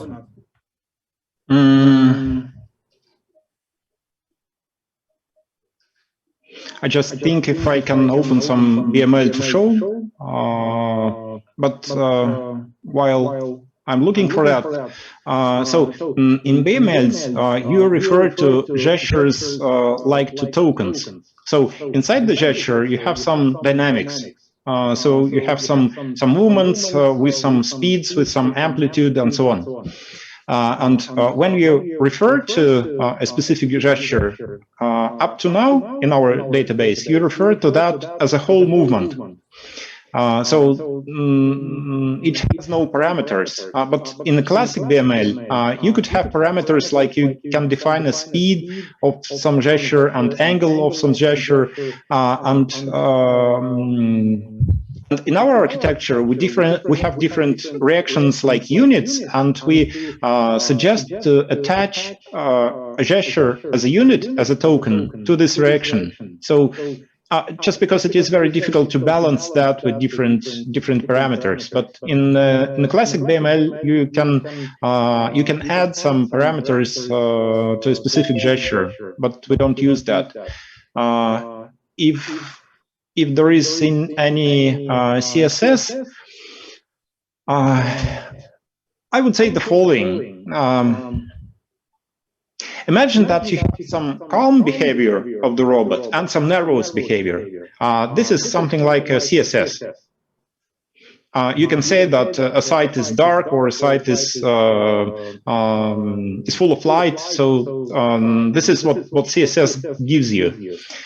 So when you have some behavior with some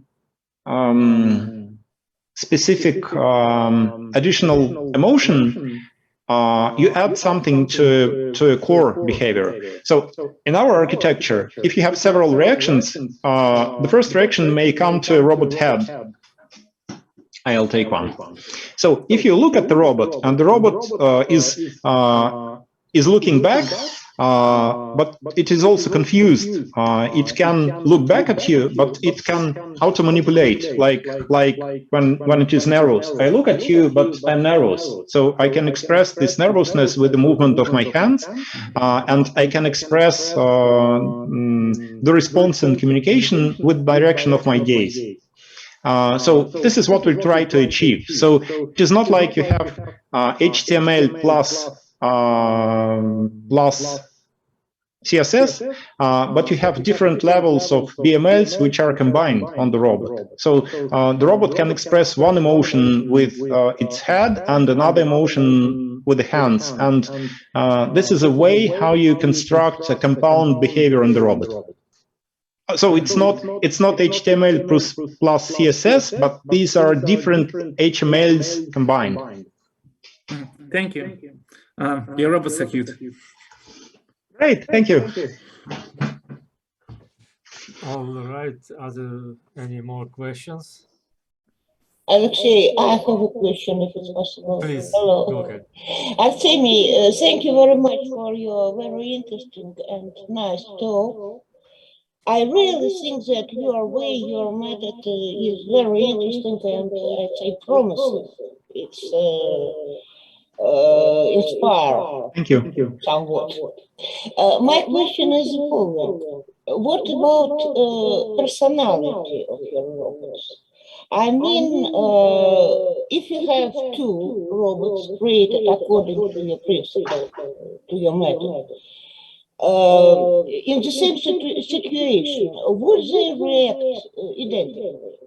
And if not, why? No, the robot don't react identically. Why? Because they are constructed according to your principles, your methods, your ideas.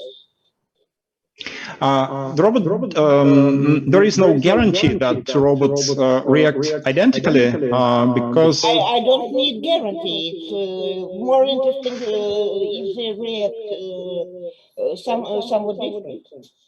we have a database, and we save the data to a database.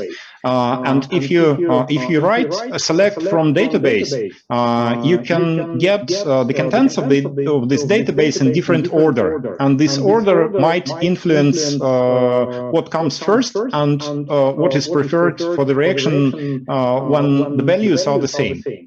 But you can design the personality in this way. I can. I'll try to show my my screen. Sorry, here it is in Russian, but just to give an idea. Here we have a specific sentence, and we can write anything here. So this is a very famous Russian sentence, "Mama myla ramu," mother has washed the window, because it's the first sentence in all the textbooks. And you have some semantic representation for that. And then you say, I want to evaluate this representation. So these are the reactions with different values.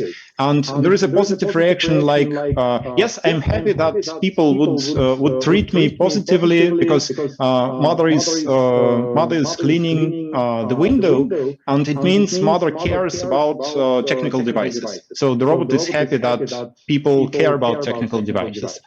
Or maybe some people will switch me off, or maybe the mother has devoted its life to the people, and I should devote my life to the people. Or maybe mother manages the situation in a perfect way, and I can manage the situation in a perfect way. Or mother is working for some important goal, and so on.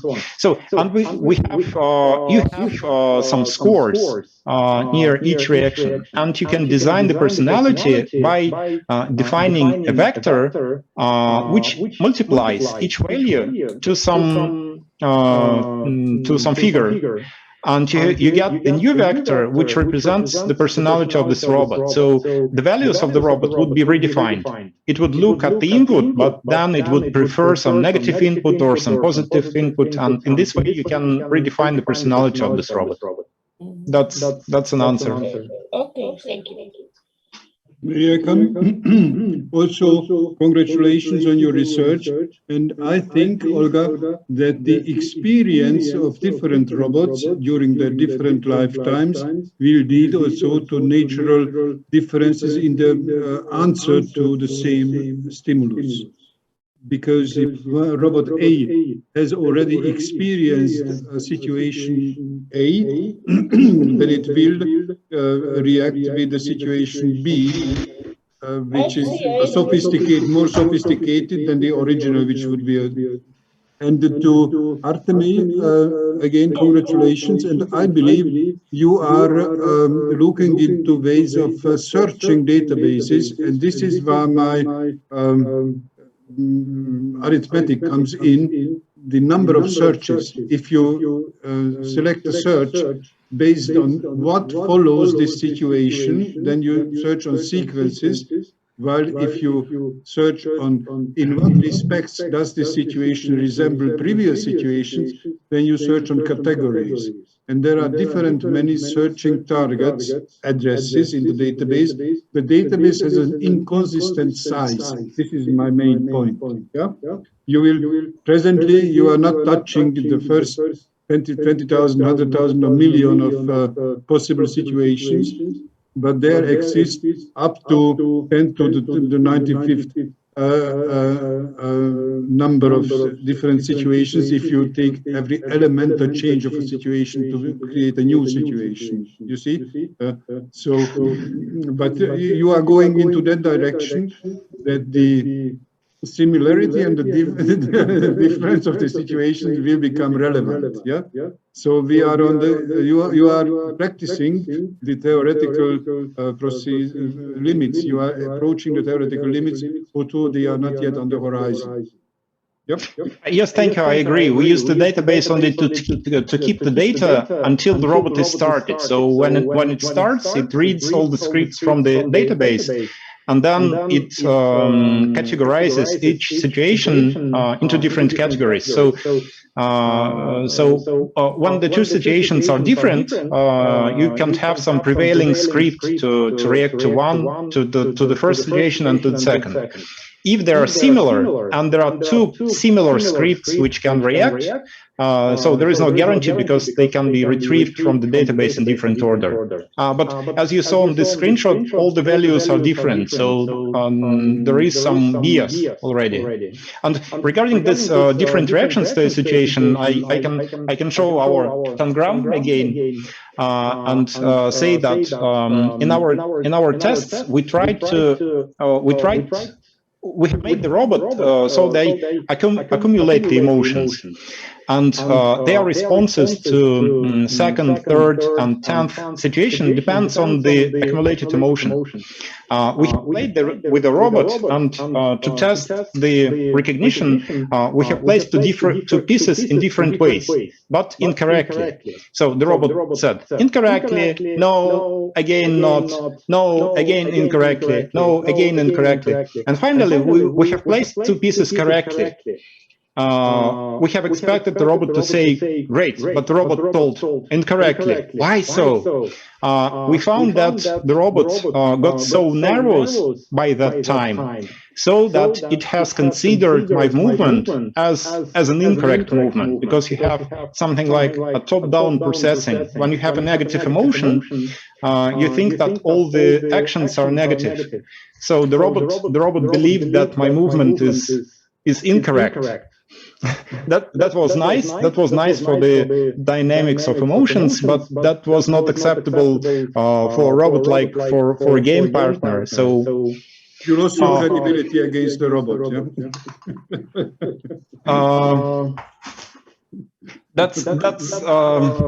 That's a difficult question, because on one side, a robot should have believable emotions to raise the credibility, but on the other side, the robot should be objective regarding some situations in the game. So, and the robot, if the robot treats the game situations incorrectly, there is no trust, because you expect the robot to react precisely to each game situation. So that's another philosophical question, I think. But that's an example when the robot can react differently to the same situation. That Sorry. suggests that you need to correct your model, your cognitive model that controls the robot. So it should follow the strict rules of logic, at the same time show emotions, and somehow manage to do the two things together. We wanted the robot to show emotions, in particular to be able for a person to change the mind of the robot. So it's great if you can influence the robot, and by providing different emotional examples, change the mind of the robot. That's interesting. So you cannot be objective in this situation. Okay, any more questions? Eva, please.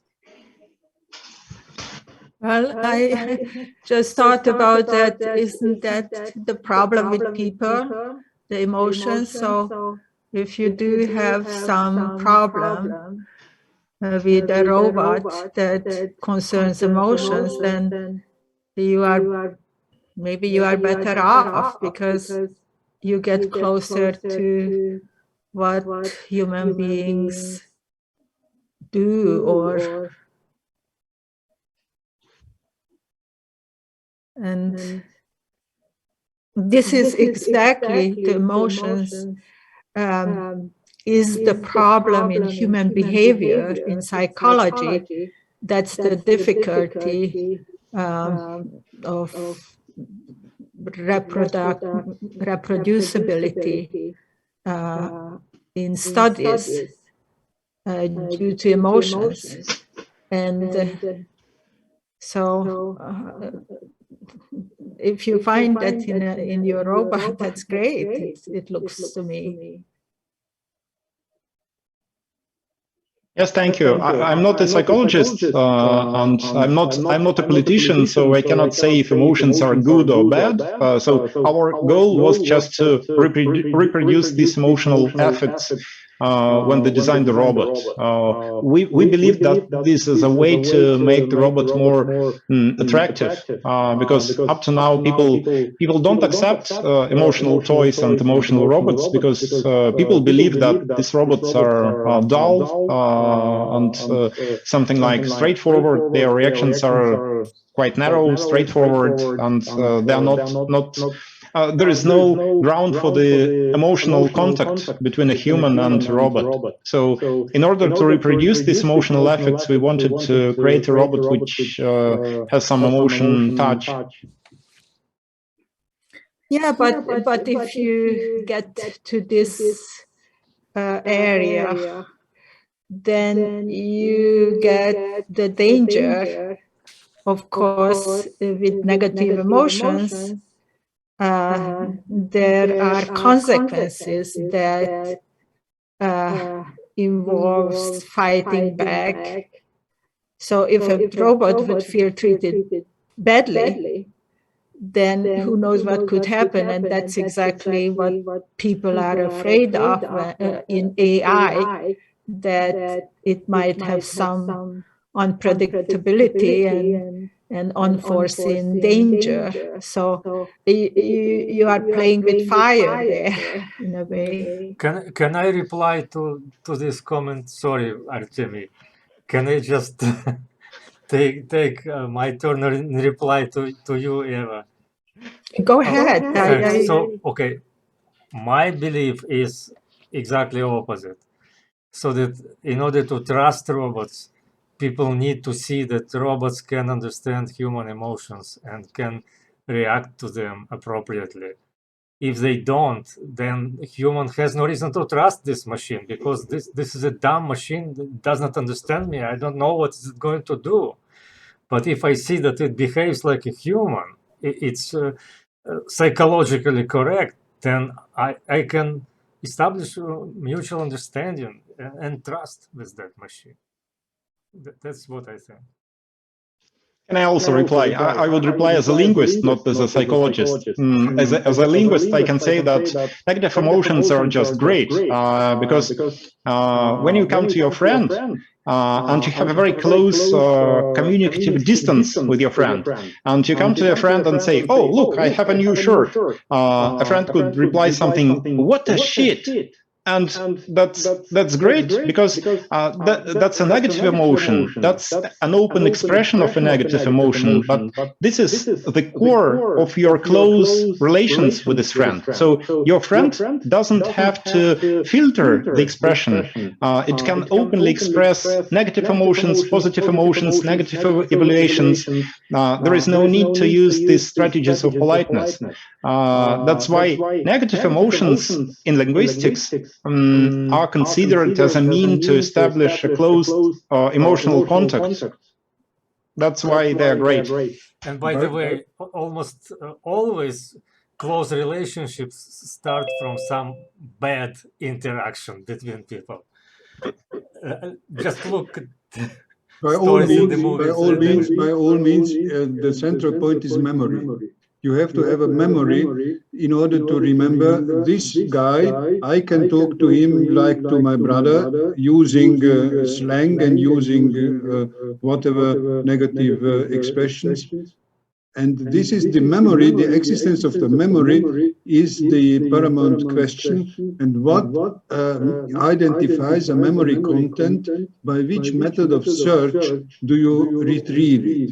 Do you retrieve it in a neighborhood, in a linear neighborhood, as the effect or the successor of a given situation? Or do you retrieve it by dropping a net of concurrent categories onto the search object?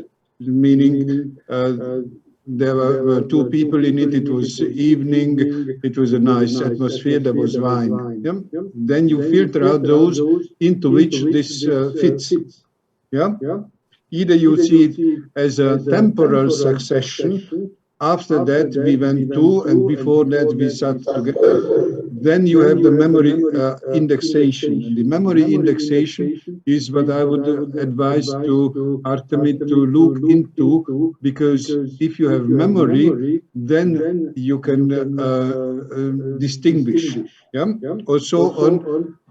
I have been misled by this person who says this is the right one. So I don't believe this person. And when that threshold is reached, then a communication should be started and saying, I have decided I do not trust what you say. Yeah? There is a threshold which should be communicated in linguistics. Yeah? But memory is the key word. Thank you. Thank you. Okay, now I guess it's my turn to ask you a few questions. you don't mind. So first, where did you get those scores and annotations for the phrases? Is there a database or server that does that?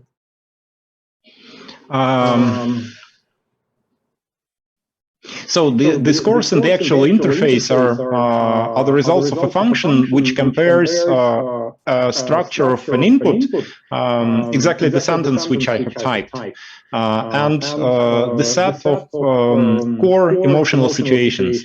And we have extracted these core emotional situations. So we have published recently a big book on that. We were analyzing propaganda during election campaigns starting from 1999. And we have been analyzing advertising starting from 2003. So we wanted to extract speech patterns which are used in propaganda and in election campaigns and in social media, in advertising, to influence a person and to change the mind of the person to vote for a particular party or to choose a particular product. These are not interpersonal relations, of course, but that's a great volume of linguistic data on emotional speech. And we extract these emotional situations. We wrote typical sentences for each class. We have processed these sentences through our parser, so we have sample semantic representations for the sentences. And then for each incoming fact, we compare that to the set of core emotional situations. And the figures on the screen were the similarity. And then when you have the similarity, on top of that, you have the influence of the emotional profile of the robot, and you have the influence of this short-term emotional memory, like the robot is irritated or it is calm and happy.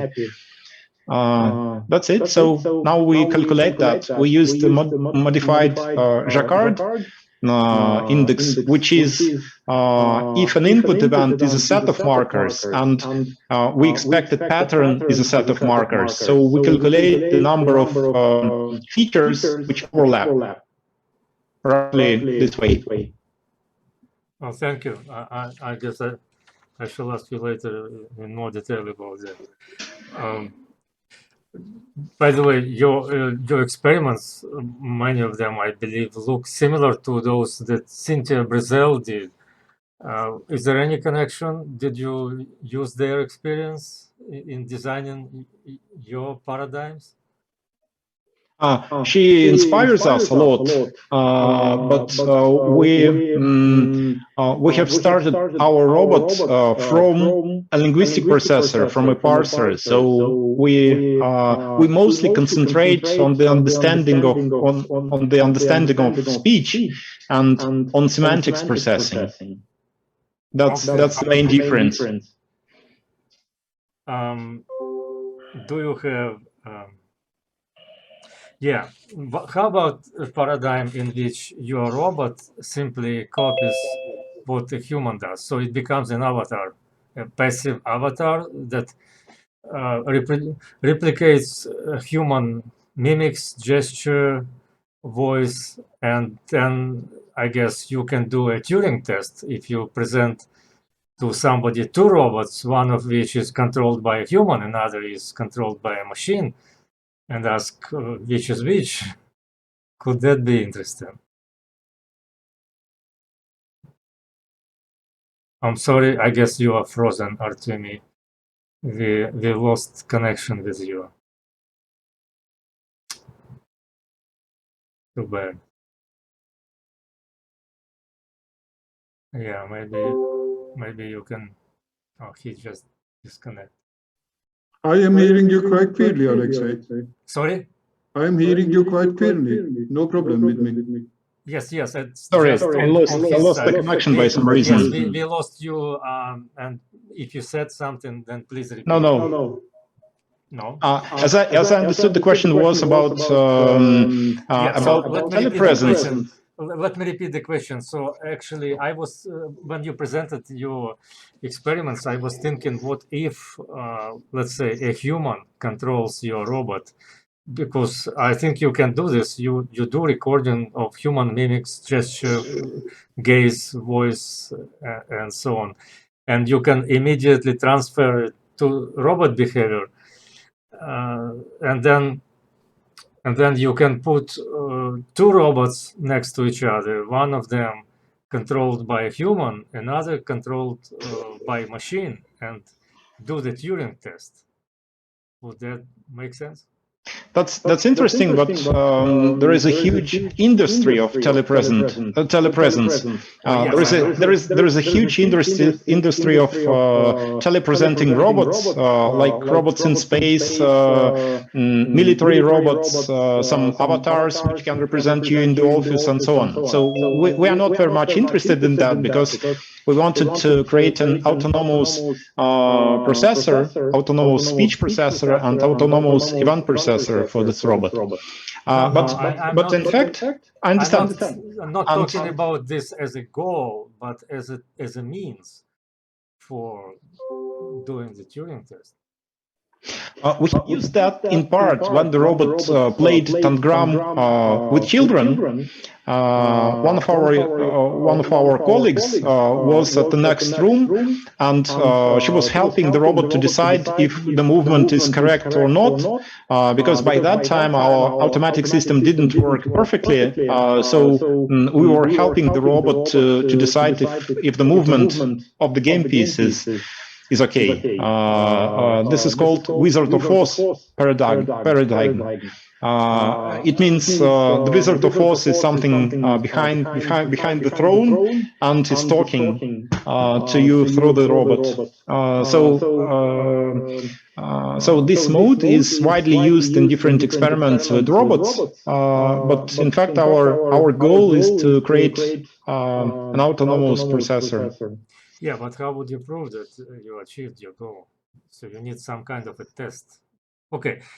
Yes. After when I was showing two robots which reacted in different ways to the human gaze, after that we had an extended test. We have asked people which of the two robots you would like to take, to buy, which of these two robots is evaluated as the more emotional robot, and so on. And in addition to that, we had personality tests for these people, in particular tests for emotional intelligence. So that's why we can distinguish which kind of behavior is preferred by a particular person. So which robot is preferred? We just placed two robots which behave in slightly different ways. But you cannot tell how good they are on the absolute scale compared to a human. No, because the robot is completely different from a human. Okay. Do you have a virtual copy of your robot? Yes, we have discussed that in our email. Yeah. So I would be interested if let's say we can use it in our studies. We have just discussed. I didn't reply because we have discussed for the several days. We have discussed how to create this virtual figure. We have SolidWorks drawing of this robot made by designers. And so you say you don't have it, but you are interested in making one, right? Yes, then maybe our people will help you. Yes, great. That's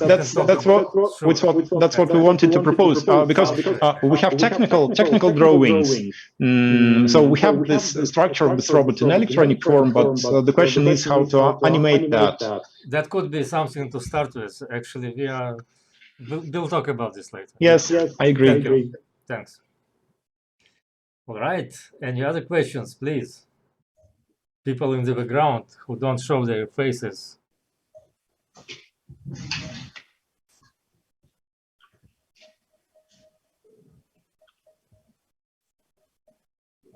We don't have really a tight schedule for today, so if you want to say something related, please go ahead. No?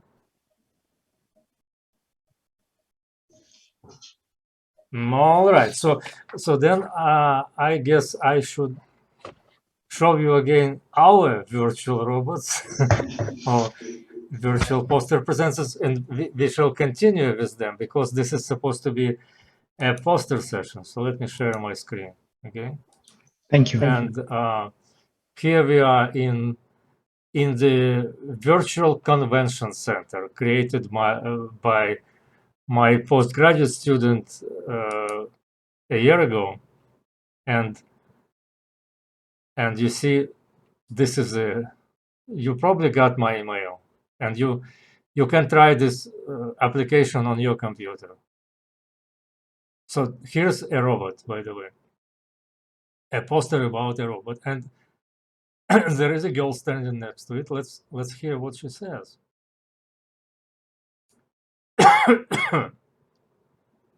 And she does not want to talk for some reason. So, okay. Hi, do you want to hear the story? Robot Hexabot, Kinematics and Robot Gate Selection. The work is devoted to the problems of simulation, optimization and control of a six-legged walking spider robot. Do you have a question? Or should I continue? So you see, I can interrupt her,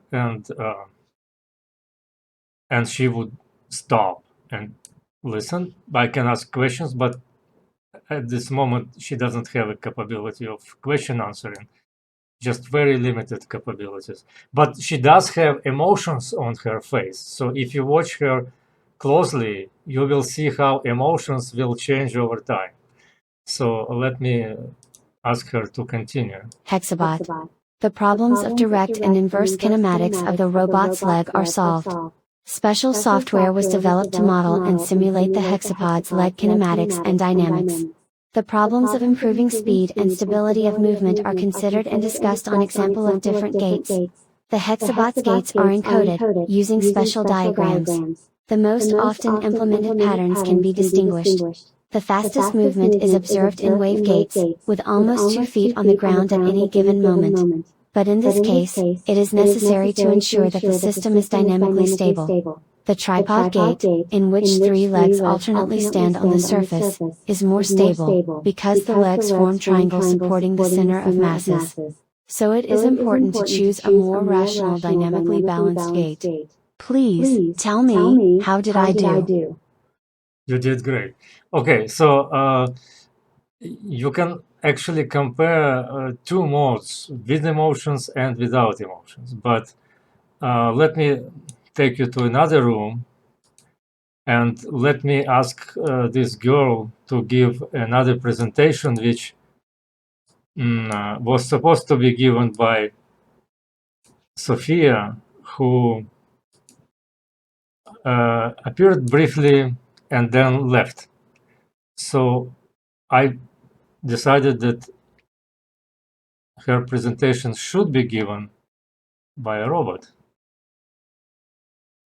Okay. Should I give you a tour of my poster? Hi all, I am Sophie Hendrikse, a PhD candidate at the Clinical Psychology Department of the Vrije Universiteit Amsterdam and the Methodology and Statistics Unit in Psychology from Leiden University. The aim of our project was to develop an adaptive joint decision model between 2 agents and to visualize simulations of this adaptive joint decision model by using avatars.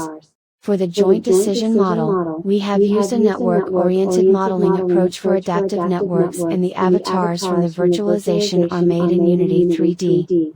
The 2 agents have the same structure, as shown in figures 2 and 3. The arrows indicate temporal causal relationships between the states. These states have activation values that vary over time. Our agent model contains general interaction mechanisms between the 2 agents based on the action output state, ESAC, and the body state, ESBO, of each agent. Furthermore, there is a complex internal structure within each of the 2 agents, for which we have used multiple general mechanisms from psychology and neuroscience. Prediction loops from preparation to representation states model the internal simulation of the effect of a certain action. As if body loops do the same for body states expressing emotions. Mirroring links are incoming connections of mirror states from representation states of the other agent. These mirror states can get activated both when you yourself prepare to perform an action or when you see a comparable action of another person. Furthermore, self-other distinction enables agents to differentiate whether a certain action belongs to themselves or to others. Regarding the internal structure, a novelty of this work is that we have added adaptivity to the model. Concretely, to conduct weights about adaptive plasticity based on Hebbian learning, see the second level. Nice meeting you. Sorry, that's a bug. That's funny, huh? Well, unfortunately, nobody is going to answer your questions about this work, but you can see it. Also, if you got my email, you can download the application and then you can open it on your computer and watch all of this by yourself.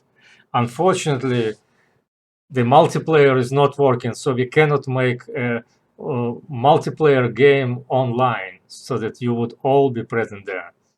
And we are very sorry because the company just discontinued support of that multiplayer. And we are stuck with this application in the way it is currently. But there are other possibilities to get socialized online if you go to Mozilla Hubs. So actually, in this room there is a link. You see, that's the link. I can click on this screen and I will be immediately taken to the same room in Mozilla Hubs. So let me do this now. Okay, and here I am. So yeah, join the room. And you see the same posters, the same pictures. Is it? Yeah, this is room A, and here is the poster that we were just viewing. Here it is.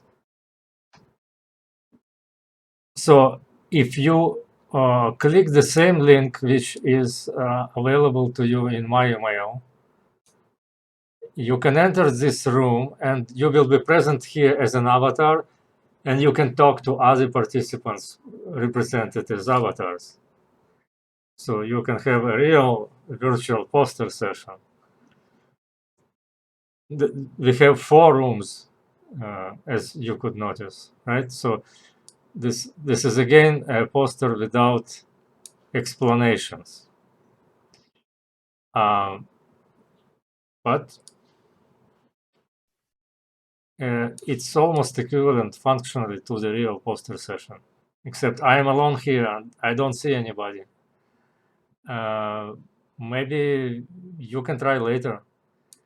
I have not set this up because I couldn't be sure, not having seen you before, that it is does not infect anything on that my it is computer. safe. Yes, yes. Now I see that. Mozilla Hubs is a very well-known application, just like Zoom.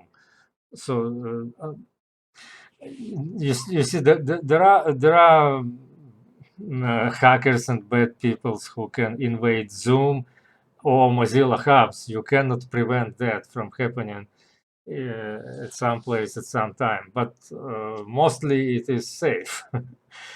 and it will not damage your computer in any case. So what we had last year, some participants who present today should remember that during our most important part of the conference, some people joined and started showing pornography in our session, and we just could not stop that. So that was horrible. And of course, after that, I stopped posting those links online and only started distributing them privately through email. And so that those people also invaded Mozilla Hubs and started writing bad words on the walls. But we disabled that function, so now you cannot write something on the wall, I believe. in this room or the other rooms. So yeah, this room makes sense when you want to socialize, but it does not have our girls, our bots.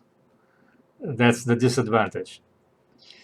So I can jump backwards to this environment, and we still have some part of it left. We deleted most of it because it consumes the resources.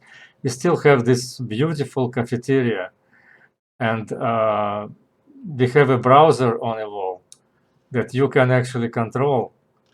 You see, you can click on the links and do something in the browser if you like. Yeah, I should update the page, of course. It still says that the virtual banquet is to be arranged. Well, it is actually true. We still do not know whether it will happen. But otherwise, it is cafeteria, except I'm alone in this cafeteria. There are no other people because we do not have multiplayer. That was a huge miscalculation on our part. But anyway, so as you know, there are 4 rooms. You can press the tab button. When you log in, you start from this empty room, which we now call the basement. Then I press the tab button again, click on room A. Here I see boards labeled A with all these posters. All of them has laser pointers, those girls. In room B, some of them only have laser pointers, I believe. And there is also room C, and there is a room D.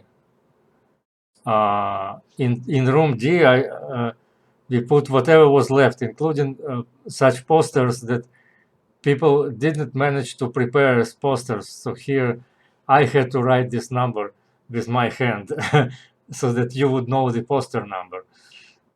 My student who was helping was against it because he said it looks like graffiti written by some bad guys on the walls. So I said that the authors didn't care about preparing the poster, so why should I care about the look of their poster? But actually, there is a presenter girl here, and she can. Are you interested?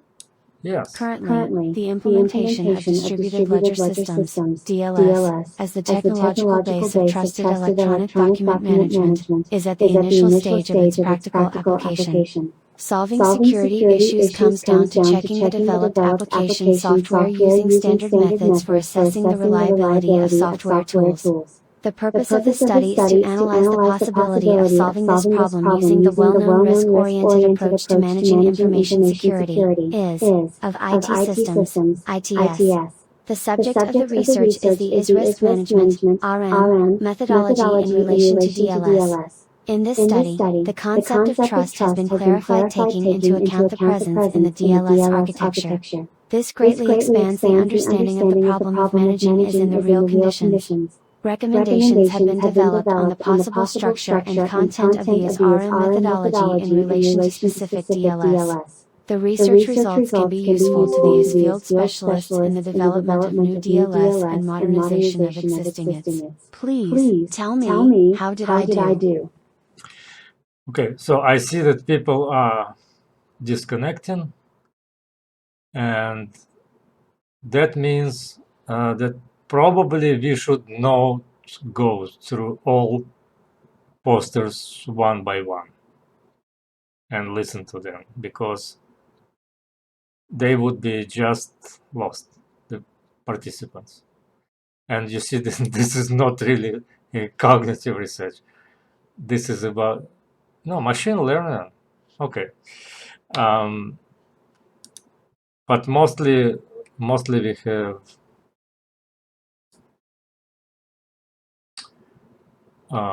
presentations on the topic of cognitive research and artificial intelligence. Okay, so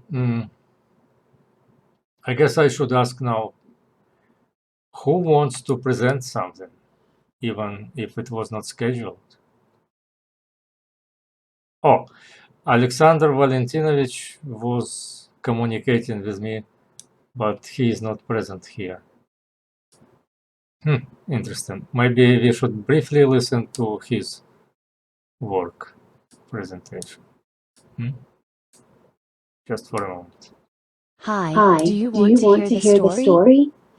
In this article, it was decided to pay attention to the mechanisms of mental articulation of words with semantic meaning and words without meaning. The research is based on scalp registration and application of a new method of source localization virtual implanted electrode for calculation of the analog of the local field potential in the brain region specified by its coordinates. The purpose of the study is to compare EPs to the signal for internal utterance, repetition of words in the native language and words with no sense, pronounced in a non-familiar language, Japanese. Input in .caddy, there is a complex of N150, P200, whereas in Putamen the opposite picture is observed, a complex of P120 and 200 peaks. There is also a significant difference in GL. Palatus med, especially on the left side. At the same time, the meaningful words show large amplitude peaks, P100, P120, N150, P220, P300.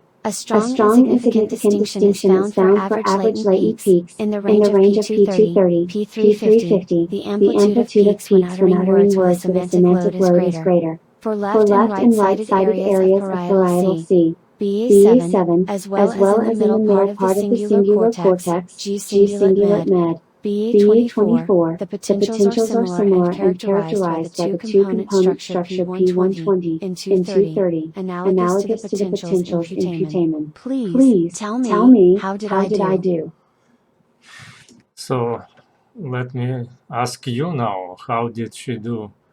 What do you think about the poster, and what do you think about the girl? Can somebody say something?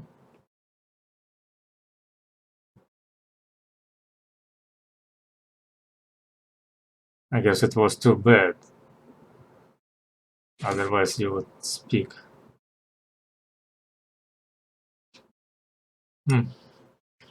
Okay.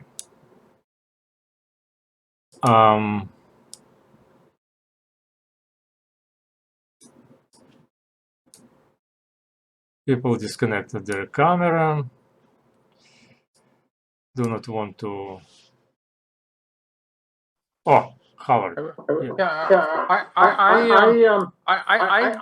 I thought a year ago I really liked this technology of the bots presenting papers, but honestly, a year later now, like this talk, ERP is actually, it's used in medicine. It's an interesting area, but I think, the way that it was delivered, for some reason, I don't think our brains were processed for just taking in like a stream of data like that. I think in the live presentations or even the Zoom presentations, people are talking, they're moving around, all the things that I know you work on, our TV work, like emotions and things.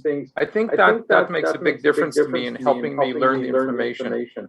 And I don't know. It's I don't know. What do other people feel about like these type of presentations? I find it much harder to learn the information than from another person presenting. Yes, but what if the person is not available? I think there needs to be better research in bots. I think eventually we'll do a good job. I think there needs to be better technology, better. By no means this can be called perfect. No, I agree with you. This is just what we could do in spare time, so to speak, because actually students don't have time to do this, and many technology was lost since the previous year. People who developed the original application left, and so this was just some kind of attempt to reuse our previously created technology, but with an understanding that it needs to be trashed. But because we lost already, we lost to Gather Town, that is the winner now. We lost to Mozilla Hubs, and what we have here is just not useful for most of people. And but the bot is another story. So the bot could be embedded in various environments. It could be used for tutoring, for distant learning, for communications.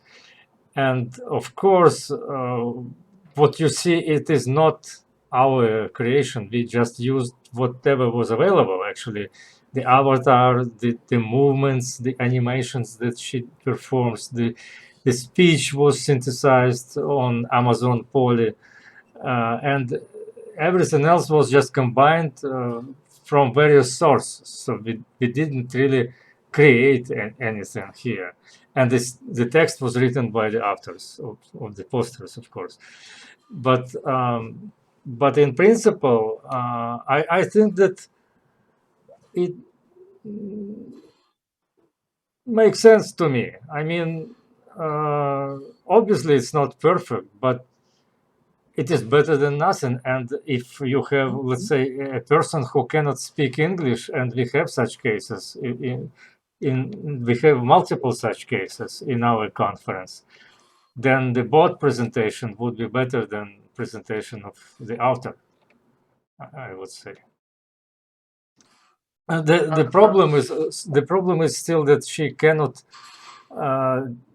demonstrate understanding of what she is talking about, even if we change the voice, the facial expression over time. Actually, for now, it is done because of the lack of time and money. It was done in the very silly way. It was just fixed. The scenario according to which her facial expression changes, the voice changes during the presentation. It was all prescripted in one and the same way for all presentations. But it could be interactive. It could depend on, let's say, where the user is looking, and you can detect this by either by camera or just by the position of the screen, which you control like this. And based on your behavior, like whether you move closer to her, closer to the poster, or turn toward her, turn away, and she would react to that. If you suddenly walk away, she would react to that. Actually, we had this element in the previous year. It was lost because somehow the whole application was lost. So actually, there are multiple ways to make her, well, Artemi connected now. I guess what Artemi has is much more impressive, and he definitely put much more time and effort in their product. Yeah, so in my understanding, it was like doing it virtually must be easier. From the very beginning, I thought. But now I do not know what to say. If you want to look at almost realistic and 3D, then it is probably as hard as the physical robot. I don't know. Actually, probably physical robot is still harder, much harder than the virtual one.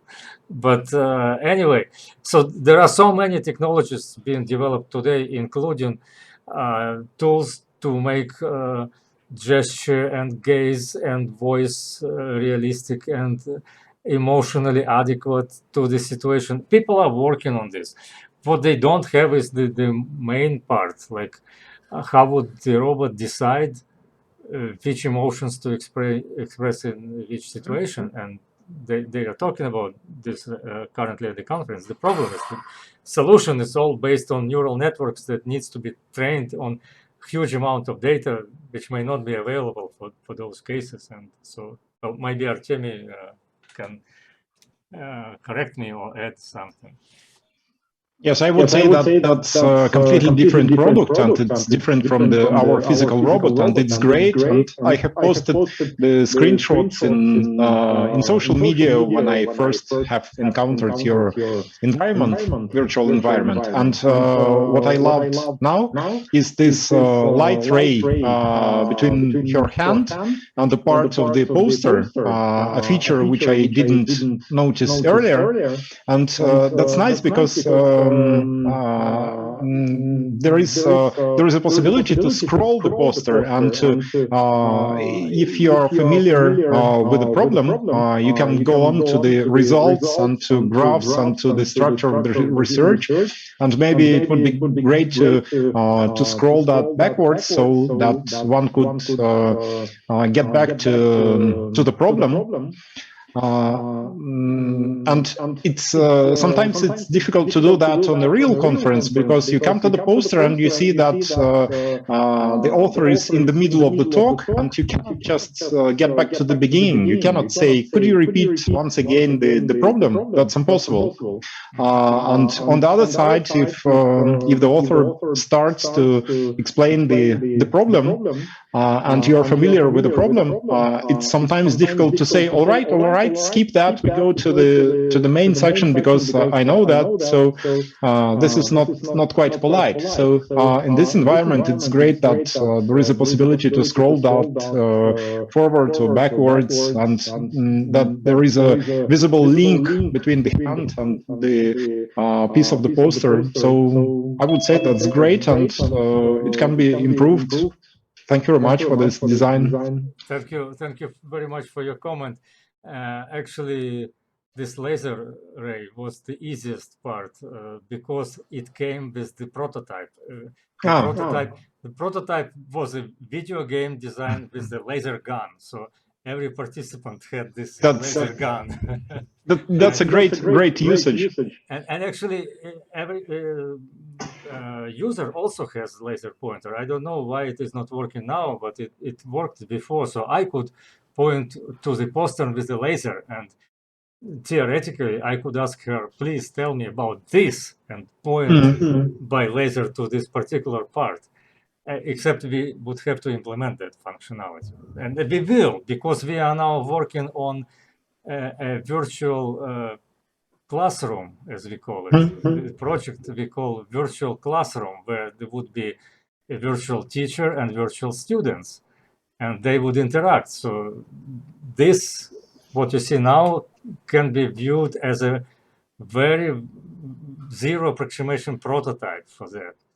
So, I think the problem isn't the needing more money to do the project or more features. I think a fundamental problem is, I think, as I was mentioning, Dartami, I think the agents have to demonstrate a little bit more understanding. I'll give you an example. In mental health, there's not enough doctors or psychologists to provide mental health where I am, like in Canada. So the government's been trying these programs where people use virtual agents for mental health care. And, a few of my patients that have tried these projects, and some of these are by startups who spent $20 million doing this, not just, large amounts of money. And the patients really don't like it. And one of my patients said, Dr. Schreier, I speak to my dog. My dog understands me. I speak to my dog really understands me. And I think, it sounds silly that, but I think that goes to the heart of it. I think if you have a good professor at university, or even if it's in a big classroom, a teacher when you're younger, or a doctor listening to you, I think the other person, the human, you want to see some understanding on the other part. And I think to me that might be the biggest thing that's missing. Just saying, that's my opinion from what I've seen. It's I don't know. I like our team in that regard, not just because it's a cool robot, because we're trying to put more understanding in it. And I think that's the problem with the bots here.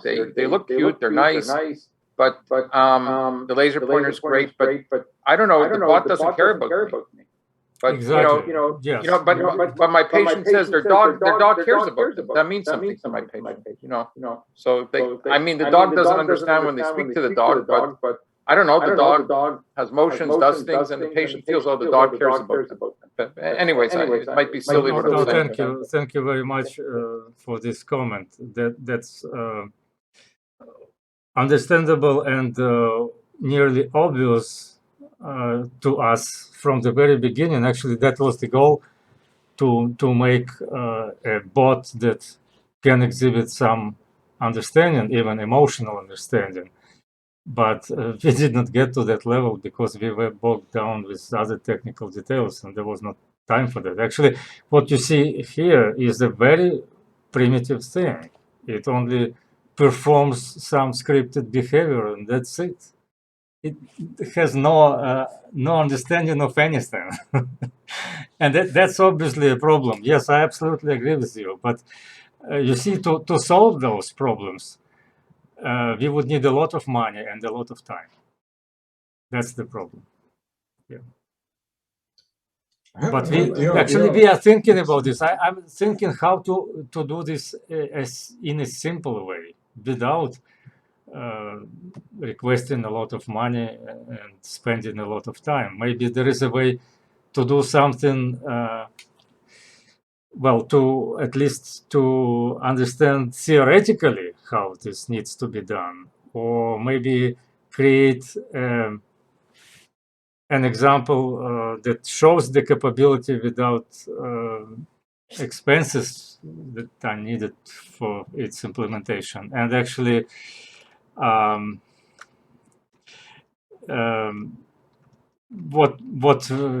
we are trying to, actually, I can tell you, sorry, Nate, I see you want to say something, but let me just finish in a couple of minutes.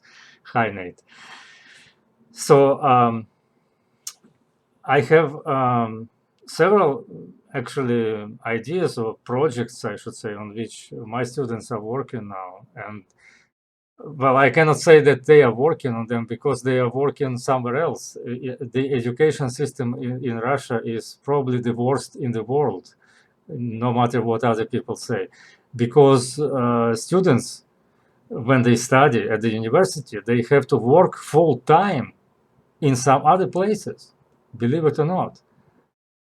And they can only study in their spare time. And after they are done with all the courses that they're taking, they have zero time left for research, which is also part of their program.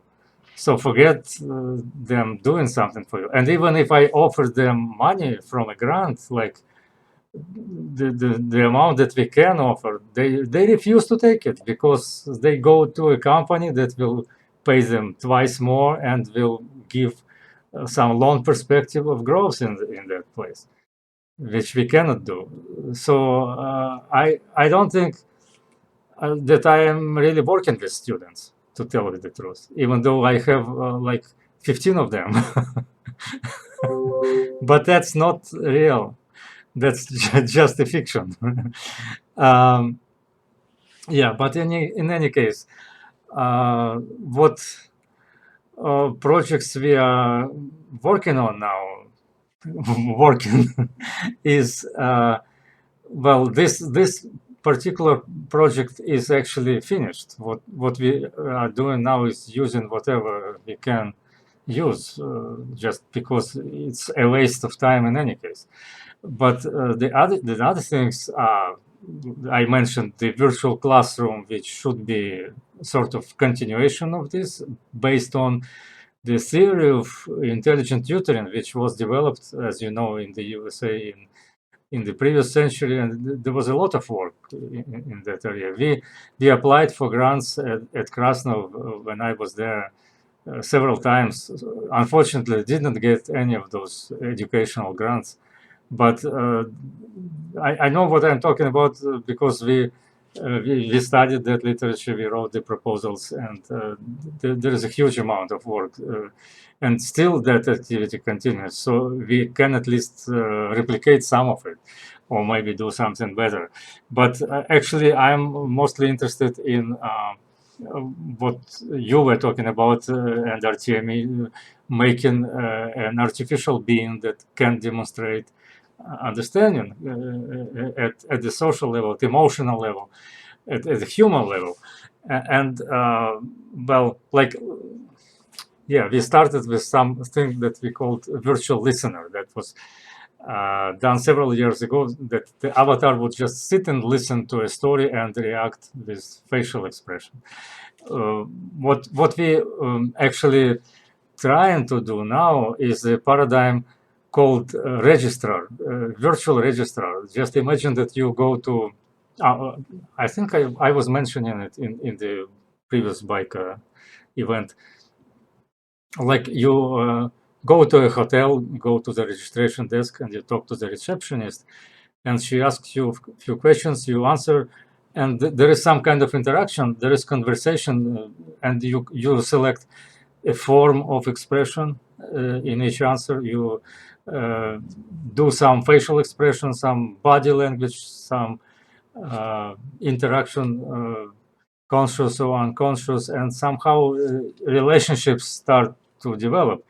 But the thing is that you can use it to determine what kind of person you are dealing with. Like during this conversation, you can, in your terms, give a diagnosis to that person, or maybe determine his type of personality and emotional state. And that could be useful for multiple reasons. And actually, I believe that this is a new idea, unless somebody would give me a reference. What I mean by the idea is the combination of the two. There are many people working on virtual registrars or robot registrars, assistants, and so on. There are also multiple tools for psychological profiling and determining the state of a person, emotional, psychological, psychic state, other physiological parameters, and so on. But what if we combine the two? Like to determine the type of personality, you use Big Five test, like Cattell test, correct? And there is a certain list of questions in that test which takes time to answer, and the result is guaranteed to have some degree of truth. But what if you can do the same with any conversation? Not necessarily those 180 standard questions, but take any questions and answers. And if you interpret them, I claim that the information is there in those answers. Plus, if you add facial expression, body language, you get even more information. So all you need is to extract it. And this is something that a robot could do. You see? So it's like an instant thermometer that measures your psychological temperature. And this can be used in any place, in airport, at the railway station, in a bank, in any building that you enter for any reason. Wherever you go, at a conference, you meet somebody who welcomes you, who gives you instructions, asks you a few questions. There is always such a person. And well, I believe that this person, wittingly or not, measures your psychological temperature at the same time and notices what kind of person you are. And so, but you can use a machine. What the machines that are used today are not social. They actually are rude, they malfunction, and people get angry with them, and also got angry because they are machines who do not understand, who are dumb, stupid, and so on. But what if they demonstrate emotional capabilities? What if they would understand like the dog understands you? The machine would understand you in the same way. She doesn't need to speak. The dog does not speak, right? And the person would feel that. And so there would be some mutual contact, like a rapport, so to speak. And well, that's it. I mean, that's the idea. So, okay, I just described one project. I guess I should stop now. And I agree 100%. I haven't seen in the programs my patients use. The programs don't do that. I haven't seen that. And the reality is, when I speak to any human being, they don't have to do like a standard test to gauge my emotions. Even a dog, if I'm nice to the dog and say, pet the dog, good dog, the dog will react a certain way. Then if I'm mean, same thing with a person. I think that's built into us, and I think, Alexei, I think that would be marvelous to have bots that do that. I've never seen it, but I think it would be marvelous to have bots that do that. Thank you. Thank you. Make a difference. I should tell this to my students because they still do not know how to make it. How should it look? What I mean, what features should it have, details of the paradigm, and so on. And that's not easy, but that's part of the work for which you do not get paid, like designing paradigms, you know, the art design. So that's silly. Okay, Nate, did you want to say something? Yeah, I think it was Dr. Schneider that said with the delivery of the speech of the poster, could use more emphasis to certain places. And I'm thinking about when I prepare a speech to give, or I'm doing a lecture or something, I know which words I want to emphasize. I sometimes know what gestures I want to make towards the pictures and things that I'm presenting. And I was thinking that potentially, in addition, and this would probably work more for people that understand English, maybe less for people that, well, whatever language is being presented, you could have a simple script language, which in addition to the words of the poster, actually you can script which words to emphasize or like a gesture to make, like pointing at a picture at a certain time when they're talking about the subject. Since that these, like for example, in this presentation, it's all a set like script of words that they're going to present. It's not improvised here.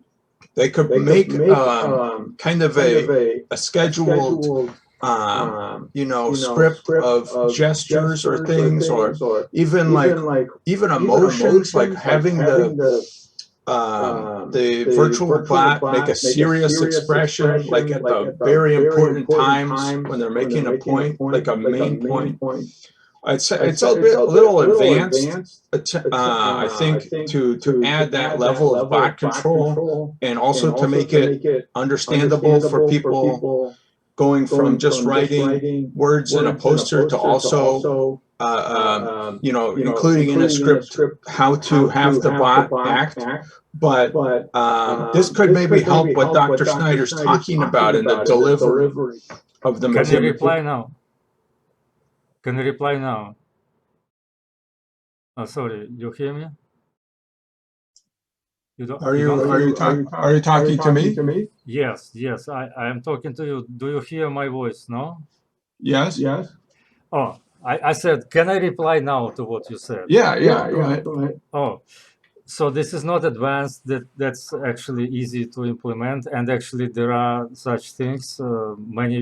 Most virtual robots and avatars follow some scripted behavior, and there are languages for that, of course. We just don't use them. Artemi, I guess, is using language of this kind, but believe it or not, it would be very hard to get those annotations from authors. Like when we collected the text for the bot, you probably remember yourself, there was a field in EasyChair to upload the text for the bot. And there were instructions that you should mark where the laser pointer should be used. So of all people, maybe like 20% provided those marks for the laser. And forget if you ask them to annotate emotions or something even more complicated, they would not be able to do that. No. We would have to do that, but we don't have such time, and so this is a nice idea, but I don't think that it should work this way, because artificial intelligence is created with the purpose to be automatic, to replace, to relieve human from this job, so that human would not spend time on scripting this behavior, annotating every smile, every gesture. The robot should do it by itself. That's the challenge. And it should look naturally. So this is what I think is interesting. Creating another annotated behavior to me is not interesting. And actually, there are many people who do that. Even those famous virtual singers that you may heard of in Japan, they all do scripted behavior that was designed for them by humans. Many robots or virtual agents that now becoming popular also are scripted and don't do anything by themselves. Well, people try to use neural networks to control those agents, but neural networks can only, they have limited capability actually because you don't have a sufficient amount of annotated data to train them on human-like behavior in complex situations, in real-life situations. So that what they can learn is how to express certain emotions through gestures, mimic, gaze, voice, and so on, and how to recognize emotion. But they cannot decide which emotion would be appropriate or which kind of behavior would be appropriate in a given situation or not. The maximum they can do is to copy human behavior or to do something that is logically obvious in certain situations, like a reaction to some bad action, or but they cannot reason, like even the recent conference on this topic, it was actually there were two good conferences in the fall, one called EVA and another called AKI, both in Japan, virtually held. And I remember there was even a presentation in which they said, so that their agent, they have an assistant that would help human to cope with emotional difficulties. Like if there is a bad mood, they would play nice music, happy music, to make the person happy. But they say, what if the person says, my dog died and therefore I am sad? And they would play happy music, and that's not appropriate. That's not my invention. That's their example that was presented at the conference. And so there are many situations like this in which those neural networks would be still clueless, and you just cannot train them on huge amount of such data, because there are unlimited number of possible contexts in real life, in which you need to understand what to do, but you really need an understanding of the situation, which neural networks don't have. So that's the problem. On the one hand, they are very powerful. On the other hand, they are still impotent. So what I can say is we need a combination of two approaches: the cognitive and the neural network approach. That's the big challenge. And I think I have an idea of a solution, but maybe I should stop talking now and till next time. Yeah, those are really good ideas. So thank you for all that good insights into what people have been doing so far and where the directions can go in the future. Oh, thank you very much. Thank you. So I don't want to spend all your time with my presentation, and maybe we can let somebody else to speak or do something else. What? Who is listening? Oh, I see Olga is still here, and maybe Olga has something to tell us. I know she always is on the hot topic and always has something new to say. So let's go to the cafeteria. And oh, all right. I don't know which way to go. Anyway, let's pretend we have a coffee break, and maybe somebody else can say something that they want to say.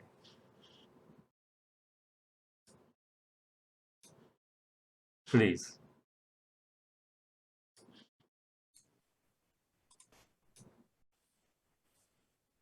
Hello, Alexei, can you hear me? Yes, yes, yes.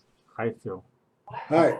Well, I had a comment about what you just said about the need for higher level artificial intelligence and cognitive processing versus in addition to neural networks. Please. So that basically ties in with the research approach that I advocate. I don't know if I can share a slide. I can talk about that real quickly. If yes, yes, please go ahead and take over my screen share. 1 second here.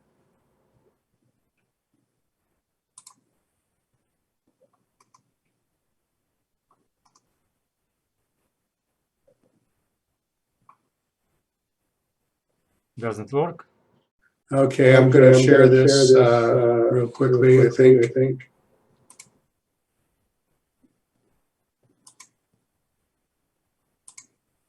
Are you sharing now? Okay, now I'm sharing in theory. Still don't. Okay, wait.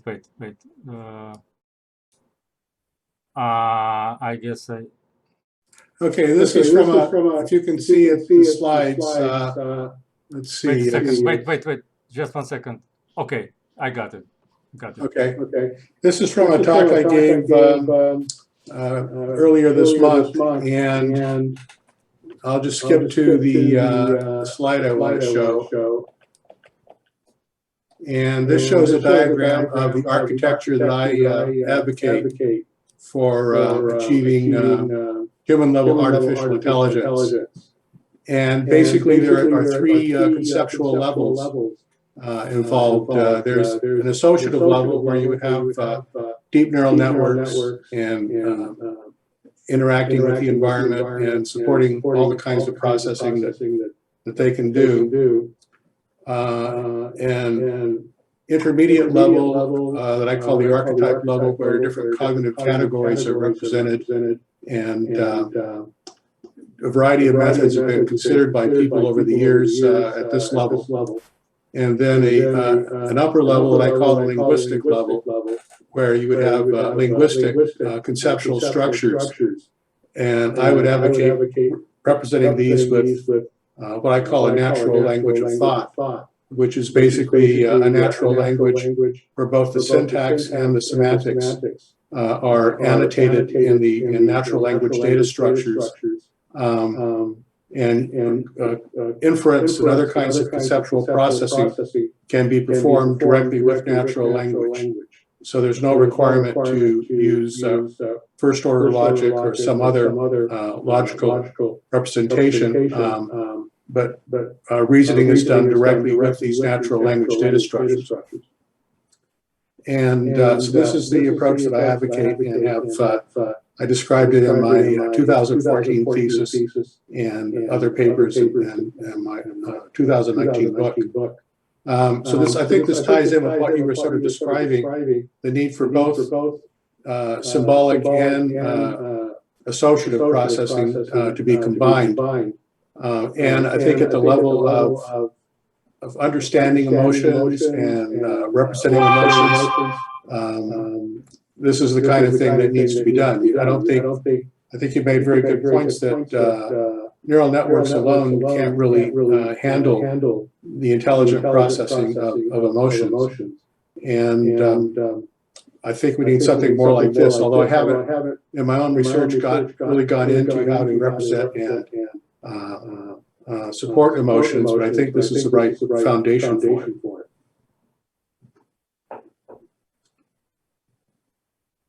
Thank you. That's it? That's it. Thank you very much. So does anybody have questions or comments? Please.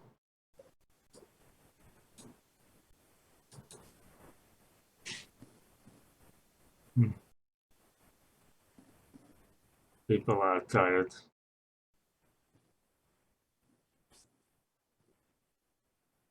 Okay, well, that's all I wanted to say. Who wants to wait a second? Who wants to comment on Phil's brief message.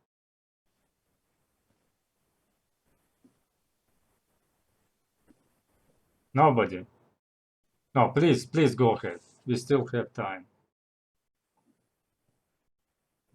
Well, I can back up a little bit and talk about just briefly what the presentation was about goal reasoning, which is... So maybe you can start with that. Right. Goal reasoning is an interesting topic, by the way. And my goal for this talk about goal reasoning was to persuade people that for human-level AI, to achieve human-level goal reasoning, we should use a natural language of thought. And so I talked briefly about what is human-level AI, what would be a human-level goal, human-level goal reasoning, and these other topics. So what is human-level intelligence? And defining this has been a challenge for AI researchers. Some people have suggested that it may not even be a coherent concept that can be analyzed, even though we can recognize it when we see it. A Turing test could help us recognize it if we ever create it, but the test doesn't define intelligence. It doesn't tell us how we could achieve human-level AI. And it focuses on recognizing human identical AI, but it could be important and sufficient to develop systems that are human-like and understandable by us, but not human identical. So I proposed an approach different from the Turing test in my 2014 thesis, which is that we should define human-level intelligence by identifying abilities that are achieved by humans and not yet achieved by any AI system. And I call these higher-level mentalities. So they include things like fully general-purpose natural language understanding at the level that humans achieve, higher-level learning, which I'll talk about in a second, metacognition, imagination, consciousness, curiosity, all of these things at the same level that humans achieve. And while these have each been topics of research, no single AI system yet developed combines all of them at the level that humans achieve. Okay, so what is, I talked about what's a human-level goal. And I would define these as goals that are involved in achieving these higher-level mentalities. And so these mentalities support other goals related to employment, social relations, and so on. But all the forms of goal reasoning that are used in these higher-level mentalities would comprise human-level goal reasoning. So, for example, in creativity and originality, the ability to postulate new goals and reason about whether to pursue them supports some creativity and originality, or would support that in human-level AI. By higher-level learning, I use that term to describe learning that involves creating explanations and making predictions and testing them for causal and purposive reasoning. And that distinguishes this kind of higher-level learning from the lower-level kinds of learning that have been studied in neural networks and other research on machine learning over the past several decades. So this kind of higher-level learning involves purposive reasoning, and that's reasoning with and about goals. So it involves goal reasoning. And natural language also often involves reasoning about the goals that motivated natural language expressions. And we can also have goals to understand what people expressed in natural language and reason about those goals, whether we should have them or not, and so on. Metacognition, goal reasoning can provide a mechanism for controlling metacognition and considering questions like, why should I think about this? So reasoning about goals could also be considered as a form of metacognition. And goal reasoning can also involve a control mechanism for imagination. Why should I imagine this? Artificial consciousness, goal reasoning could help an AI system be more than just a passive observer of its thoughts and environment and help it direct its consciousness. Human-level goal reasoning about intentions is essentially could support curiosity. That could be described as the ability to ask relevant questions and understand relevant answers. And a why question asks for a description of a cause or intent. but understanding intentions requires reasoning about people's intentions, and that's reasoning about goals. Emotions and values, well, a human-level AI will need some understanding of human emotions to share our goals, because emotions can drive the creation and prioritization of our goals.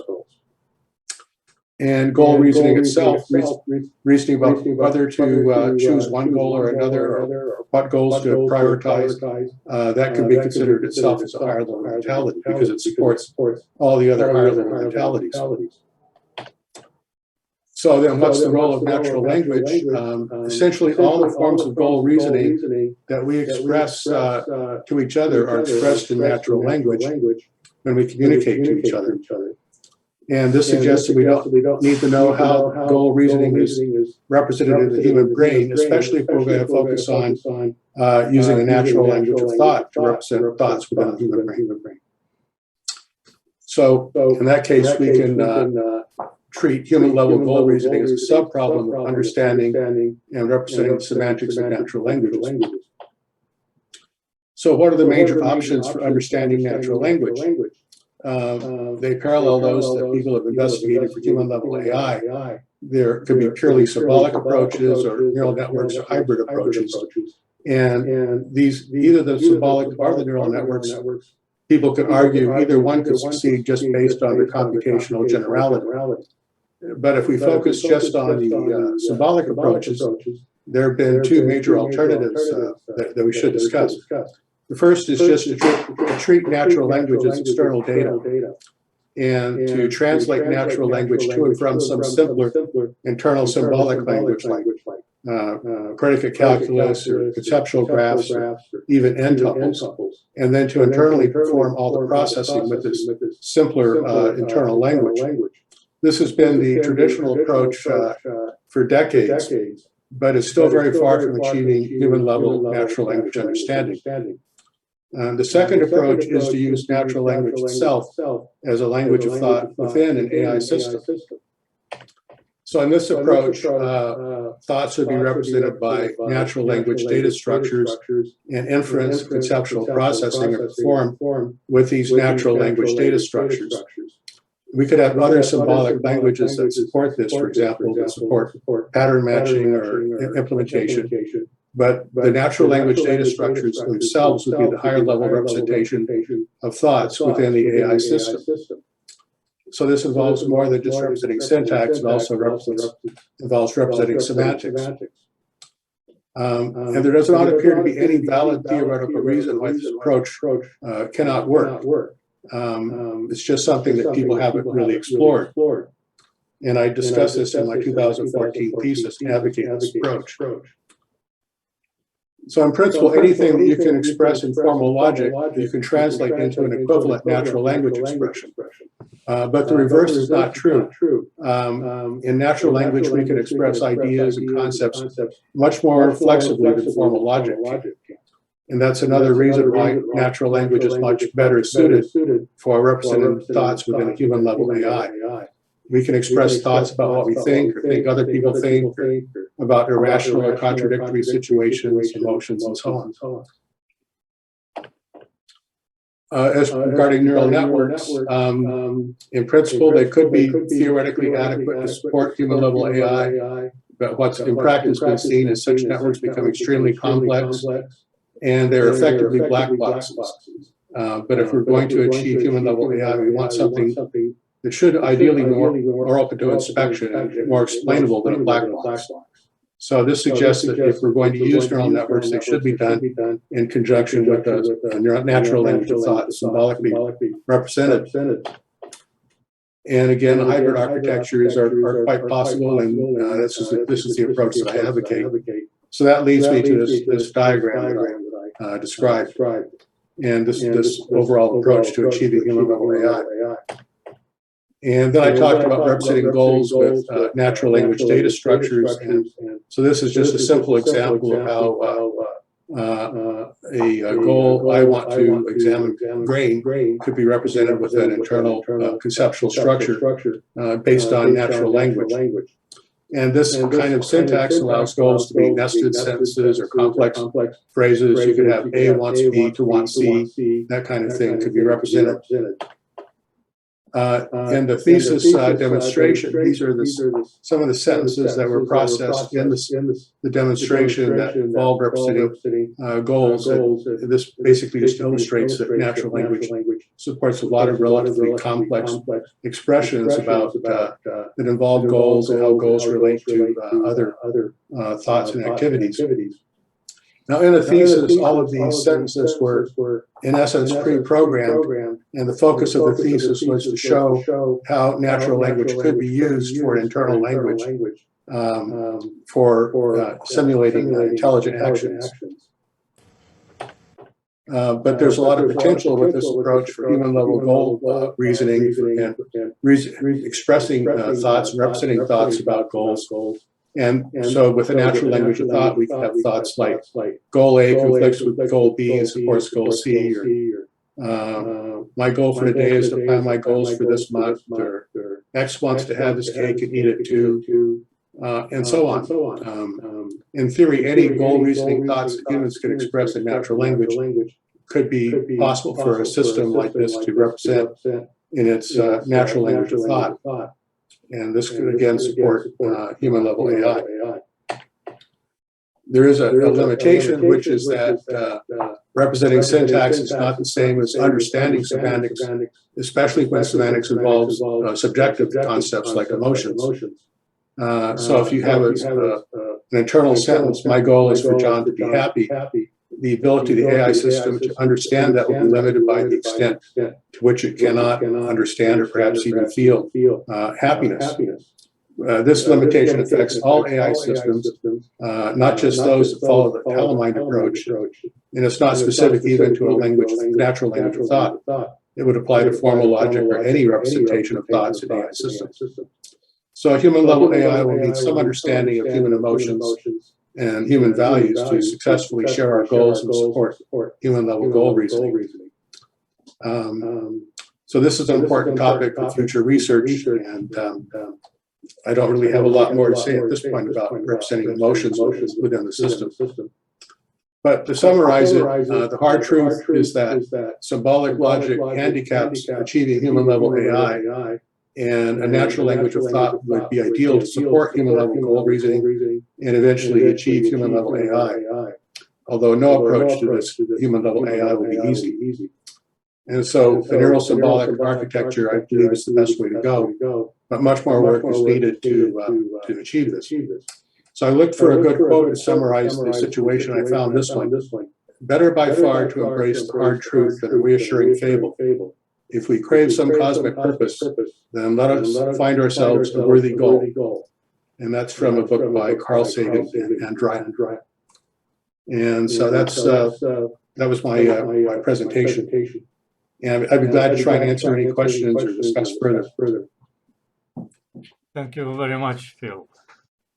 So yeah, I let me start with one question. I actually disagree with your logic when you say because all goals can be communicated through natural language, therefore we may not need to understand how goal reasoning occurs in the brain. We only need to study the language. This is a false logic first, and it would be applicable to anything, not just goal reasoning.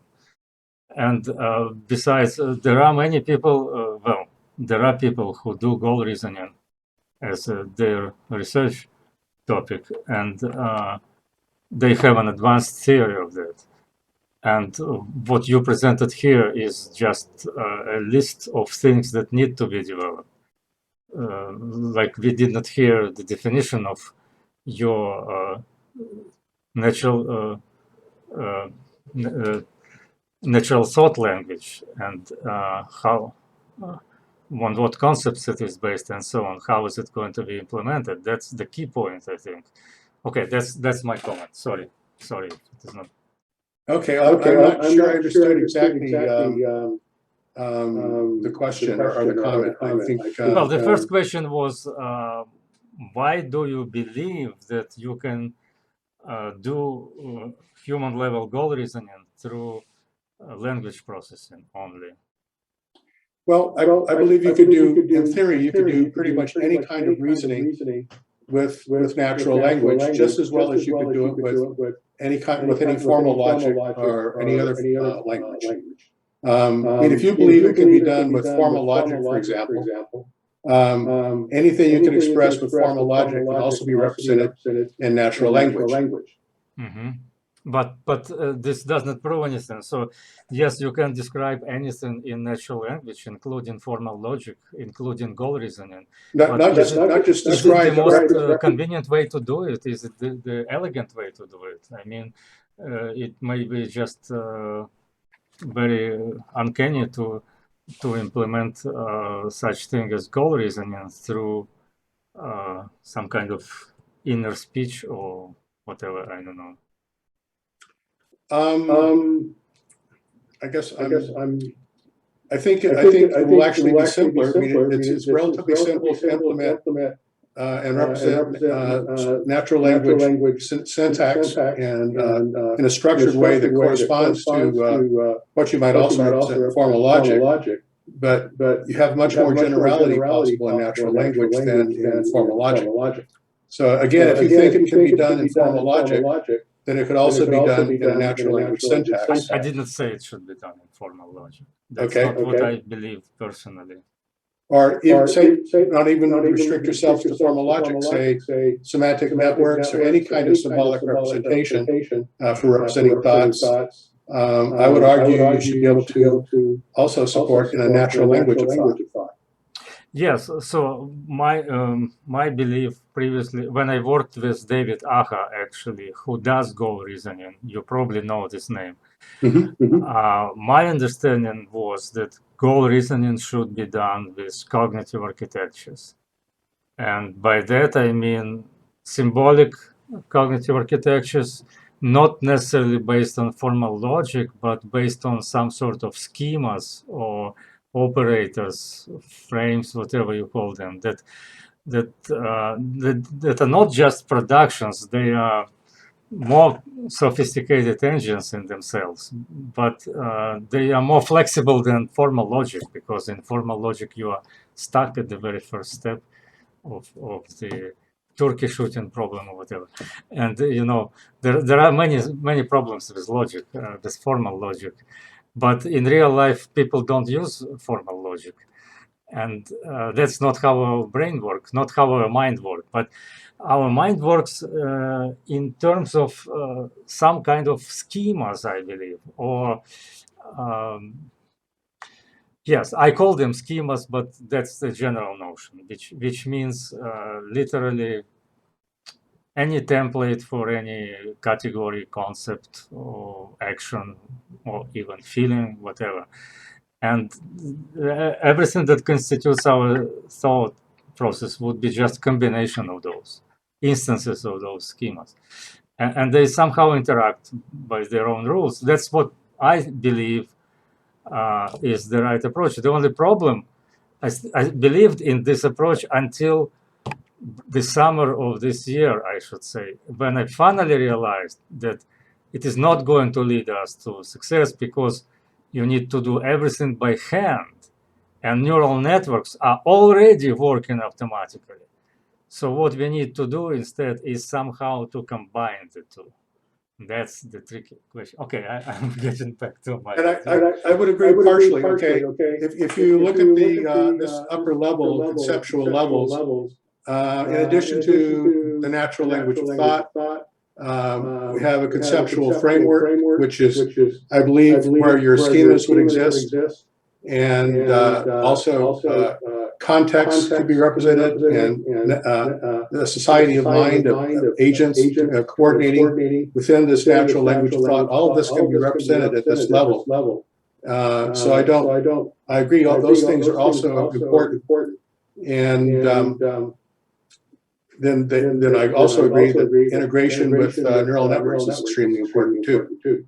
So I think we probably agree more than we think we do. Yes, I guess you're right. Howard wanted to say something. Hi, Phil. I heard you speak at some of the other BICA talks, and I've enjoyed your talks. I would just say, for me, like when I hear your work covers so much ground.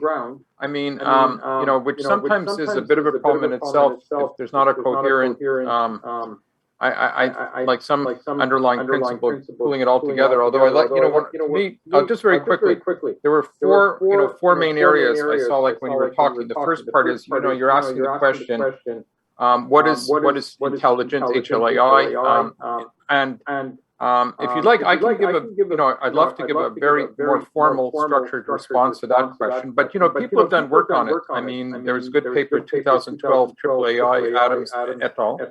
Number two, natural NLP. NLP is like the oldest part of AI. Everybody's been working on it. It's a very forced artificial type thing. And I would just, ask people to think about something. In evolution, there are only a couple, most of the mutations between us and, other primates, it's a lot olfactory receptors. There really aren't that many, like a couple of mutations. And you have our nearest ancestors, chimpanzees, who can't speak and we can speak. I mean, we can handle logic. Something to think about. How do you get this massive language structure, linguists, and with a couple of mutations? I'm not going to talk about it, but I'm just saying something to think about because everybody, it's I agree with Alexei saying about language. And anyways, I won't talk more about it. Number three, like limitations in neural networks, hybrid. I agree with that fully. Gary Marcus, who's been on a rampage the last couple of years about everything. Hybrid, neural networks won't work. And I think people are starting to listen to him. Even Bengio, who won the Turing Award the other year for neural networks, is now starting to do work in that regard. And I'm in the Toronto area. Neural networks were created here. Jeffrey Hinton is still a professor at the University of Toronto. And the whole of Toronto area, I'm like the only person, 99.999% of people who work in AI in Toronto all work in neural networks. I'm like a heretic saying, maybe this isn't going to work, which is why I love BICA so much, because it's given me a chance to work on other ideas.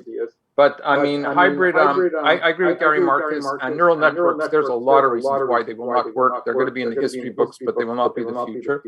And the goals, NLP, I think Alexei answered it. There's also issues with the grounding problems, an area where I've been working recently, very interested in. You have to deal with these areas, but I don't know if, Alexei, if you'd like, I gave a small talk for 10 minutes earlier at the other BICA conference. I would like you to give I can give a more rigorous answer to number one. What is intelligence? And I think with proper answer, very rigorous. And if anybody else would like to work on it with me, I'd love it, because I think I really like the paper 2012, but I think it's it's outdated. And what I'm doing is giving really like an update to it in a more mathematical terms, but simple math. Let me show it to you. Can you show the slides? Yeah, show it to you right now. I'm going to share screen with your permission. Can I share screen, Alexei? With Phil's permission, if he's done. Phil's permission. Can I share screen? Sure, I'm done. And well, I guess the only thing I will say is that,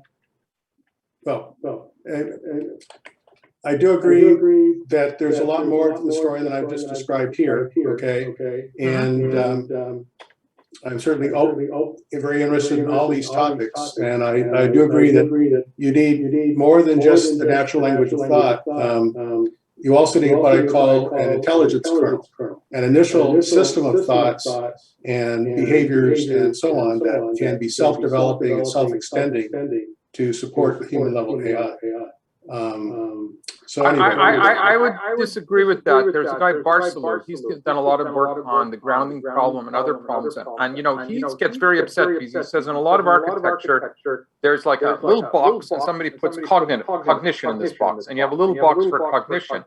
And what he's been arguing is it's the whole network that gives you, it's the whole architecture that gives you cognition. But that's a whole nother, I could spend a half hour talking. Let me just talk about number one, because I talked about it just a little while ago, and I think it's especially from BICA, I think it'd be great if other people would be interested in this area. I think there's a need for talking about these things intelligently, like with numbers and stuff, the way we rate other things. And basically, it's a continuation of 2012 work by Adams et al. Let me show it to you. 10 minutes of slides. It's pretty fast. And I'm going to share screens. And again, thank you, Phil, for your presentation. Yeah, Phil, it's a massive area. You're covering a huge, my only thing is it's a massive area you're covering. You're covering a lot of things, you know. And like Alexei said, there's people who spend their whole life on planning. You know, people spend their whole life. You know, it's just massive what you're covering. And I like your talks before, and I like this talk. I like everything you're saying. It's Okay, yeah, I agree. It's definitely a massive area, and I don't claim to have all the answers, but anyway, this is the direction I advocate, and I think it's actually open to probably many of the things that you're advocating too. Yeah. I'm gonna reply now more formally to the first part, the first set of slides where you say what is intelligence. Let me show you this, which I talked about. Okay, with your permission, I'm gonna click share screen. All right. I don't know. Okay, and now here. Do I need to close this window or not? No. Okay. Are my screens on it? Can everybody see my screens? Yes. Okay, so I'm just going to remove some of the video because it's blocking my screen. Hide thumbnail. Okay, I'm hiding it. Well, actually, I do want to see myself talking, so I can see myself. One second. I see Phil. I don't see myself. Okay, I'll just leave this little bar on. Okay, so this I talked. There were two conferences to BICA this year. There was, you know, the IVA one and the one in, I guess, IS4S. This is the one again, IS4S. And a lot of people were interested, but nobody then, I emailed a few people, nobody wanted to work on this with me. But I think this would be a really cool topic for BICA. Basically, here, let me see if I go to play, 1 second, slideshow, show. At the bottom. From beginning. Okay. I'm okay. Yeah. Okay. So basically, okay. So this just an overview, but basically, you know, okay. You know what I'm presenting here is a two-dimensional rating scale for levels of intelligence with two numbers. You can say this is the level of intelligence because right now, and I'll show you why. Why do I need to do this? And this is the example which I'm going to come back to at the end. I don't want to spend time. Why is there a need? Why is there a need for? Let me get this is okay. Why is there? 1 second. Just. Okay. Why is there a need for such a scale? For example, Sophia, which I saw, I think in Prague a few years ago, the world's first robot citizen. You know, there's a lot of exaggeration in AI, AGI. You really don't have this in other parts of engineering, but like AI, AGI, loads of exaggeration. You know, world's first robot citizen. Come on, give me a break. Okay, IBM's Watson, exaggeration like crazy. What happened to it? $5 billion spent on it. You know, Watson, going to do this, going to take over medicine. What happened to it? And now the latest thing this year is GPT-3, which everybody knows what it is. Like you can type in a few words and it'll write a whole novel, a whole book. However, it's really, you know, there was, I think it was Scott Aronson. He does a lot of work on quantum computing, but I saw a talk by him. He said he asked it a question. He had access to it, and he said, "What's heavier, a pencil or an oven?" And it didn't know. It doesn't know that an oven is heavier than a pencil. But if you give it a few words, pencil, it can write a whole book about pencils. It can write. I guess everybody in the audience is familiar with GPT-3. It's just like it does amazing things, but it's utterly stupid. You know, and like, how do these intelligence compare? Like a neural network, it can recognize 1 billion images. You know, a child, like causal learning with few examples. You know, so I think we need to measure some quantity which reflects what would be a reasonable assessment of a system's intelligence, and which is what you were saying, Phil, for the first couple of minutes of your presentation, and which other people have. Come on, I'm not the first. You know, everybody's been thinking about this, and I think the BICA group did a good work on this 10 years ago. I think well, before BICA, there was, you know, probably what is well known, Legg and Hutter. And when they did this, I don't think they were famous, but Marcus Hutter, he's gone on to have a pretty distinguished career in complexity. And Legg was one of the founders of DeepMind. This is before they did that work. And they wrote a joint paper. I don't even think it was published. It was just on the preprint server. And this is their equation for universal intelligence. This equation will give the intelligence of everything. And it's a wonderful equation, except for those of you who notice here, this is Kolmogorov complexity, which you can't compute. So it's wonderful in theory. And basically, you know, it's a reinforcement type system. And basically, they're saying, you know, okay, what's the algorithmic probability distribution of the space of environments times the value function of the agent, you know, the policy it's following, operating in this environment. And basically, you have to sigma, you're computing it for every single environment. This is, you know, mu is one environment in the full set of environments that can exist. And, you know, for people who do reinforcement learning, this is trivial, these symbols, you know, these are standard things, you know, the value function. the expected total value, and you just multiply some numbers and add them up, and you get a number, and it tells you how intelligent something is, which everybody loved this formula. It's like physics. You know, physics, yeah, E equals MC squared. One equation telling you everything. So Legg and Hutter gave the world this equation, and everybody liked it. But the problem is K, the Kolmogorov complexity, and you know, I assume every Kolmogorov, you know, where you're putting things in terms of like how simple a program can you express something, and you can't compute it for the real world. Schmidhuber, in 2011, he did a workaround to compute the equation, but it still didn't give good results. But anyways, this was like a really good attempt. Is what is intelligence? And Goertzl, he actually, you know, criticized it, saying in the real world, a cognitive animal may not function well in every single possible environment. Maybe in some environments we function really well, but others we function poorly. So when you summate it, you're going to get a poor value for the best universal intelligence. And, you know, and again, if you apply this to something like GPT-3, you may not get such a great score because GPT-3 can do amazing things. You give it a sentence, it can write a whole novel, it can write a whole book. It's amazing what it can do. However, you ask it, like, it can multiply small numbers because it's come across them in the literature. GPT-3 is trained on trillions of pieces of data, billions of parameters. You know, so if you ask it what's 3 times 3, it's going to know it's 9 because it's seen it before. But if you ask it more complicated, it can't. So I don't know. I guess if you apply something like this to GPT-3, I don't know how great the number would be. But anyways, this is the 2012 paper. Yeah, Alexei Alston is an author of this, Adams et al. And I think Sam Adams was at the BICA conference this year too. He talked. And this was good. It was like approach. How do we approach? How do we quantify what AGI is? And you know, there was this C1 to C8, R1 to R11. I actually found best. I like the Wozniak test. Robot can walk into an unfamiliar house, and if the robot can make a cup of coffee, going to anybody's house, you have AGI. And as silly as it sounds, you know, it's interesting. So, and then Francois Chollet, he's at, I think, Google now. He came out, he's done a lot of stuff, Paris. He did his ARC, the abstraction reasoning corpus, the other year. And he says, hey, this is an issue. We really need a better way to measure intelligence. And it's similar to, these are IQ tests, you know, but it's IQ tests for machines. And there's a whole set of it. I'm sure many of you have maybe have heard of ARC. I don't know if it was published or not. It was a preprint, but I think it got a lot of exposure. You know, this I don't know if you can see my mouse. Yes, you can see. You can see my mouse? Okay. Yeah. You know, this leads to this. It's as if this is bouncing off a wall. So it goes bounce off the wall, right? This is going to boom, bounce off the wall. This is going to bounce off the wall. So what will this do? And the machine should automatically figure out, boom, it's going to do this. You know, and sort of similar to the human IQ test. And but it's hard to people. It's as good as it is. It hasn't really been that useful to do it. And what I'm saying is, hey, you know, I think there's a need to measure. When I was working like on my architecture, thinking, hey, this is I'm doing these little stupid game problems. It's a really stupid thing I'm doing. But on the other hand, I think my architecture eventually, once it gets better, can do things that GPT-3 can't. And there really is a need for some sort of measurement, some sort of number. You know, you're presenting results, what this can do. And something more or less a continuation of like the 2012 paper. But I'm saying maybe with numbers rather than the Wozniak test, which is too vague, with real numbers.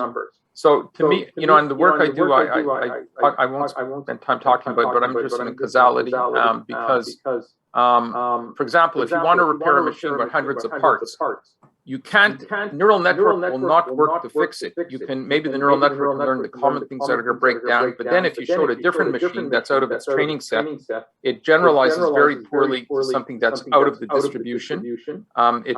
Neural networks, it has to be mathematically IID, it has to be within the training set, and it can interpolate. You get it to do something out of the training set, it won't work. Human beings, on the other hand, you have a technician that's been trained on one machine, and you show them a different machine.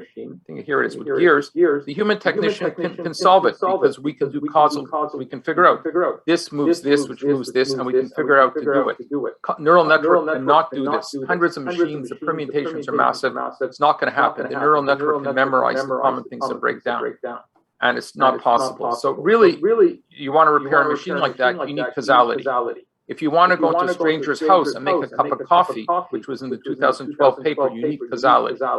You need causality to do these things for generalization. Deep learning network, great for recognizing prediction tasks, but you can't get causality out of these networks. So, there's associated behavior, pre-causal, fully causal behavior, and, which is my network. So basically, my simple thing, which I was proposing, is two axes. Like, you want something easy, like just people can say, like with self-driving cars right now. I don't know if I talked about it, but I don't think I did here. But in self-driving cars now, there's cars out. BMW has some Tesla, which is the famous one, and they say this car's self-driving, but then engineers have said, hey, not so fast self-driving. There's a scale from 0 to 5. And 5 is like fully self-driving, autonomous. The car, you don't need a steering wheel. The car can just drive all the time. 0 is no self-driving. 1 is one thing. And people are saying, hey, the Tesla cars are really level 2. It can drive sometimes, but other times. So it's society, it's SAE, Society of Automotive Engineers. They've actually made a rating scale to rate self-driving rather than saying, hey, this is a cool car. It's a lot better having a number. And I'm the same thing for AGI. I'm saying it would be good having a number. So I'm saying you really need two axes.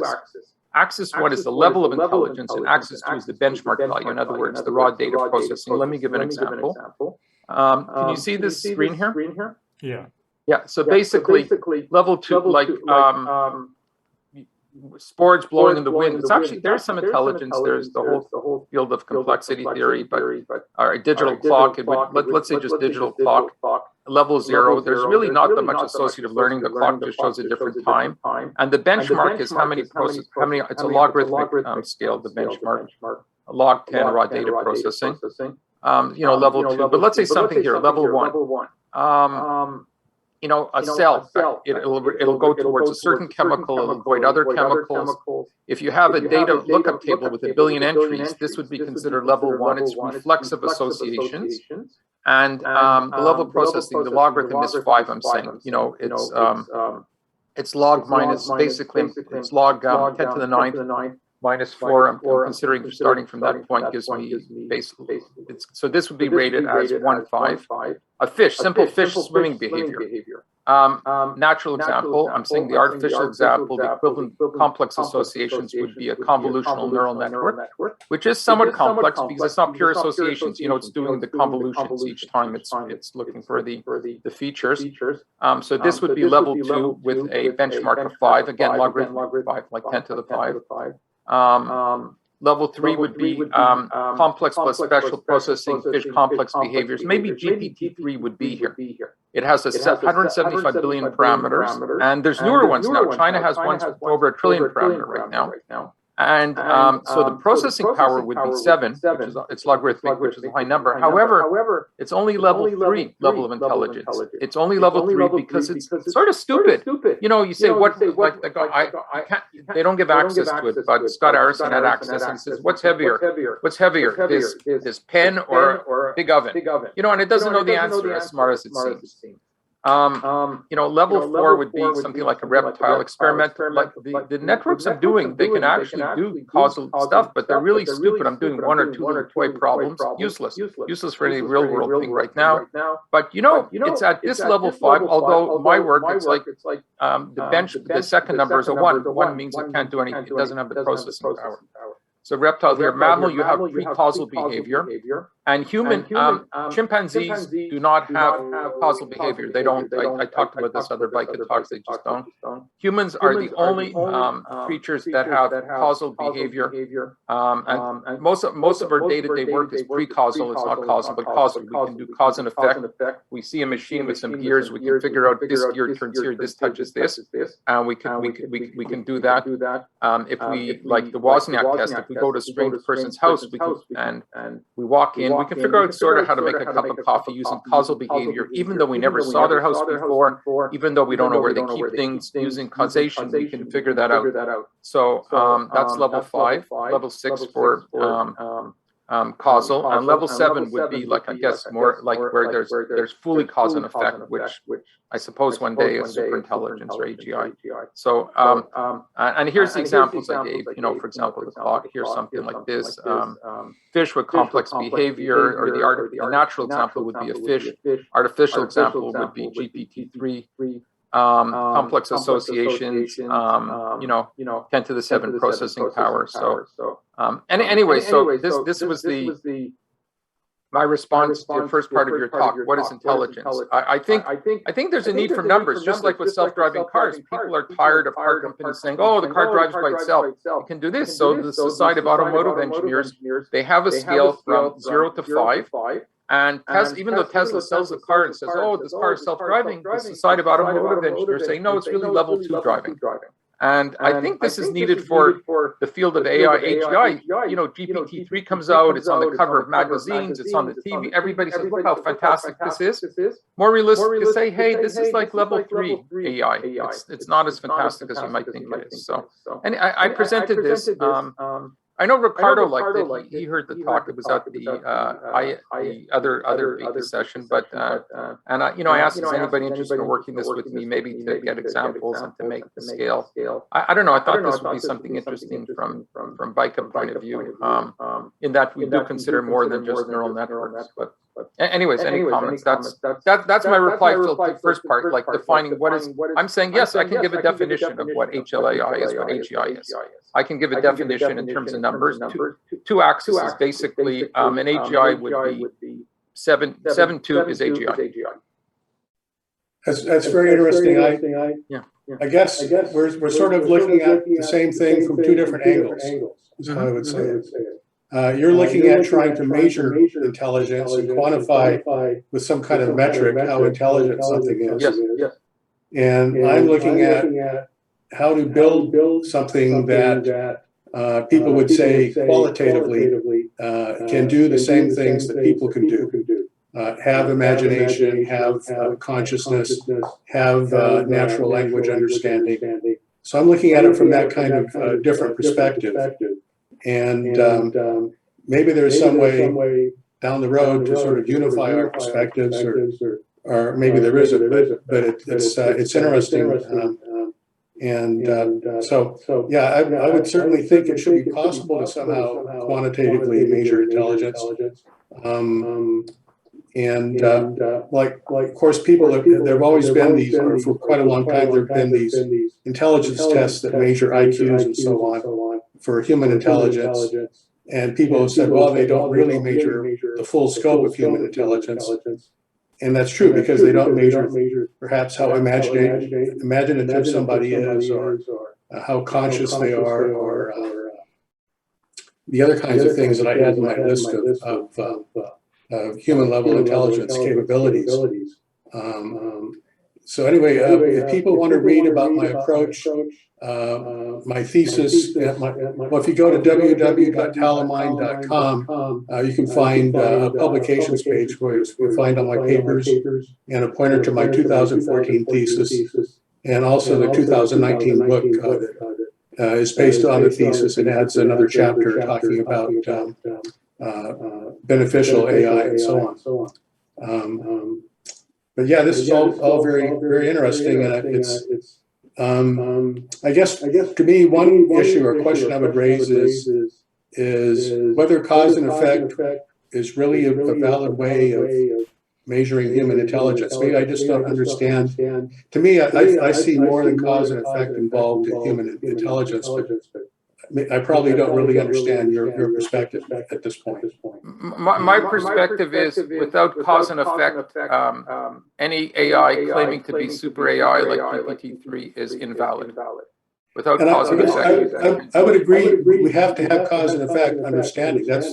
But to me, it seems like we need more than that. I mean, consciousness and. I think, again, I'm looking mathematically. If I look at the mathematics, there's IID. Basically, the whole of Toronto, all of neural networks is based on IID representation. You're interpolating within a data set.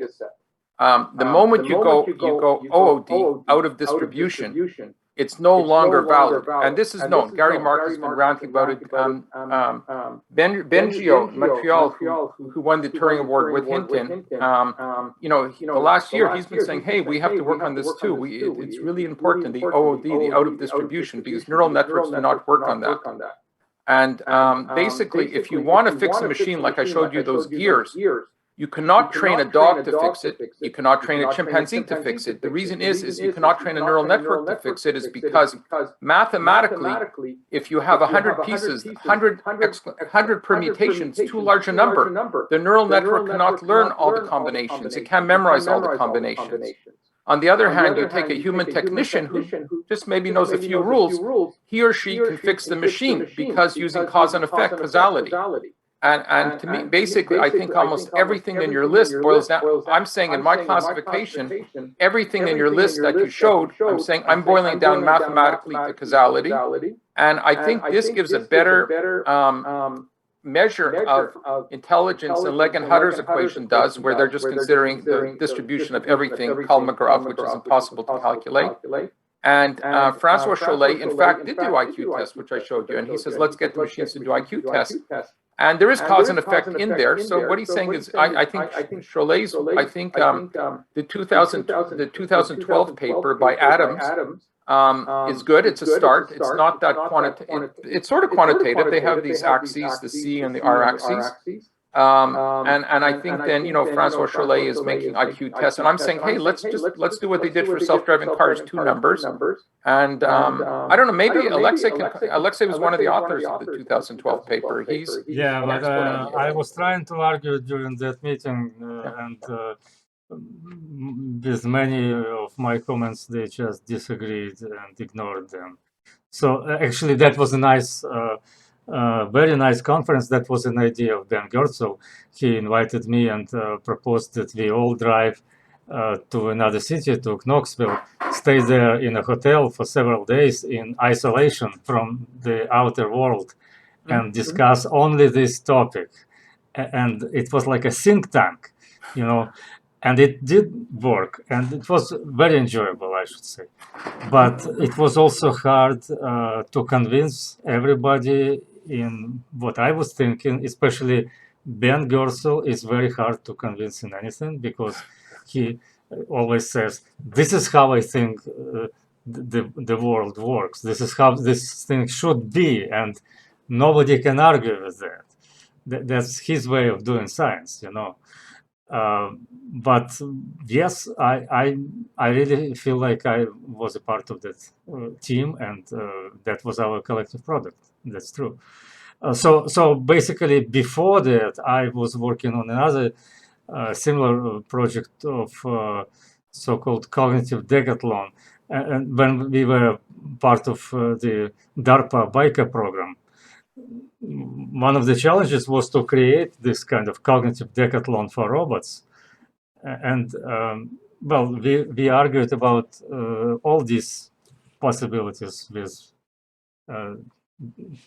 Ben people at that meeting, because the simplest argument is that the big switch, as they call it, you do what Rodney Brooks would call a subsumption architecture. When you have one big machine that has a solution for every possible problem listed in your list. And the point is that if you don't know the problems in advance, then there is no way you pass the test. But if you do know the problems, or at least types of the problems, then you can build solutions for each of them. And you activate the right solution at the right time, and that's it. So I don't know, formally you can call it just one machine that passed all those tests. A question, Howard? Yes. How would you represent metacognition in terms of cause and effect? In other words, thinking about why something causes some effect or other kinds of it would be level 7, because what happens at level 7, fully cause and effect, you can have multiple hierarchies of cause and effect. Well, in that case, don't humans have some degree of metacognition? Shouldn't we be? I think very, very basic level. I think most of the time we're operating on a pre-causal level. And we do have, we are able to do some causal work, and those of us, I think that's the purpose of education. We push ourselves to be aware of how we're thinking. We go to conferences like this, we speak to colleagues, we write papers, we read papers. I think that's how we achieve metacognition at a higher level. I don't think it comes that naturally to us, honestly. I think a lot of people can live their life with very little metacognition. That's true, but we do, some of us do, I guess, focus on that, and so maybe we should have AI, human level AI should also have that kind of ability too. I would argue. Okay, so there's some humans that are level 6 humans, and other humans are level 6.1. They've achieved some metacognition. But you can do it in the rating scale. I think this is a good scale. You can basically almost everything in your list I can replace with causality, cause and effect. I would agree. At some level, you could replace everything on my list with some kind of symbolic reasoning, cause and effect, production rules, whatever. But I feel anyway, people need to study my approach and see. I think you have to have metacognition. You also have to have other kinds of reasoning that yes, you can boil everything down to a lower level, but somehow you've got to represent the higher levels also.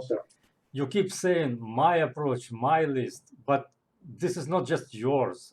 Actually, I know many people who created. Okay, sure, I including myself, by the way. All I'll say is what I have advocated. I don't claim ownership, but anyway, enough said.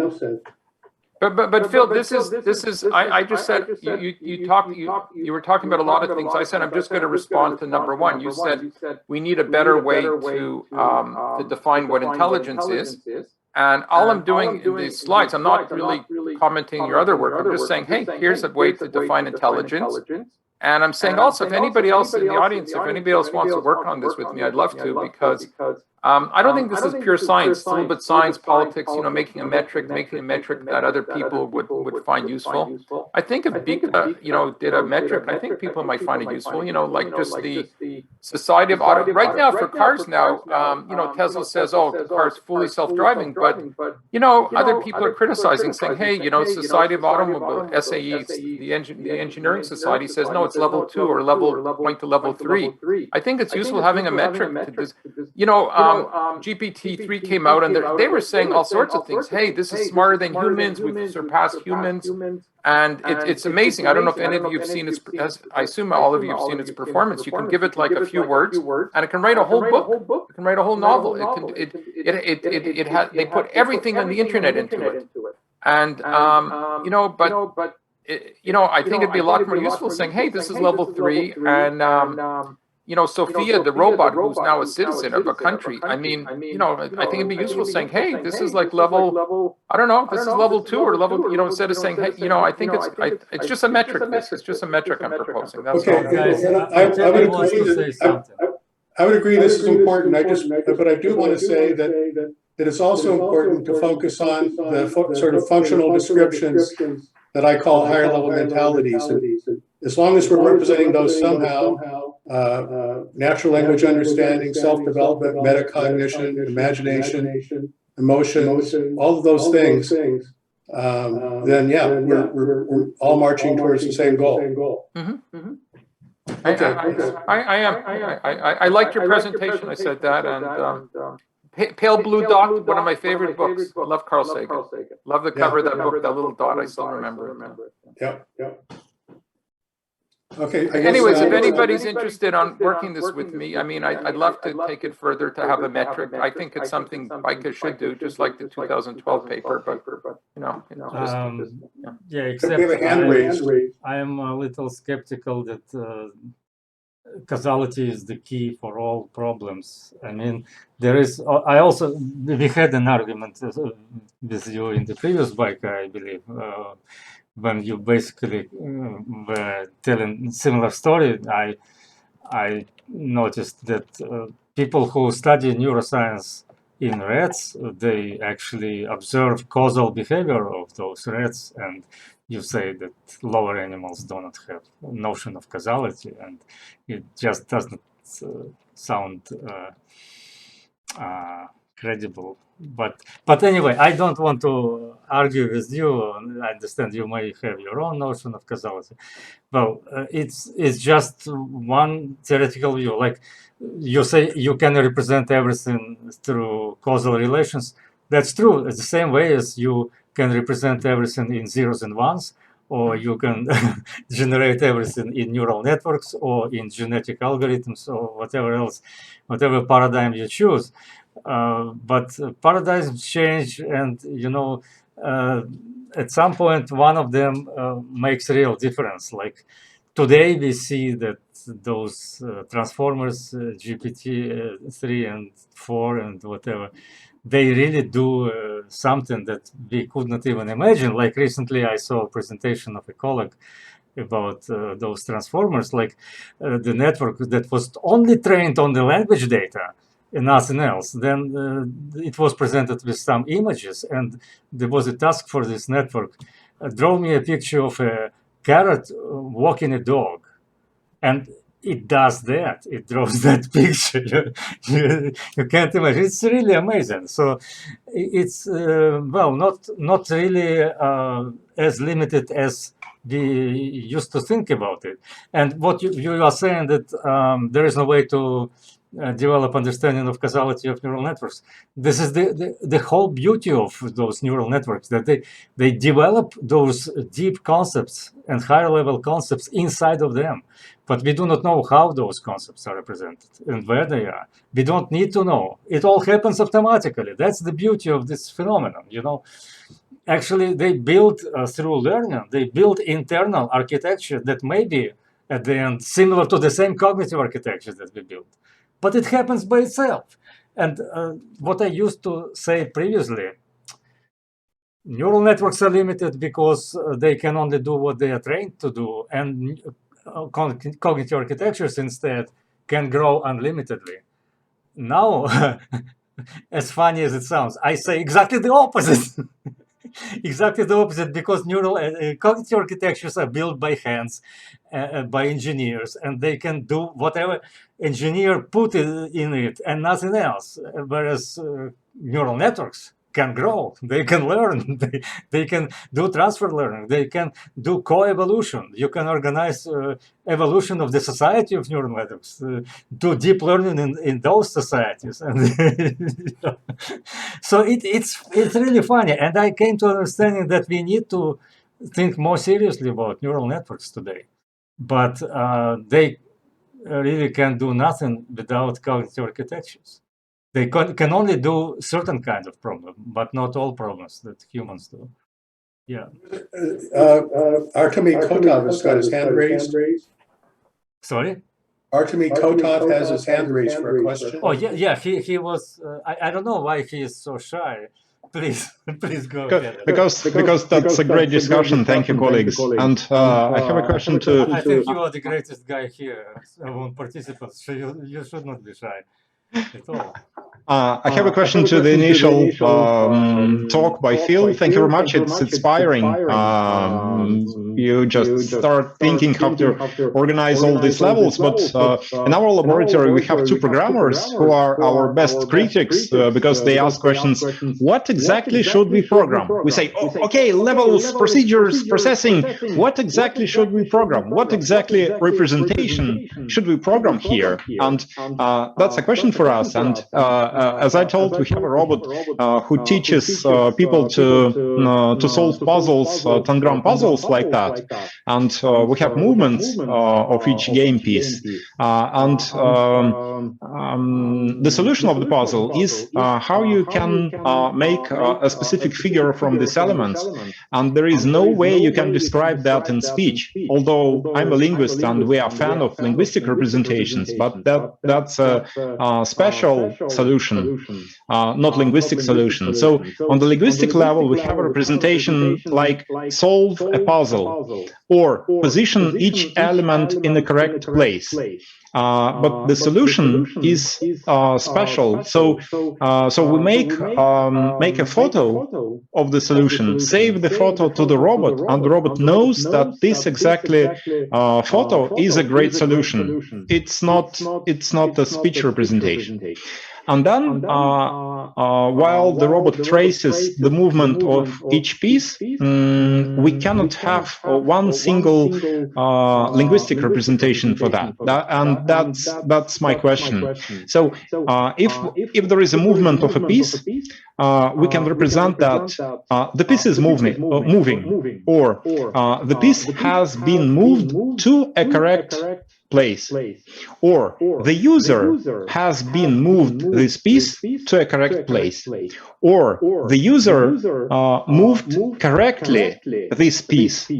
And these are different linguistic representations. We have different syntactic trees for that, we have different semantic representations for that, and there is no way one can choose one representation as the correct one. There are many linguistic ways to describe one and the same situation, and that's a problem for us because we don't trace hand movement of the user, we trace movement of the pieces, but we know that these pieces have been moved by the user, they don't move by themselves.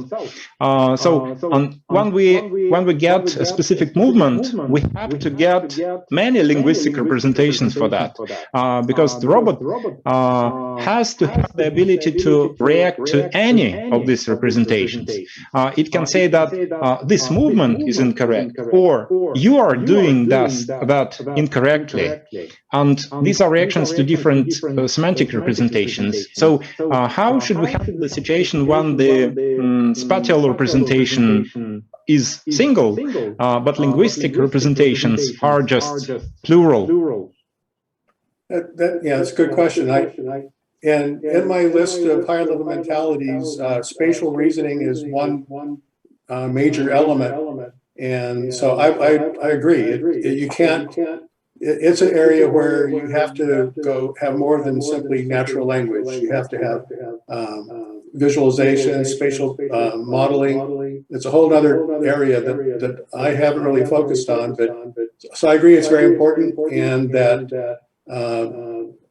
I would say natural language augments that and works with it.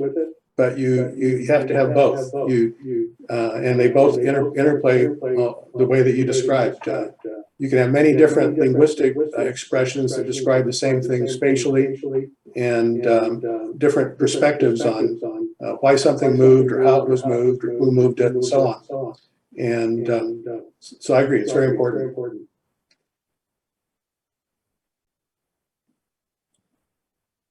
And the question is, how do we handle numerous speech representations, numerous linguistic representations for a single action? We have one special action when the piece is moving, but in our system we get just a dozen of speech representations. And in your system that would cause a mess, because you have an upper linguistic level, but the solution here is not on the upper linguistic level, the solution is special. No, I would agree. What a system really needs is a very concise way of modeling spatial situations and movements and so forth in a way that's more geometric and spatially based. And we don't want to generate a huge number of different linguistic expressions. Language is just good for introducing sort of the elements of the spatial scene, describing their general relationships and helping us reason about it. But some kind of spatial representation is necessary in addition to linguistic representation. And so, yeah, we don't want to generate exponential numbers of language expressions to describe something that is more concisely represented with some spatial model. Okay, there is a situation like that. How do you describe that on a linguistic level? Artemi moves the piece, or the piece is moving. Because both representations are correct. Which one should we prefer on the linguistic level? If we prefer all, then there are some infinite possibilities to represent the situation on the linguistic level. Right. I'm not saying all. Well, I mean, you raised a good question. We generate language expressions in a sort of purpose-based approach, okay? Whichever language expression you choose to describe a scene depends on what you want to focus on, what you want people to notice, what you want them to do about something, or what you want them to. So we have. It's not like we have to generate every possible natural language expression to describe a visual scene. I see. There is a very special workflow in your scheme. So we have a special representation on some intermediate level and linguistic representations on the upper level. So when we observe some situation, we generate linguistic representations for this situation, as I understand this upper arrow. It means that special processor, the processor of the special representation, should generate some linguistic representations to the upper level, and this goal, which representation corresponds to our goals, it can be decided only on the upper level. So it means that special processor should generate all the possible linguistic representations, and out of them, on the upper level, we choose the ones which do correspond to our goals and to the context. Because the processor, this processor is rather stupid. It can generate one or all or first or most simple or most complicated and so on. But if we choose a representation depending on our goals, it means on the linguistic level we have to have all. Well, I would say on a linguistic level or at the conceptual level, we have goals, and I would not expect a spatial model to generate all possible linguistic expressions, because, as you just said, there could be an infinite number of linguistic expressions. Right. So it shouldn't be the job of the spatial model to generate those linguistic expressions.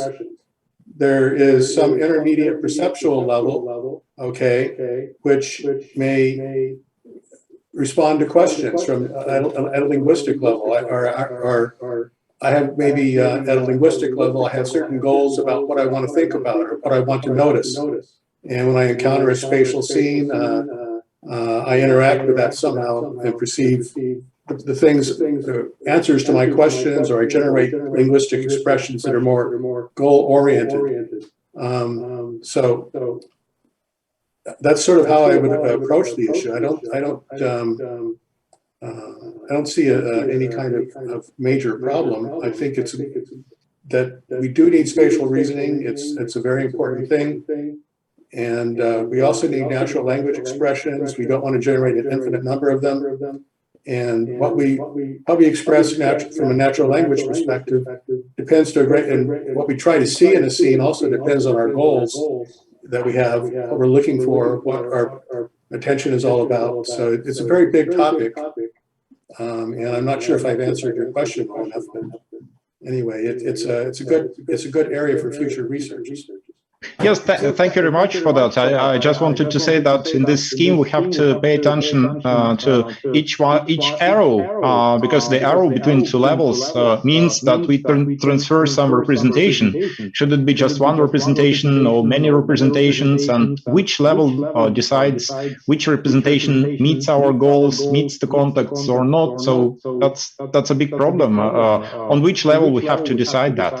And thank you very much once again for this talk that really provokes thinking about the organization of this architecture. And if you go to my website is Talamine, TALAMIND.com. If you go there, you'll find publications and pointers to my books and stuff. So it's a starting point. Thank you. Okay, guys. So what should we do now?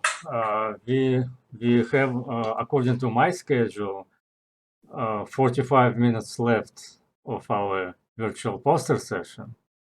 And it was also supposed to end with a virtual banquet. But I understand it's too early for you at your Toronto time. for a banquet, right? So what should we do? What do you propose? Are there more posters? Yeah, let's see.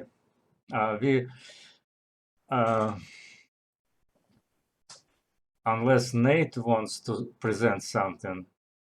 Artemi, where are you? Why did you disappear? Yeah, please stay on. Please, everybody, turn on your video if you have a camera. Oh, great, thank you. Thank you.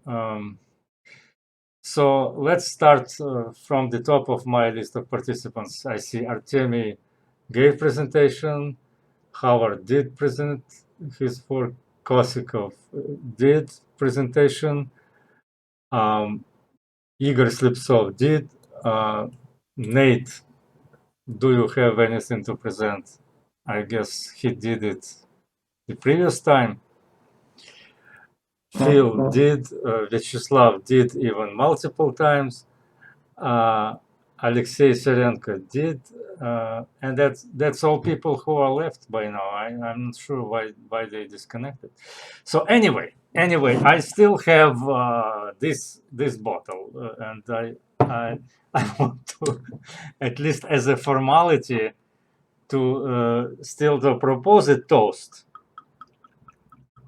Maybe you will not share it with me, but to the BICA community, to the future of BICA conferences, and for years and years of BICA ahead. And I believe that BICA is the future, because it must happen.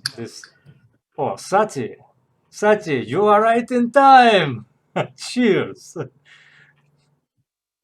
Cheers, everybody. Cheers. Cheers. Cheers. Cool. Cheers. Oh, that's cheers, everybody. Okay. So now, as a background, I can turn on the video record of our previous virtual banquet. We tried to come up with some kind of design for this year, but I need to share my screen so that you would see it. Yeah, and by the way, who missed Mozilla Hubs, please go there. So you can do the same. Type BICA2020.org. Go to Program and click on this big image, and then select Virtual Banquet. And that's a YouTube video. Oh no, this is Vimeo. No, wait. Where was? I believe there was also YouTube. But in any case, Vimeo should work on my screen. But I believe let me try to log in. YouTube. Wait a second. There must be a login. There must be. Oh no, this is something crazy.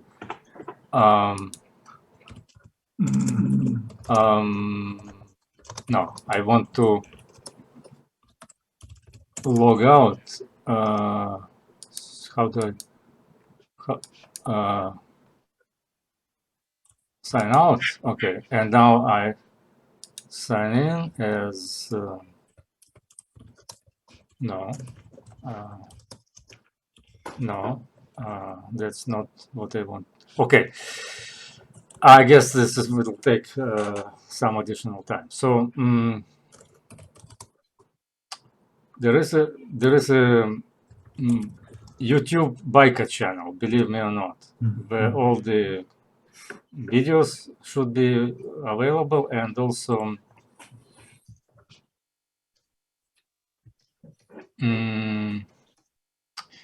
But for now, I guess I need to use this Vimeo channel, and that's what we are going to do now. Just stay with me when I wrestle with Zoom. Hi everybody, and welcome to this final closing virtual BICA Banquet. Oh yes, that's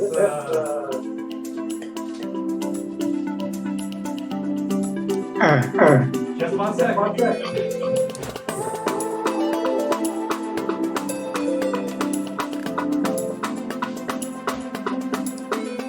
Let's go.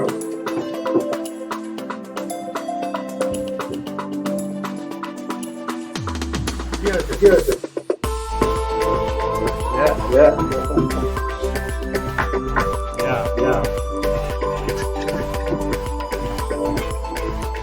Alex, why are you dancing? Because this is my avatar. And Okay. It was not programmed to dance. Cheers. Cheers.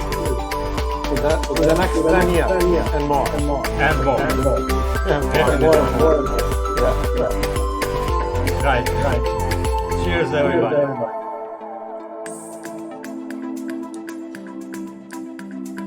This is James Albert. Yeah. You see The him? medal that you received. Yes. Who passed away exactly the year after that. In 2011. Yeah, maybe the sound is not so important, except the music, of course. Right, so we have... No, I must use that.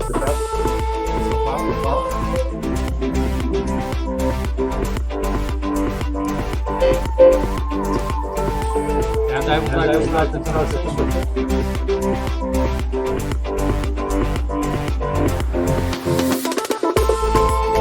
How are you doing?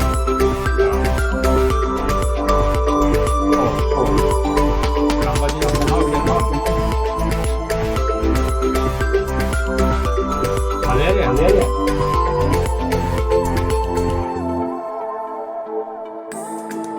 Valeria, can you turn on your camera?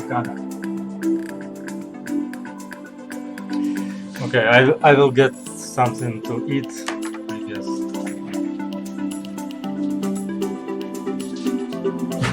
No.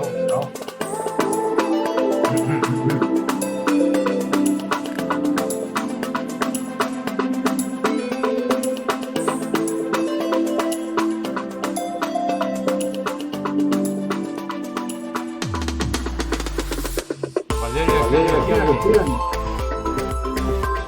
Yes.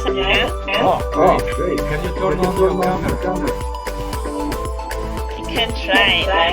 Yeah. You missed the first toast already. But maybe you can say something about the conference. Frankly speaking, I like this conference very much. Unfortunately, I missed the beginning, but I sent my first poster. I also downloaded the speech for my first poster. I hope that somebody listened to it, read by the bot. And I'm very happy that we were able to make the talk today. It was a very immediate, spontaneous decision because our collaboration with Julia and with Martin at the beginning. And for us it was very important to show what we have done already. And we were very thankful to everyone because it seemed to us that they really liked our talk today. People were interested in our linguistic and psychophysiological talk, despite it's less about modeling and computing. So we like the conference very much. Julia was for the first time in such kind of a conference because previously she was on the linguistic one. She said it was just fantastic. People are fantastic, so very interesting. We liked it. Thank you very much. It can be a toast, maybe. I don't know. Already. Well, I don't know how many people are ready for the next toast. But yeah, I'm glad that you like the conference. Oh, Peter is going for it, definitely. Yeah, Peter. That's the way to go. And Who's joining?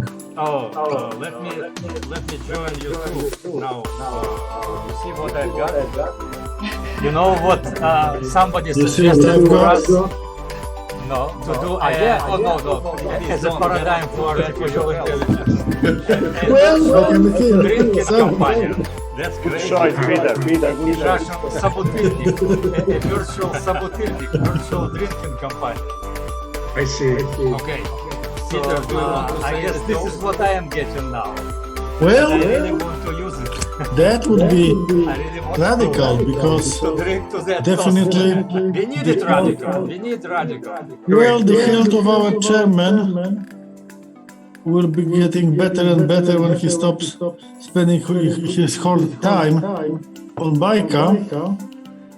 And I remember our conversation at my second BICA probably with you. At the first one, I thought you were just, an organizer. And before the second, I've read your papers from before you started doing or just after you started doing.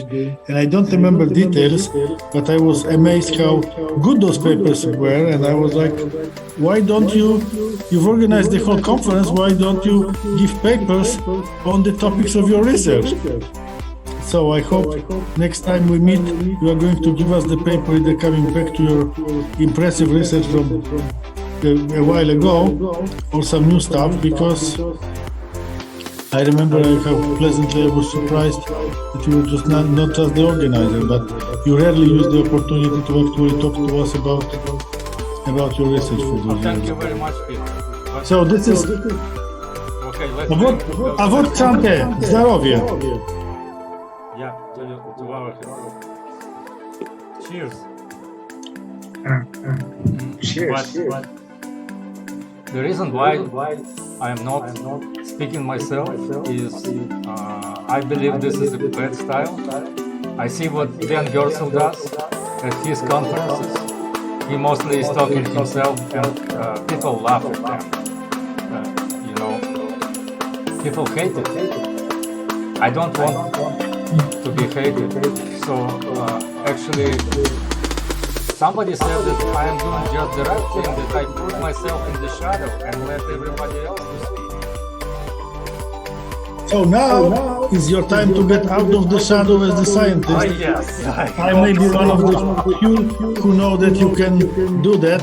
And with Ben, it's different. I remember I was at his invite in Shanghai a few years ago. I brought Kevin Oregon.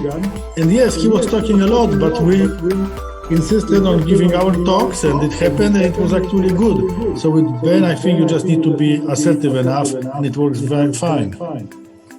So I have no problem with him, but I definitely look forward to hearing your stuff sometime soon. Oh, sure. I will present it. I guess in Fukushima I'll try.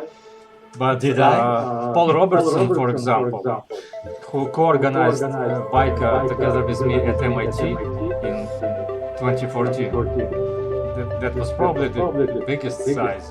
We've got over 300 people. His position was, so he said that I should not, or the organizers should not present our papers at all, because we are the organizers. We cannot publish our papers or present them in the conference. But I would totally disagree with him. I actually included my presentations every BICA conference, but they were very small poster or section level, not plenary invited, like Ben Gerson. So yeah, I understand what you say, and I wish I could use this tribune for speaking about my research, but actually I believe that I did more. I was trying to advertise the ideas, ideology I propose, and the path toward human level AI, which I believe. And that's something I can do as a individual researcher, but probably can as an organizer. By the way, guys, what do you... And I think you have our respect for this, so definitely. When I was in my late 20s, I organized something called the International Association of Young Philosophers. It was actually there was much interest in Moscow for people to become chairs. I was the chair with the Canadian colleague. But after 3 years, I decided enough is enough. Now it's my time for my staff, and I think it was the right choice. Not important, just causal. Causal's enough. I think you've made the right Well, I choice. heard two opinions, causal and consular. And actually, anybody else. I just hope BICA continues in some identifiable form because it's a valuable forum. It depends on you now. If you find somebody else to continue. For this coming year, 2021, we still have a workshop, I hope. So and by the way, the slides you see on the screen in the background was from the very first BICA of 2010. Historic. Yes. I think in most places in the world now, deep learning has taken over. I know in Canada, in Toronto, like all the funding, if you want to get funding, everything is for neural networks, deep learning. However, it doesn't mean that's correct. It doesn't mean it's correct. Just because all the government funding now and all the research is for deep learning, it doesn't mean it's correct. And I don't think Gary Marcus has ever spoken at our conference, but very interesting point. And actually, Rodney Brooks, who one of you mentioned subsumption architecture, Gary Brooks actually convinced, Gary Marcus convinced Rodney Brooks that, you need to have these hybrid architectures to work. And the two of them now started a company in Los Angeles or the Bay Area. They raised something like about $50 million. I don't know if anybody's heard of it. They have this company that makes smart robotics. And so I'm just saying maybe, what Gary Marcus is saying, maybe everybody else networks are not the way to go. So maybe BICA will be the way to go. Just saying, maybe it's going to be BICA. I know it's a small group here, but maybe BICA. Yes. So this is what many people think of BICA as a type.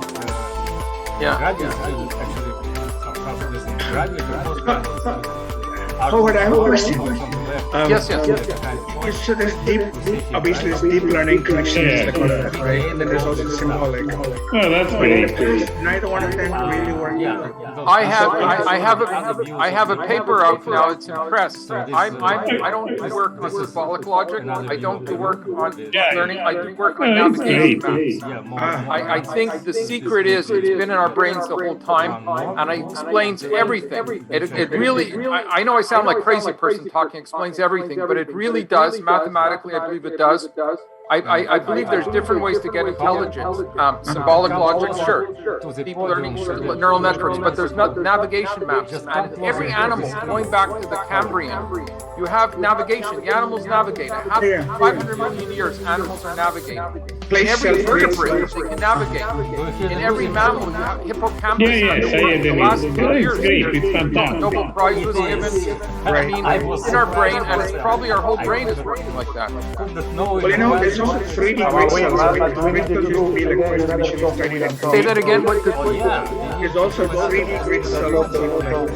Yes, Yampolsky in Israel, he's been working on fruit bats, on the fruit bats, because most of the work on hippocampus, was done when we started. It was with me, right? But Yampolsky actually is doing 3D, and actually the arrangement's a bit strange, but it's bats can navigate. But actually, Alexei is the expert. Alexei actually did work, I think, with one of the people who got the Nobel Prize or something. Not me, no. So just to remind, did you write a paper? The screen is a collage. That was somebody I knew actually. It was the very first Edward Moser, his wife, and John of 2010. Yeah. I know all of them taken from Actually, we had very friendly relationship. It was a very good job. So Howard, I just wanted That's not me. We went from Palermo, many of us. Well, I just wanted to say that combining neurosymbolic is not necessarily the way to go, because neither one of them works by itself. So what is the confidence that when you put them together, it's going to just magically work? That seems like an absurd idea. The question is how to combine. That's the big question. We already saw here Rosario. I believe it's a third option. It's navigation maps, and my work is based on the hippocampus, but I believe in the brain it's just duplicated. Basically, this whole cortex is just maps. Just maps. That's all it is, just maps. Navigation maps. Cheers. Antonio, so it's not now your turn to say the toast. Antonio is saying a toast to the next version of BICA and to Alexei and to everyone. Cheers. Cheers. Thank you, Antonio. Cheers. Cheers.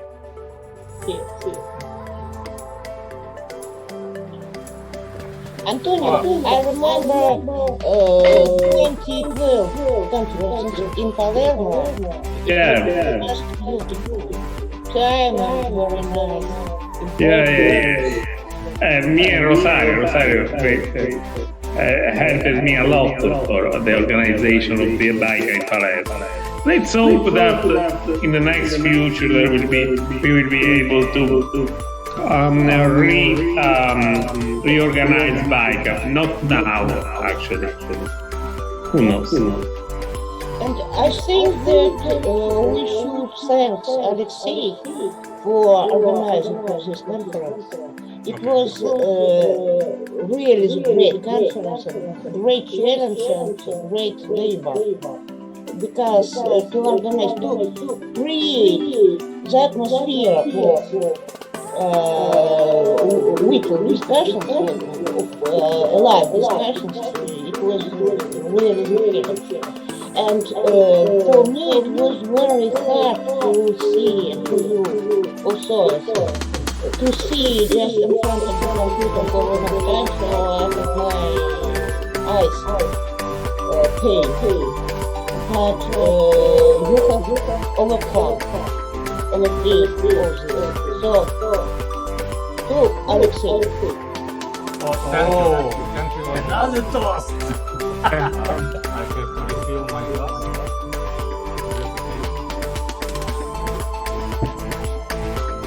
Cheers.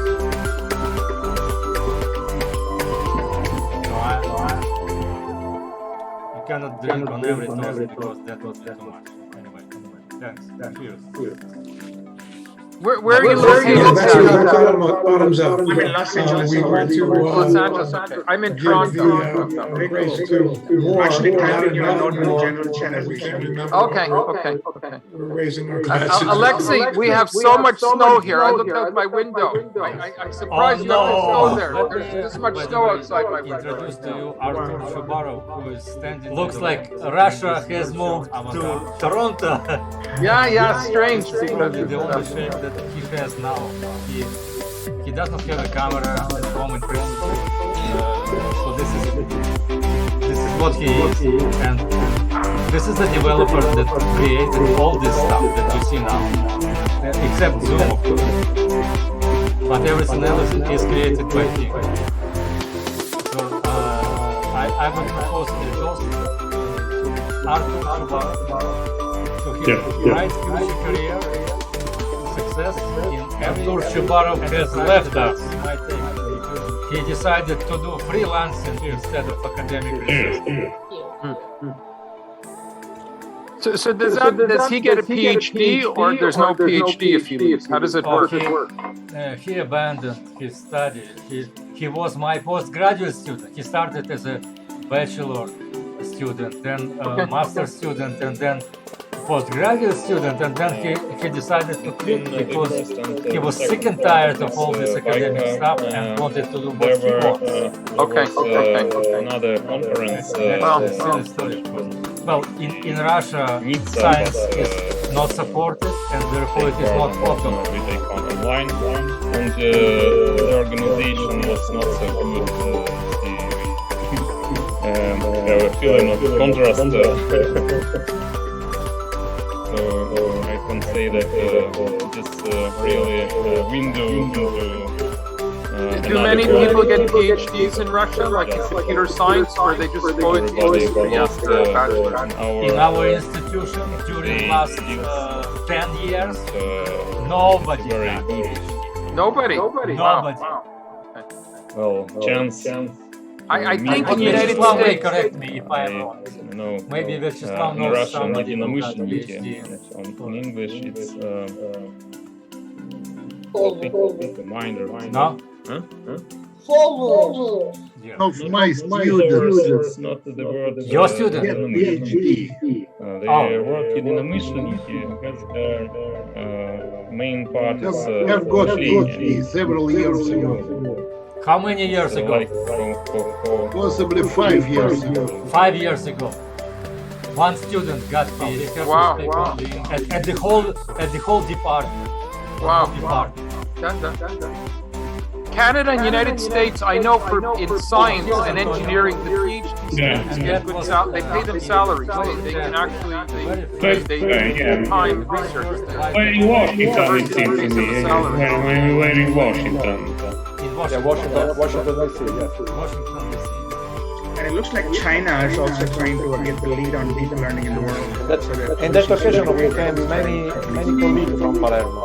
Antonio, if you remember. Yeah, there are many people that attended that conference, I remember. There were a lot of people from Palermo that traveled to attend that conference.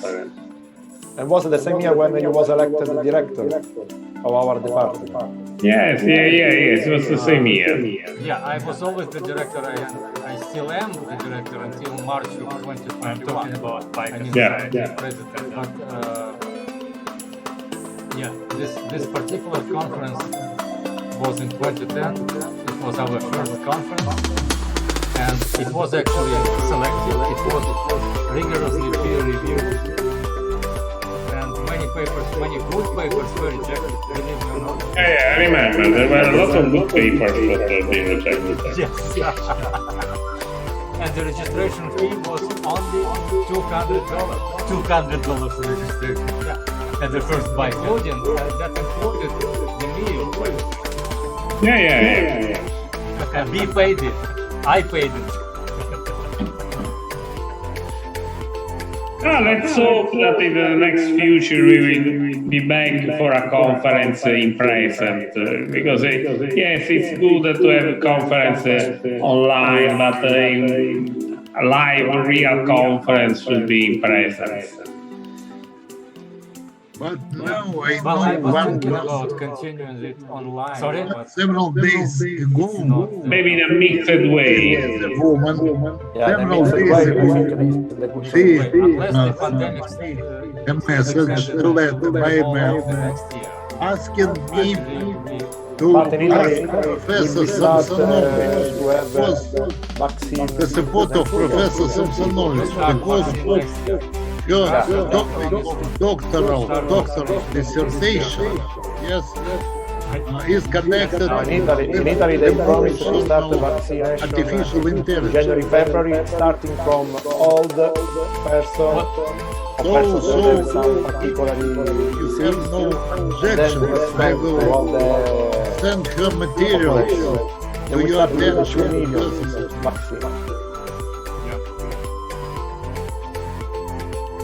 Yeah, but I agree with you. Probably I have no idea what are you talking about. Present you will see. You will at see. the end. Well, I will call you after this September event. is perfect. Here's Paul Roberts. Get the details because this sounds crazy. I have no idea. Is it about my student? This is not your student, but one of my colleagues from Ufa, Bashkiria. Yeah. Ufa State Aviation Institute. She has a PhD and now she wants a doctoral degree. Maybe somebody will actually. I see. She passed the prelim with a positive remarks and 6 other support from other persons. She seeked the docents I guess now the pandemic killed you. going for the emotional artificial intelligence and asked me to put her work to your attention, Alexei. Oh, I see. I got it. To be optimistic. Okay, I will respond to that. Yes. Possibly this is a chance So how many of you will go to discuss Fukuyama? the possibilities. Well, if there is any possibility to get a doctoral degree at September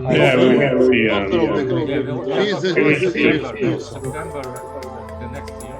Yes, I do not know how my postgraduate student will get PhD. I have currently a postgraduate student. I have no idea how she gets a PhD. 9 months. So instead of your PhD student, one doctoral degree. That's okay, but how? If you don't want to kill everything from social point of view, We'll see. To restart again, to be on present, as Antonio said, because she worked many years in Germany as a changing when you meet other people. After that, she turned back to Bashkiria and now prepared a doctoral dissertation. I see. It's okay. Your turn. I will get toast. I will contact her later. I've met a lot of you. All right. Okay. I remember. Thank you. This wonderful place is a chance I to guess think, they are and I'm so grateful for everything that Alexei and also all of you have done. And I wish continued success in everyone's work and everyone's life. Well, for me, I am not the profile specialist in your direction. Yeah, totally. Research direction. Cheers. I remember that we met each other with in Seattle. It was a pleasure for me to meet you and your wife and to have the possibility to speak with you. I hope we meet again in person. Zoom is okay. BCC is better. I see Howard there. I see Howard here. In person is better. Yes. Yeah, it's wonderful being part of BICA the last few years, and Phil mentioned metacognition, and I don't think we're born with metacognition. I think by speaking to people, this is how we develop it. It's wonderful. You know yourself, it develops a 3-year-old. Yeah. During cognitive leap. But it is probably genetically pre-programmed. But it is recorded and it will be posted on YouTube. I think we can still live our whole life with certain patterns, but I think it's good to try and do creative parts to start to think about metacognition. And I've tried it. I'll keep trying, but I've never had So Howard, because of the pandemic, you see an increase in mental patients needing all kinds of psychiatric help. But then I'd be, instead of you, I'd be the most handsome there. People are isolated. People are at home. They don't go for walks. So you have a lot. I want to tell someone, but this is personal. Okay, but I want to tell everyone.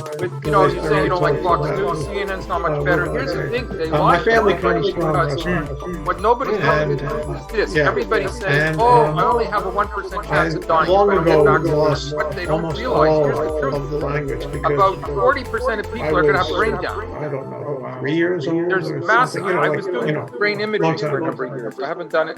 Brain imaging on the what I like brain so damage. much is, so first of all, the music, not emotional, little emotional the problems, sound, brain damage. and yet And the power of the language. they should tell the truth then. Forget about dying. But You're just dead, but really, the brain damage. humor is so much And more there was a study in satisfying than a Oxford. lot of the Somebody was humor doing here in the IQ United tests States. before the pandemic, It depends. and they kept doing IQ tests after they kept doing the work because then people got COVID, and they found an association. IQ dropped from like 7 points after you get COVID. Some of these people no symptoms even. The people in the hospital much more IQ dropped, and the reason for the IQ going down, it's not emotional problems, it's brain damage. Damage is occurring in the brain. And I think they should tell the truth. Well, that's what I was told. They would get He vaccinated. actually destroyed this whole Does the virus actually pass the blood-brain barrier? Yes, it's not like a flu. People say, oh, it's like the flu. It's not the flu. This is a very bad virus.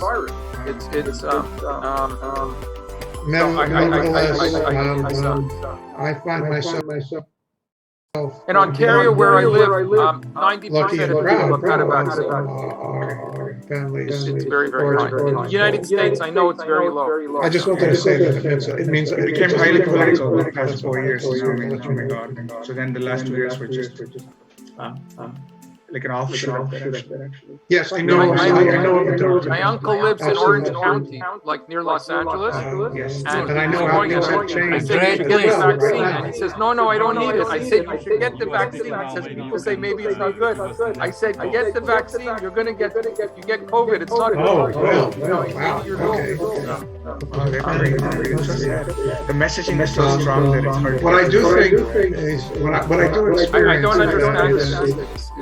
It's a bad virus. Not only satisfying and exciting, but remarkable. The Omicron has like 30 mutations. I mean, that's like way large number. Get together, both individually and in groups, and discuss some more complex. Who knows? It doesn't mean anything. Maybe it'll be a weak virus. Nobody knows yet. Sure. Deep. You talked about scaring people, right? So CNN already, says what we know of the universe, the vaccines are going to become highly effective. Nobody knows. Brain that allows us to have, but the fever's already out. I think if you didn't have the politics, Moderna could turn out a vaccine. Interest and the steps they could have new vaccines. They could turn out new vaccines. Just, I don't know. I don't understand the United States with the politics. You're to Canada and interactions on physical universe. In Los Angeles, is everyone vaccinated? No, I know. That's our goal, and that we can do this, and that we can sit and talk with each other, and we understand each other about something so profound. My friend works in the ICU in Toronto, intensive care, and he says right now in Toronto, 0 patients with COVID, 0. We have nobody in the hospital. 0 patients where he works. I mean, if you could see, if I could show you my video, there's a little here on my What? I guess the buffering ended and they need to. Oh, you still hear me? Yes. Oh, great. So, right on, because it means more to me. Let me stop and talk to you. Well, guys, what I propose to do is I leave you on in this virtual environment, because the time is now 10 o'clock and we are supposed to end our session now, but I will not end it, don't worry. So I will keep it on and you enjoy your conversation, but well, if you excuse me, I may not continue through the end of it. Well, thank you very much for your contribution to this wonderful BICA 2029. I hope to see you in the next year in BICA 2022, even if it has to be virtual. But I still hope to see you there. You promise? Yeah. Yes, Alex. Great. Alexei, thank you. It was wonderful to see you and speak with you. Everyone's help. Cheers to your health. Thank you, Alexei, for the organization. Thank you. For organizing. Great. Thank you very much. Alexei. See you next year. Going to the best ballet ever, I could say. Because it's a beautiful thing to me, and so I just wish I had more time. I met you, Alexei, relatively recently, and now you're departing, and I hope there's a way that we can stay in touch. Oh yes, there is a way. That would be great. Thank you so much. Really, not just the event and the historical dancing, and all of that, but just it was nice meeting you, Sandy. Nice meeting you, Professor. Very nice hearing you talk. Yeah. I look forward to seeing everyone again. And now I gotta go outside and clean the snow. I'd like to thanks again. We will get Alexei for all the work that you made me this year. I hope to see you in person. I hope to see everyone in person. Hope to see you in person. Bye.